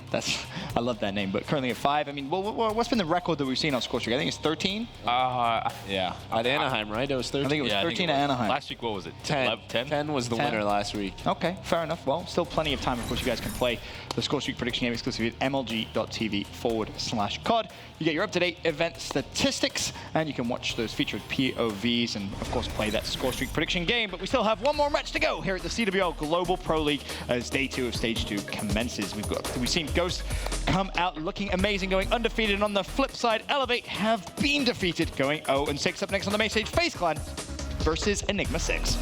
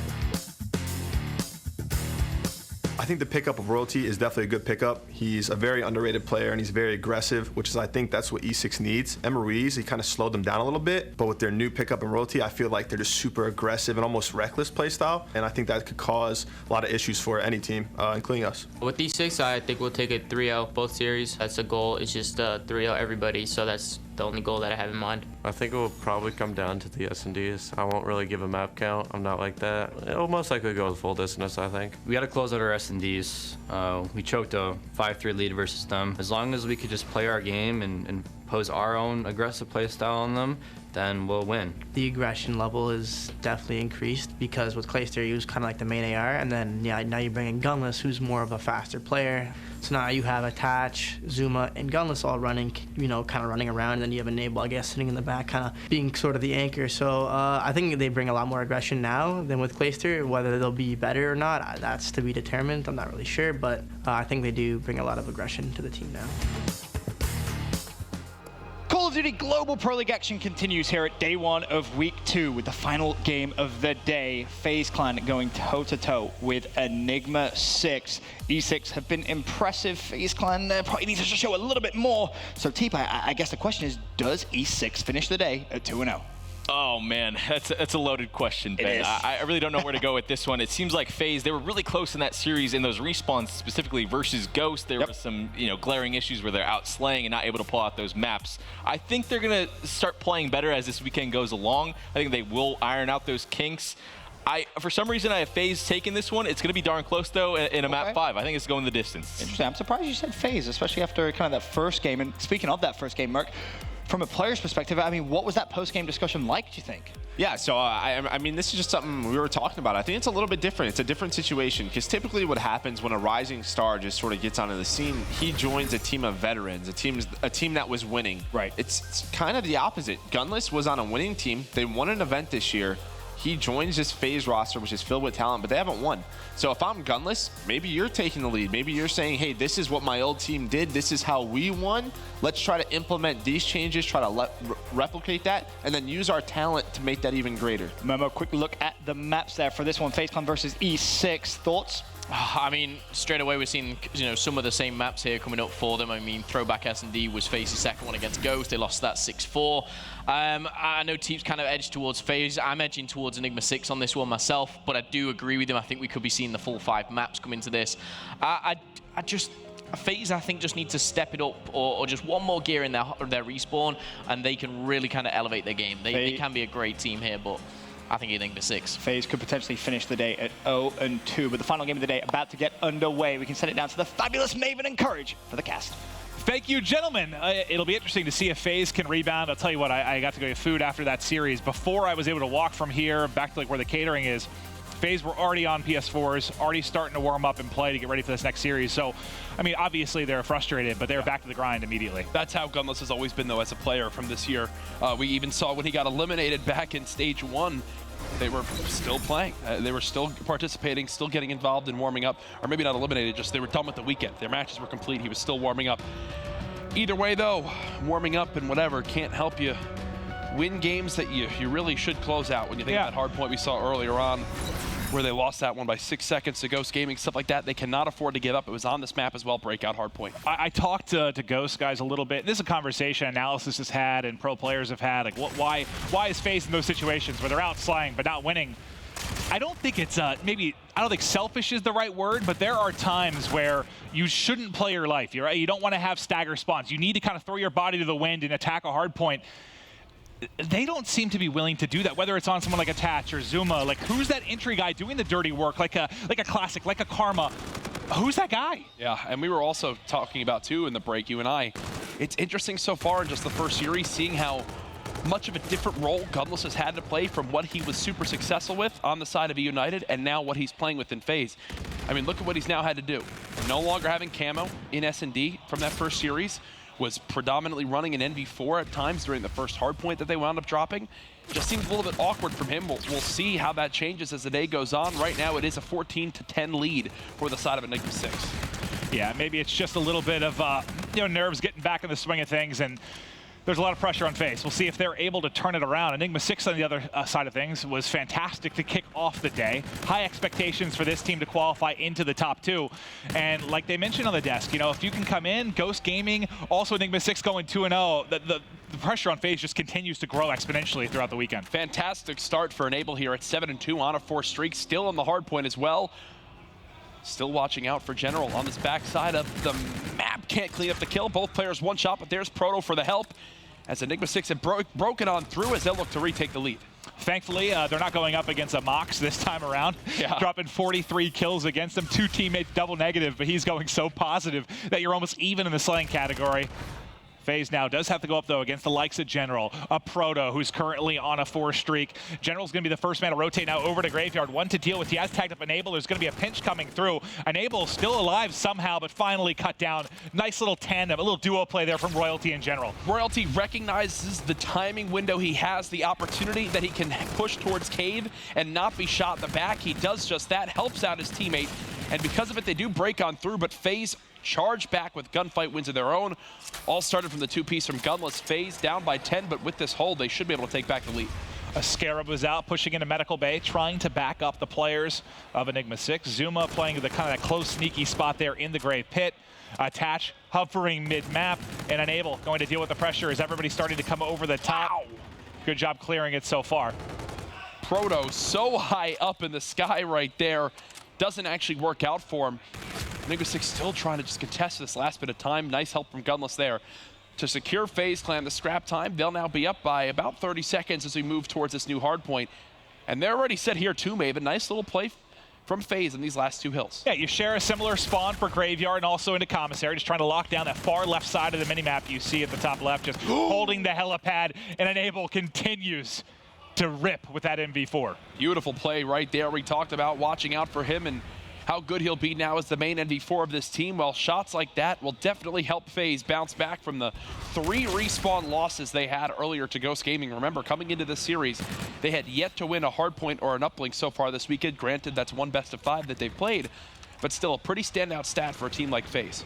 It certainly is. With the power, the slaying power, just talent on this team, you can't be letting that happen. But right now, they're well on their way to taking a game 1. Significant lead currently over Enigma 6 has hit the 50-plus point mark. They're continuing to tally up time here as Zuma finds 2 kills inside a commissary. I feel like that's an example of a kill right there, Maven, that Zuma wouldn't have been able to get prior to his surgery.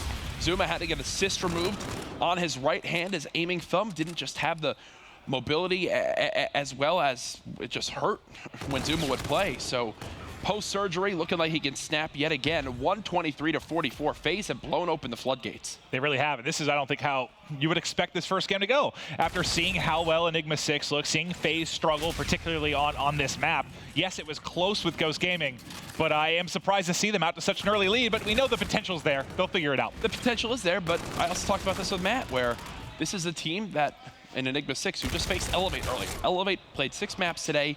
5 were complete and utter blowouts. How badly can you really judge this Enigma 6 team from that? That's true. FaZe, they face a tough Ghost Gaming, a team that looks cool, calm, and collected. Won 6 of their 7 maps today. FaZe, I think, have the better warm-up coming into this series. Oh, yeah. One team was basically playing Money 8s. Another team got a nice tune-up to get into this next series. Yep. The lead now over 100 for FaZe Clan. Wrapping around the back is going to be the tandem of Zuma and Gunless as they're trying to locate kills around cell block. You can see one player from Enigma 6 is wrapping around the outside wall run. There's now a 1v1 that should be happening momentarily here for Zuma. Able to win it. Now get to a safe corner here as the pressure continues to fly in from Enigma 6. Oh, almost picking up all 3. It's incredible watching Zuma, especially when inside the hard point, how much he just loves to keep himself not ADS, not aim down sights. He just waits, looks to try to snap onto somebody, instead just kind of holds those doors with the hip fire, ready to left trigger in when he needs to. Keep an eye on that as this map continues to go on. It's one of the things that separates him from other submachine gun players. Well, I think players learned that back from Advanced Warfare. When you had the dash, you couldn't L-trigger as much. You get caught by it, and in this game, I think the slide's pretty similar. In that sense, it's you're not fast enough to keep up with that quick slide if it goes across at close range. That's an example of a kill that Royalty has to start getting more often. Cuts down on Abel right there across the wall run. Proto, this could be a game-saving play for his team if he can wind up getting a couple kills here. There's one not cleaning up attach, though. Did he buy his teammate enough time to get towards the bulldozer?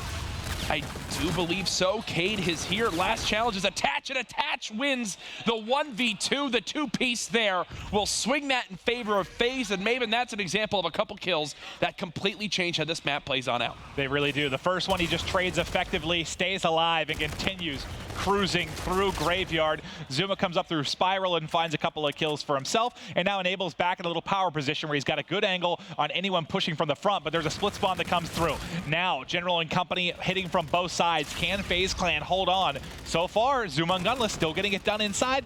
Royalty, last one here with a one-on-one gunfight, and Zuma goes big. Zuma now 21-15, still on the hard point as well, nearing 1 minute in the objective time. FaZe have gotten the clutch kills they need, Maven, on this hard point so far. They've gotten a full 60, but look at how close Enigma 6 have been to not only getting the first setup, to getting continuous breaks. Players just winning gunfights in the hill have made all the difference. And I think, talking to Enable on Hot Mic, how I guess hyped he is about Zuma. He thinks he's going to be back to form. He thinks he is. And I think we've seen flashes of that just already this weekend. I know FaZe has not looked great, but Zuma in particular seems to have something spicy again. I want to check something real quick. If we can pull up the big scoreboard in the middle of the screen, look at the amount of defense so far from both of these teams. A lot of gunfights going on inside the objective. We can go ahead and drop that now.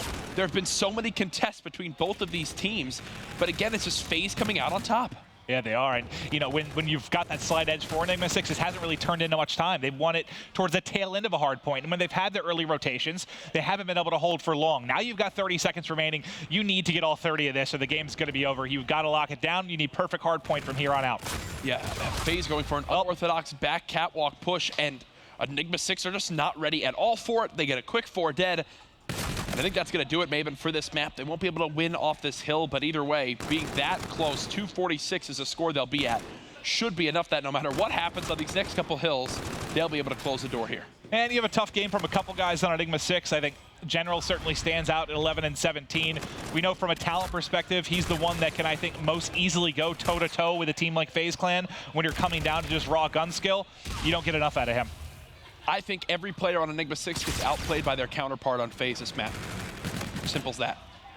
And this would be this would be a big rebound win. If FaZe comes in here, let's say they 3-0 Enigma 6. Do you forget about that Ghost series a little bit? And whether you're a fan, whether you're FaZe Clan, it's got to shake it off. Oh, definitely. All eyes were on that first series. People wanted to see the debut of Gunless. Arguably the second best player of Call of Duty Infinite Warfare. Didn't go as planned, but you know how much pressure was on that team in that first series. Well, they just need 6 more points here to take the game. They haven't been able to do it yet. It looks like we're probably going to see Cell block, but you do see Gunless getting set up for the next rotation. He's spawning his teammates in the back, so they'll be set up here for the push through for Enigma 6, and they're lining up a couple. One left in off the wall run. That's General as Attach closes him out. As soon as the hard point shifts over in a couple of seconds, that should be game 1 to FaZe Clan. Beautiful two-piece there from Gunless. The man looks so confident when he has a K-bar in hand. GG. FaZe win their first respawn as a team with Gunless involved. And I think the biggest difference is the hat now facing forward for Gunless. Series 1, it was facing backwards. People were saying he's got to go back to forward hat Gunless. Makes all the difference. One thing, at least the game mode they did win, and where Gunless was very good. 11 and 4 in the game 2 search and destroy. That's where you expect him to help the most. Now at least you're going into that with a 1-0 series advantage. You get up 2-0 in this, you're feeling incredible about FaZe in this particular series. But like you said, first respawn win under their belt, something to work off of. And that was a solid respawn win. That wasn't anything frantic. They did what they had to do. Everyone being involved, everyone having quite a good game. That's everything you could ask for if you're a FaZe Clan fan in order for them to bounce back from their first series earlier. And that's why there is so much expectation behind FaZe. Every player, the ability to make individual plays, and find those multi-kills. And you saw it, whether there was a two-piece from Attach, Zuma, to break a hard point, to hold a hard point. You saw everybody do it at one point. Yeah. That's a reason they've been a top 3 team throughout the world. They can do that typically relatively consistently. Not in the first series today, but you saw a bit of it there in game 1. I mean, think of that. That was almost a 100-point club coming into that final commissary hard point. And there were no real streaks for FaZe. It wasn't like payloads won in that game. It wasn't like streaks made all the difference. That was just straight up playing hardpoint better. But majority of that victory comes winning gunfights in the hill, especially at that graveyard hill. Go back and watch those to see exactly how they were able to get it done. Zuma led a lot of that charge. Gunless, the newcomer. They're looking at him here in the search and destroy up next. And on the other side, you see the boys of Enigma 6 looking to tie up this series at 1-1. They come into this series 1-0 after an easy victory to kick off the day. Proto, he was brilliant in the first series of the day. They need him in a big way, especially in search. We know how good he can be, specifically when talking about his ability to find first bloods on the map. They'll need that. Most certainly. As we get ready to load on through here, Royalty, what can you do to shut down some of the strong S&D play from the side of FaZe Clan? You think of Gunless, you think of Attach, aggression from Zuma as well, and then Enable with that NV4. He's no S&D slouch either, Maven. Where he got critiqued most was, again, his poor S&D play from one of the more recent events compared to what we're used to from Enable, which is like a 1 plus KD in Search and Destroy. Yeah, well, he had, overall, his stage 1 was horrible. And I know there were some excuses tossed around, some frustration certainly from him, but it was a very uncharacteristic result in the stats department from someone that is one of the more consistent guys. Yep. You expect him to turn it around in stage 2 for sure. There's a look at Proto on your screen. FaZe getting ready to go here. Interesting to see Gunless finally in a jersey. Fits him quite well. The long sleeve here in the arena. Remember, tickets still on sale if you want to watch some of your favorite teams here in Columbus, Ohio. MLG.tv / I believe events is your main landing page. Go get Champs tickets. Go get, this week's tickets. Go get next week's tickets. Go get the week after tickets. Go get the week after that tickets. There's so much Call of Duty to be played. My mind is still... can't really wrap my head around it. Champs, man. I am pumped. If you haven't bought tickets yet, do it. You can hang out with Jack and I. We'll take everybody out to dinner Sunday night. That's not true. I'm expensing it. And you're fired. Adam Apicelli, you watching? You are fired. There's going to be a $5,000 dinner Sunday night at Champs. On your old buddy Mave. This one's from old buddy Mave, as he brought out. To clarify on broadcast, there is no chance I'm doing that. Oh, not at all. I actually would laugh to see you try to submit that. Either way, General with first blood will open things up for E6. A very similar strategy to what we saw earlier from them on this exact map. Already a 4v2. Gunless was one bullet. He's now gotten his health back, trying to tag up, back up a couple players here. But in a 2 versus 4, him and Enable have to go clutch. You wish you had a Attach in this situation. He's had some of the more famous 1v4s, 1v3s. Now it's all going to be on Gunless. He's able to find 1 kill. They throw a second body at him. It's Proto that closes it out. And the first round goes the way of E6. Immediately, Enigma 6, they go ahead. They challenge right towards that back market area. And with those triple NV4s, force the player out of power positions because they just have guns already pre-aiming those spots. They tag them up, and because of that extra added protection, they can just flood right upfield and go for a quick plant. FaZe will be on offense this time. Can we go to Proto just to kick things off? Because Proto, I just know, he is so good at getting first bloods, and he may be finding one here. He pushes up, misses the shots. He probably should have had one, but he will end up picked off. 2 kills go to FaZe Clan, 3v2 advantage. General trying to put it back in their favor, tags one up, but not able to finish it. Royalty, the last man had a chance. Look at how little health Gunless just had. Cleans him on up, doesn't get much closer than that. We'll see it again. Hectic plays as all 8 players storm towards middle. 2 bullets are the difference as Gunless secures that round win for FaZe. I think the second FaZe player, too, was half health or below. Yeah, no, both players were basically one shot. So definitely coming out of the wire there in round 2. But here we are tied up at 1-1, starting off with Royalty this time. Some nades out over the top to back up FaZe. Doesn't connect, but General's NV4 does. General flies high above the underpass wall, hits those shots, and then Enable beams just as hard with the NV4 right there onto the player on sidewalk. General gets a call out or some nice timing there as he wraps back to the bottom ticket stairwell to put a second kill in his name. General currently working on the ace in this round. Enable and Zuma left for FaZe. And look at the long rotation General's going on. FaZe are not going to expect this at all. He's down to a 2-on-2. They know no one's on this bomb yet. General will spot one. 3rd kill this round now onto Enable. It's Zuma all by himself. And there's no time left. Ace for General. Big 4 kills in that one for General to put the round in their favor. Zuma, you get that first kill really quick. You would have had to just note exactly where General was, snap on him there, and maybe you can outgun him. But fantastic round from General. I mean, that's from the get-go, right? He gets that opening first blood and just carries it on from there. And there's really no reason to ever expect General to be on that side outside of the first gunfight win he had against Enable. Really easy from then on out. General and Royalty, a combined 10-3 start from them. 10-4 start from them, sorry, on this map. Well, Proto's going to go ahead and back it up. Enable, your NV4 player. Set up at the bus. General now trying to, Gunless getting it planted and able to back up with his life. Scarab gets taken out as well. You've got 2 close. Zuma, a little bit of a bait and switch action. He's weak to finish. Just barely gets the headshot there after getting tagged up. Another first blood for FaZe. Can they turn this one into a round victory? Royalty still trying to be the one to swing the tide in his team's favor, but it's just not going to happen. How is he still alive? There's no time left. FaZe will take that one 2-2. Great communication, Maven, from FaZe to just say, we have to kill this guy off the site. It is as simple as that. Zuma hears he's weak and hits some beautiful shots at that E-Rad up close to pick him off that cover where only his head could be seen. Shot of Royalty right now, not able to get much done there in that 1v3 scenario at the end of the round, but he's having a hell of a game. 6-4 over to General, who's 5-2. Cade and Proto not too involved in the slaying action so far in this search, but the big thing is General's your camo player, and look how close he is already in round 5. Just trying to spot whatever he can towards Lemon. FaZe give up a free plant. And Enigma 6 have all the time in the world to rotate to where they want to be. You see that number 3 on the minimap. That's going to be General, who's going to start to flank around. The question is, does the timing work out where he's able to catch some FaZe members off guard? First blood does go to Enable. There's General just a bullet away from finding a kill. Gives away his position, and it's for nothing. FaZe have spotted the other 2 as well. They know where these last guys are. No one's still on the bomb. Proto just trying to dance around. Not going to happen. FaZe, they go for a slow retake play around the Scarab, weakening Cade for that first blood. In full control there. Very even stat lines from both sides right now. Zuma really the one making the difference for the side of FaZe. And Zuma had a fantastic game 1 as well. Continuing that momentum here in our best of 5. If you're just joining us, welcome. It's our final series of day one. If you're not familiar with how it plays out, it's double round robin. The 4 teams playing each other twice. At the end of it, comes down to record. Who's going to be top 2 and compete in the stage 2 playoffs, which is God. I mean, it's these 4 weeks of competition, playoffs right after that. What, a half a week to a week break, and then $1.5 million for champs.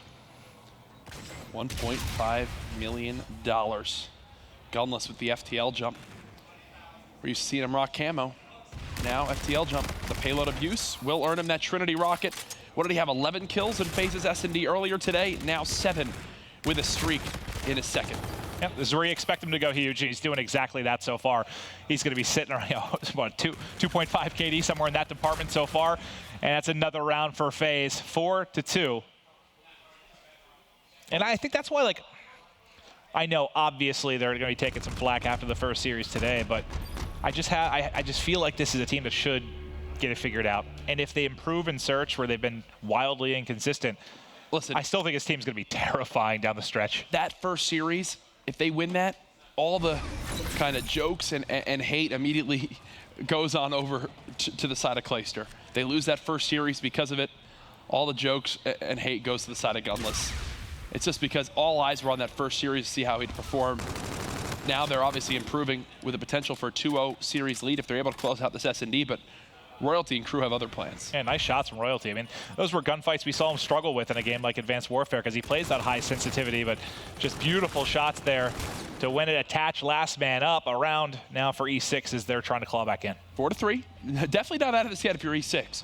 You've also stopped Gunless from earning his bombardment, but he does still have Trinity Rocket, and he's already used FTL jump for 1. So some tools not there for FaZe, even though they had a lot of potential for him. As we'll now move into round number 8, FaZe up by 1. This is, what, 2 search and destroys for Gunless. He's gotten streaks in both. That's a pretty good start. That's 100%. Yes, it is. Average. Math.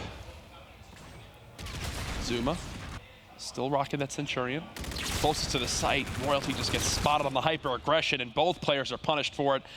That is not going to work for Enigma 6, as they're down to a 2v4. Nice kill by Cade, though, to try to bring it back in their favor. He's going to be by his lonesome now. He does get the clutch kill with the grenade, but he will get dropped. And now FaZe 1 round away from a 2-0 advantage in our final match of the night. I swear, when I saw Gunless earlier today, he had no facial hair. And now in 4 hours, he's almost grown a beard and a mustache. So call your 5 p.m. shadow? I don't know how guys that... make that up? Something shadow? Did we get shots of Gunless from earlier today to now? I think him putting the hat forward just made his facial hair grow 5 times as fast. The cold. All right, on board with General. He does have camo to go with here. You got to expend it to get around victory. Obviously, none to give at this point for FaZe. Just trying to get eyes over the B site. And look, they're going back to the strategy that has worked for them so far this weekend. Play more B heavy with triple MV4s. Force players out of the positions they want to be in. They've gotten control for now, but it is going to be Trinity rockets coming through. You don't even need the rockets. Everybody's dropped. By the time we get out of this, everybody's going to be dead. Cade's still here. Has to clutch a 1 versus 3 to move this game to along. Some nice shots to finish one and gets away with his life. 45 seconds on the clock.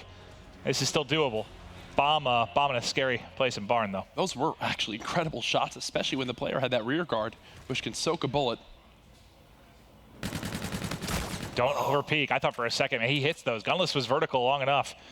He could have cleaned him up. He'll re-challenge again. FaZe, remember, if they win this map, they'll be up 2-0. Gunless is ready for it, 6-3. Forward hat, Gunless is now 2-0 in maps, as FaZe are on the verge of a 3-0 sweep of E6. We'll see it from his perspective. He was 1 bullet, but he gets the final one in. Nice shots there to get the final kill. Like you said, 2-0 advantage. Wow. And maybe you haven't won the series yet, but at least if there was any kind of, I don't know if panic's the right word, but just kind of feeling the pressure, maybe a little stressed after that first series loss, I think just getting the 2-0 lead kind of pushes that away a little bit. I'm sure they saw some of the craziness that went on social media.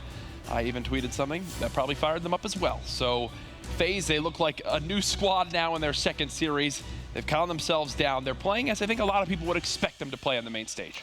Well, FaZe looking in the day 1-1. Maybe they get it done with a 3-0 sweep here. It's Uplink up next. We'll see you in a couple minutes.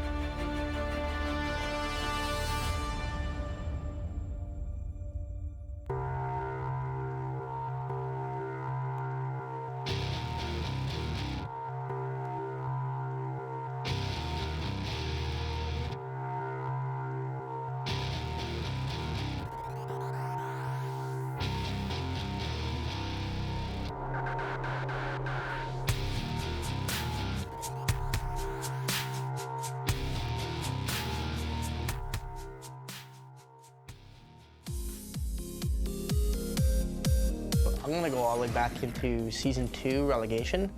It's back when we had Swanee on Epsilon, and I was kind of brought in as like a new player who didn't know anything. Like I was kind of like, who's royalty? But I was friends with Remy. Remy trusted me. So then we went on to get 4th at UMG Dallas. We beat Optic that event as well. Then we went to Season 3 playoffs, was our next notable big event, and we ended up getting 3rd there. We lost to Optic in the winners bracket finals. And then after that event, it was kind of like a downhill spiral for me. I got dropped from Epsilon. I wasn't really given a reason why. And then leading into Black Ops 3 now, I kind of got picked up on 100 King Poppy, which later became 100 Thieves. Didn't have a lot of success there. Then after that, I joined with Allegiance. It was me, Mochila, Exotic, and Remy. And then basically we got top 16 at Champs. We made a roster change, picked up Sinful, got 4th at Vegas. Then like what happened in Black Ops 3, kind of just went downhill. We didn't do too well later in the year. And then I was performing pretty well, so I guess E6 kind of just saw that, and I was lucky enough to get this opportunity. ALG was a really good team. I enjoyed playing with them a lot. I know Remy's a really good player, but it just came down to like people just weren't performing at the events. We just got everyone on the same page. We could have been in the pro league even right now. The whole ALG team was a bunch of like my best friends. I was kind of like the outsider, I guess, going into E6. It was kind of awkward because I was teaming with friends for so long. They ended up being really cool, so I mean, it ended up working really well. So I enjoyed being here, and I'm excited for the future with them.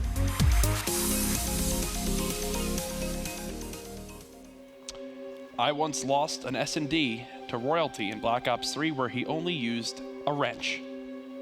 That's a real story? He had 14 kills. It was against myself, Proofy, I believe Clayster, and Attach. I'm not kidding. That's embarrassing. Welcome back to the coverage of the CWL Global Pro League Stage 2 presented by PS4. I'm a professional Call of Duty caster.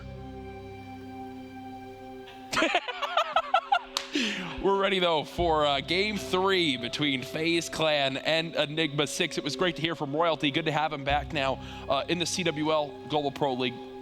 The guy's an explosive player, but you heard he's had his ups and downs. The one thing that has remained consistent is typically on every team he's been involved in, I would say he's kind of the standout star player throughout all of those lineups, throughout his time on 100 Thieves. He's always been a flashy player, and I think that resonates with fans, casters. Yeah. Like, he's always been that guy. He plays really fast. He's enjoyable to watch. He's fun. And I think what stood out the most, though, from that interview, I like his attitude. Just like the way he views it. He's like, I got lucky. I'm fortunate. This is an opportunity to be on Enigma 6. Yep. You know, maybe even views like, hey, they took a gamble on me. I haven't had the best year, but I'm here, and I'm going to make the most of it. I like the luck. Well, here we go. FaZe, a little bit different this time around, as they're the ones up 2-0 in the series. Gunless quickly catches Royalty off guard. That's already 3 kills for FaZe, and Maven, they have a great opportunity to go for an early score because Gunless has already blocked the spawns off this back portal. This is a dunk. FaZe will get a 2-point lead just 25 seconds in. Yeah, and this is a map where FaZe, they usually, when I have casted them, they always outslay their opponent, just whether or not they turn it into points. And Zuma, I know he's sitting at 0-0 right now, but I've casted many a game where he's dropping 30 to 40 kills. I expect him to have a solid one. And this is really just a great opening for FaZe Clan. 2-0 lead early. All right, welcome. Proto, apparently, Gunless has camo already earned or something along those lines as he just gets back smacked. They'll just move forward this drone again. An easy 1 opportunity unless there's an interception from Cade. It will happen. That was actually, I believe, or did it fall short? I can't tell. I believe it got picked off as you were coming through. I think it just mixed in with the color of the portal. It was kind of tough to see, but they do make the defensive play. General now 5-2 are going to have drone in hand, but his top ticket, it's Enable getting 2. Enable getting all 3 from that power position, and you know that's the reason he wants to be the MV4 on this team. We know how accurate he can be and what a game changer he can be. That was fantastic. I don't know, man. I don't see how you ever put any weapon in Gunless's hand other than a K-bar. A K-bar or a submachine gun. He just looks so much more confident. Whew, look at what he's able to do with this weapon. We missed the first half of the 2-piece. There was the second part of it. There's a third now on the General. Still staying alive inside this front statue area. He's kind of the lead blocker right now for this FaZe team. Finally, Cade does shut him down. Hey, he's halfway to camo already, which is the big piece of this, right? He has a dunk to go with it. Very good start here from Gunless. Attach, patrolling lobby, just making sure there's no opportunity for any kind of offensive pressure from Enigma 6, as they're getting steamrolled right now. I mean, I know it's only 2-0, but okay, this is their first opportunity. This might be a dunk. No, they're coming off a spawn. They should be able to cut this off. This will likely be an interception. There goes the toss. Oh, nope, doesn't get there in time. So the one-pointer does go through from Enigma 6, and that's why you can't hesitate, right? You just have to go. They hesitate a split second there. That's probably a stop, right? Yeah, an interception, I think, is definitely the way it would have gone. Either way, Enigma 6, finally they catch their breath and they put on a point on the board because of it. As Proto still trying to do what he can inside lobby against 2 aggressive SMGs from FaZe. Enable with that NV4. I'm actually surprised we see him move like that. This General wipes everybody off the map. Yeah, it's a back and forth battle kind of between Enable and General as far as who gets the sort of opening kills from the opposite sides of Statue to kind of allow their team to get forward. You got a good chance here, 4 more points. Drone suddenly in Proto's hand. A little bit of a shake and a bake, and another toss is on through. 2 minutes left, tied up 2-2. Beautiful stuff from Attached to at least force not only the one, but clear everyone out of his spawn. So it will be 2-2. Both teams have now showed some life, slaying quite even to this point. As the drone has been picked up from FaZe. They're moving towards this construction area. Attached, an unorthodox one. And he actually hits it. I'm surprised more players don't use that. Yeah, usually you see it from the opposite angle, right, of construction. Nice job, good arc on it, and just barely goes through. But it does put FaZe back into the lead. With 90 seconds left on the clock, it's now Enigma 6's turn. Going to be a deep toss here. High up over ticket, and it is good. So some nice one-point tosses from either side. Both teams showing that they've practiced the one-point plays in uplink, as you'd expect. Royalty with this ERAD keeping the pressure on FaZe inside lobby, but as I say that, it's Gumless who swings the tide. The man's now 13-8. He's on a 5 streak as well. And he has the drone in his hand. He's going to be getting closer and closer to that all-important camo. Well over halfway there at this point. They can't get the toss away, though. Proto and Royalty get it done on defense. The reset doesn't matter, thankfully, as they clear everybody out. Good defensive hold from Enigma 6. I'm surprised Gumless didn't go for a throw there. Maybe he wasn't expecting Proto. I'm not entirely sure. Didn't get to see the minimap. Beautiful beatdown from Proto. That will give them a dunk. Enigma 6 now with their first lead of the game. And a chance for a spawn trap if they can win some fights here mid-street. Able to pick up one. Proto now the last man, so there'll be no trap for now. Drone has been tossed out to the bottom side of the map here. Enable getting set up at Statue, trying to look for an angle for any spawners coming through, but they've all wrapped towards the drone side, so he'll have to get over to help out his teammates. Zuma picking up one. Gunless there to trade out another kill. Drone now in the hands of Attach. Will he have enough time to go for a throw? I don't think so. Nope. So that'll end the half at 5-3 Enigma 6, baby. But I do want to say, currently FaZe outslaying the side of Enigma 6, but they're down by 2. We talked about the stats. FaZe are the only team in Hardpoint to outslay their opponent and still lose the map. So, all right, seems to be a recurring theme so far today at times. It's true. I wouldn't be shocked again to see Zuma turn it around this second side. He only had 7 kills. Uncharacteristic from him in this map and mode. I certainly did. Said you expected, what, 30 from him? Yeah, I've casted it so many times where he just consistently goes off on this map. Well, we know Enigma 6, they've always been a strong uplink team, especially back in stage 1. Improving here. So they're now up 5-3. Remember our key player matchup for the first series of the day, and Proto had so many more scores than the player he's going up against. Look at these, all 5 points right now for Enigma 6. Doing it with the objective in hand, but now FaZe looking to strike first again in the second half. This is going to be a tie game, and now they've got a good trap here, yeah. Yes, Enables with this NV4 needs to be ready to kill Cade there off respawn. He turned way too late. Turned way, way, way too late. Because of it, they at least have one player back inside lobby. They bought themselves some time to regain control of their base. And that almost gets Attach killed as well, because he's flying over frantically to help out. Look at the spawn they just got. They wind up spawning at top Statue. FaZe not ready for this at all. Cade might be able to go for a 1. He will. E6 back in the lead.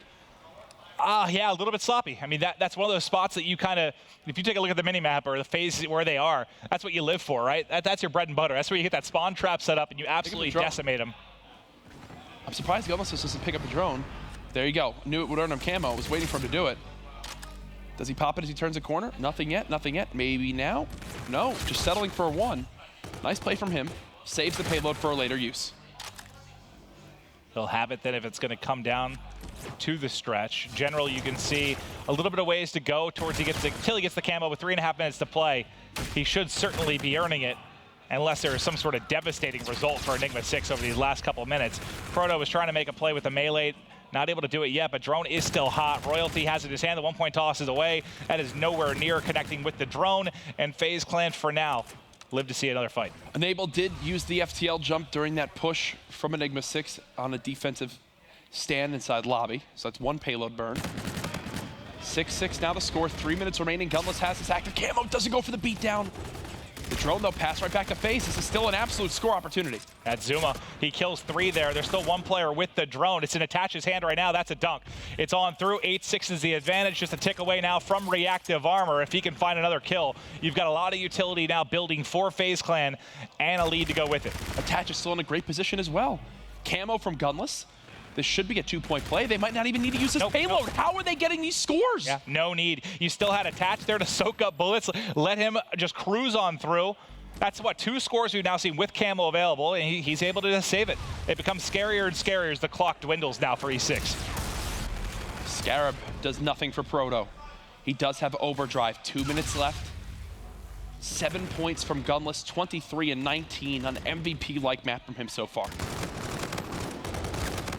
They picked him up for, but now Proto trying to make plays. 2 kills to his name, a 3rd in front, just snapping right now. Caught reloading.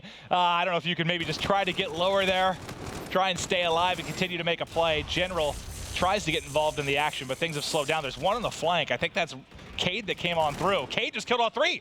That is what FaZe were doing to get points in the first side up against E6. When you think of what Gunless did to get that first dunk, Proto now with overdrive, the Scarab gets called in. That's not what you want to have when overdrive's flying at you. Thankfully for FaZe, they're at least able to stop them from dunking, as we've got ourselves a 2-possession game with 90 seconds left. Here we go.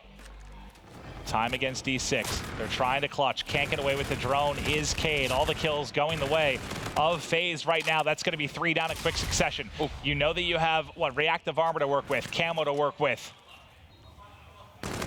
Sorry, Reactive already got used by Attach, so you're just going to have Overdrive and Camo actually for FaZe Clan. Still works if you're That's what you want, yeah. Absolutely fine with that. With a minute left, they're burning so much time off the clock here at Cherry Blossom as well. You know how long we've seen teams stall out here, intentionally or unintentionally. Just very back and forth. Drone does get forward. Now Camo got popped by Gunless to try and make a play, and he's going to have, oh God, I thought he had a dunk, but he gets tagged up from behind. It's Royalty that clutches up. Royalty shuts down Zuma as well, and now with 45 seconds remaining, you're trying to answer back. You've got a Camo to work with. General, Camo now earned. 35 seconds left. Every kill matters at this point. Scarab does tag him up.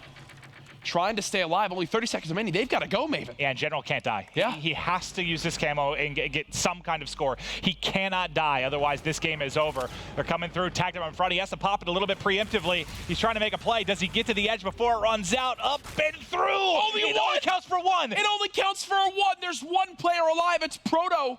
10 seconds left, no overdrive to use. There's a player here from FaZe. The drone has been dropped. Can Cade get there in time? It's not going to happen. FaZe wind up winning the game as the drone falls into the portal instead of it being a dunk. Wow. And that, I'll tell you what, man, that FaZe 3-0. Huge. Just, I feel like eliminates some pressure, shuts up fans, shows they're right back in the mix of things. Because yes, Ghost has been impressive. You know, they are the 2-0 team from day one. But Enigma 6 is very, very good. A 3-0 there is just amazing for FaZe Clan. Wow. Down to the wire goes the uplink. Either way, FaZe take it in a sweep. They bounce back after their first series where they didn't win a respawn to win both in this one. They're still undefeated in Search and Destroy as well. I didn't think there was any chance FaZe was 3-0ing after how the first series went. But like you said, it was tough to tell. We only saw E6 play against Elevate, which isn't a lot to go off of. Elevate, where they're going to be struggling to win maps, it looks like, this weekend. Yep. But still, I mean, this is a team that has, you know, top 6 potential on them pretty much every event. If you're talking Enigma 6, they've been contenders in North America throughout the course of the year.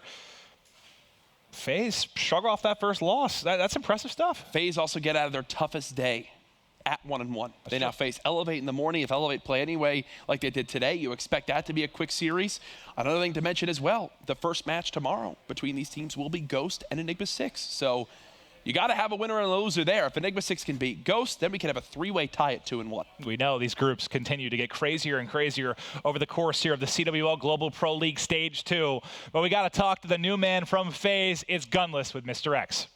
Thanks, Maeve. And Gunless, first thing I got to ask you, obviously didn't play at Anaheim, haven't seen you in a very long time. How good did it feel to get back on the stage playing today? It's an amazing feeling. I missed it a lot, missing it on Anaheim. It sucked that everything went down the fall of that. But I'm hyped to be playing with these guys again and getting back into the grind. Yeah, and then you guys lose the first game of the day, Ghost Gaming, where there are a lot of nerves into that. What went wrong in that series? Honestly, I think everybody's mindset wasn't really there going into Ghost Gaming. Don't get me wrong, they're an amazing team. They played great. They deserve the win, but I feel like the next rematch will obviously go to last map. I'll make sure of that. Yeah, and then tomorrow you guys have Elevate to kick things off. They're 0-2. You guys sitting at 1-1. Now, looking at that match, is there something important going into that match you're going to put some more emphasis on? Honestly, I've been told that they're a really good uplink team. I'll make sure to look at them from that point. Maybe S&D. Our S&D isn't completely there, even though we've won all our S&D so far. I think we can improve on that, but I feel like if we take the first hard point, which is kind of like our weakest game mode at the moment, regardless of the map, we should be fine. Maybe be able to close out the map 3-2. And then why has hardpoint been the weakest game mode, like you're saying, so far for you guys? Honestly, just a brand new team. Nobody really knows what to do. Like exactly like with my old team, of course, we had a lot of practice. Everyone knew what needed to be done, what their role was. But with this team going in, it's kind of an amazing feeling because they get to play around me and I get to do what I want. So it takes a lot of pressure off of me.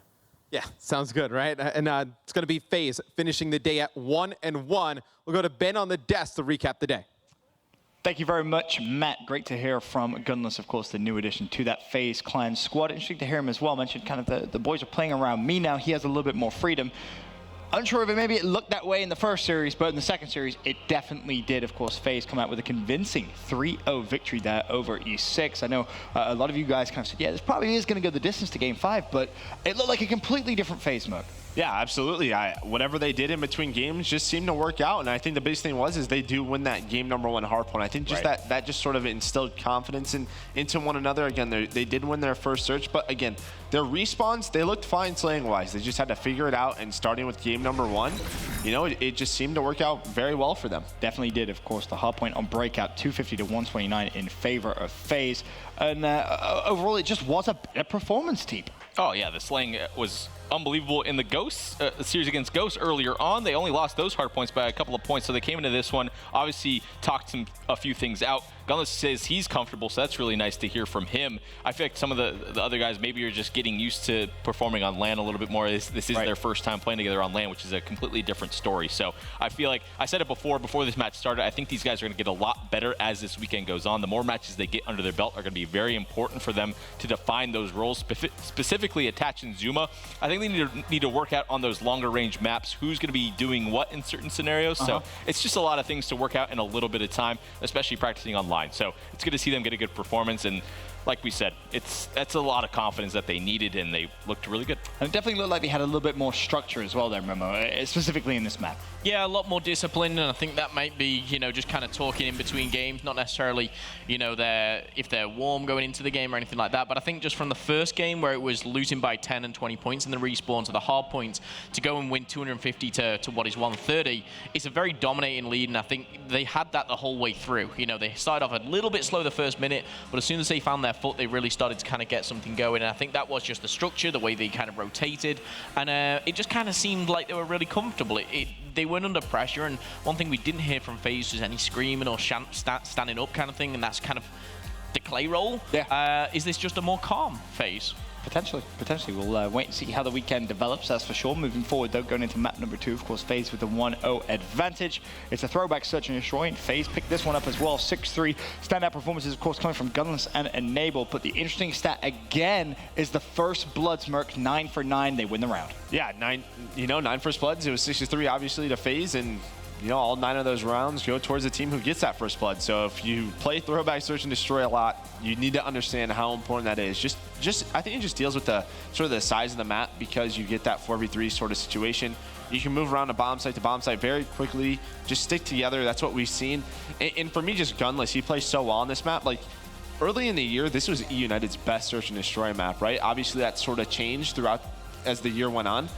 But Gunless, when he's able to run around with an E-Ride, and then he has players like Zuma and Attach to follow him up, it's going to be so hard to control him in map versus these guys. And we kind of mentioned that to start the day as well, TV, was kind of filling the boots, filling Clay's role. We say Clay, one of the more consistent players on the circuit, and that was exactly Gunless in the Search and Destroys today. Oh, definitely. The one thing we do have to note, though, is Clay wasn't really having the best KDs that we're used to seeing from him, so this roster change was really made to get a more consistent Slayer overall, and I feel like Gunless is probably one of the best Search and Destroy players. I feel like if they can figure it out on Respawn, I never really worried about their Search and Destroy, especially with Gunless coming on. He has that camo, he's earning streaks almost every single time, so playing extremely well. They look very, very comfortable. It seems like the communication's calm, collected. Search and Destroy, especially on Throwback. We've seen 2 Throwbacks, so I guess we need to see some of the other maps first before we make that claim, but they look solid. 2 for 2 on Throwback, Search and Destroy, so they can walk away with their heads held high on that's for sure in terms of statistics. Like you said, we need to see a couple more maps come through and really kind of evaluate where they're at in terms of Search and Destroy. But moving forward, of course, the Precinct uplink was game 3, and FaZe took that one as well.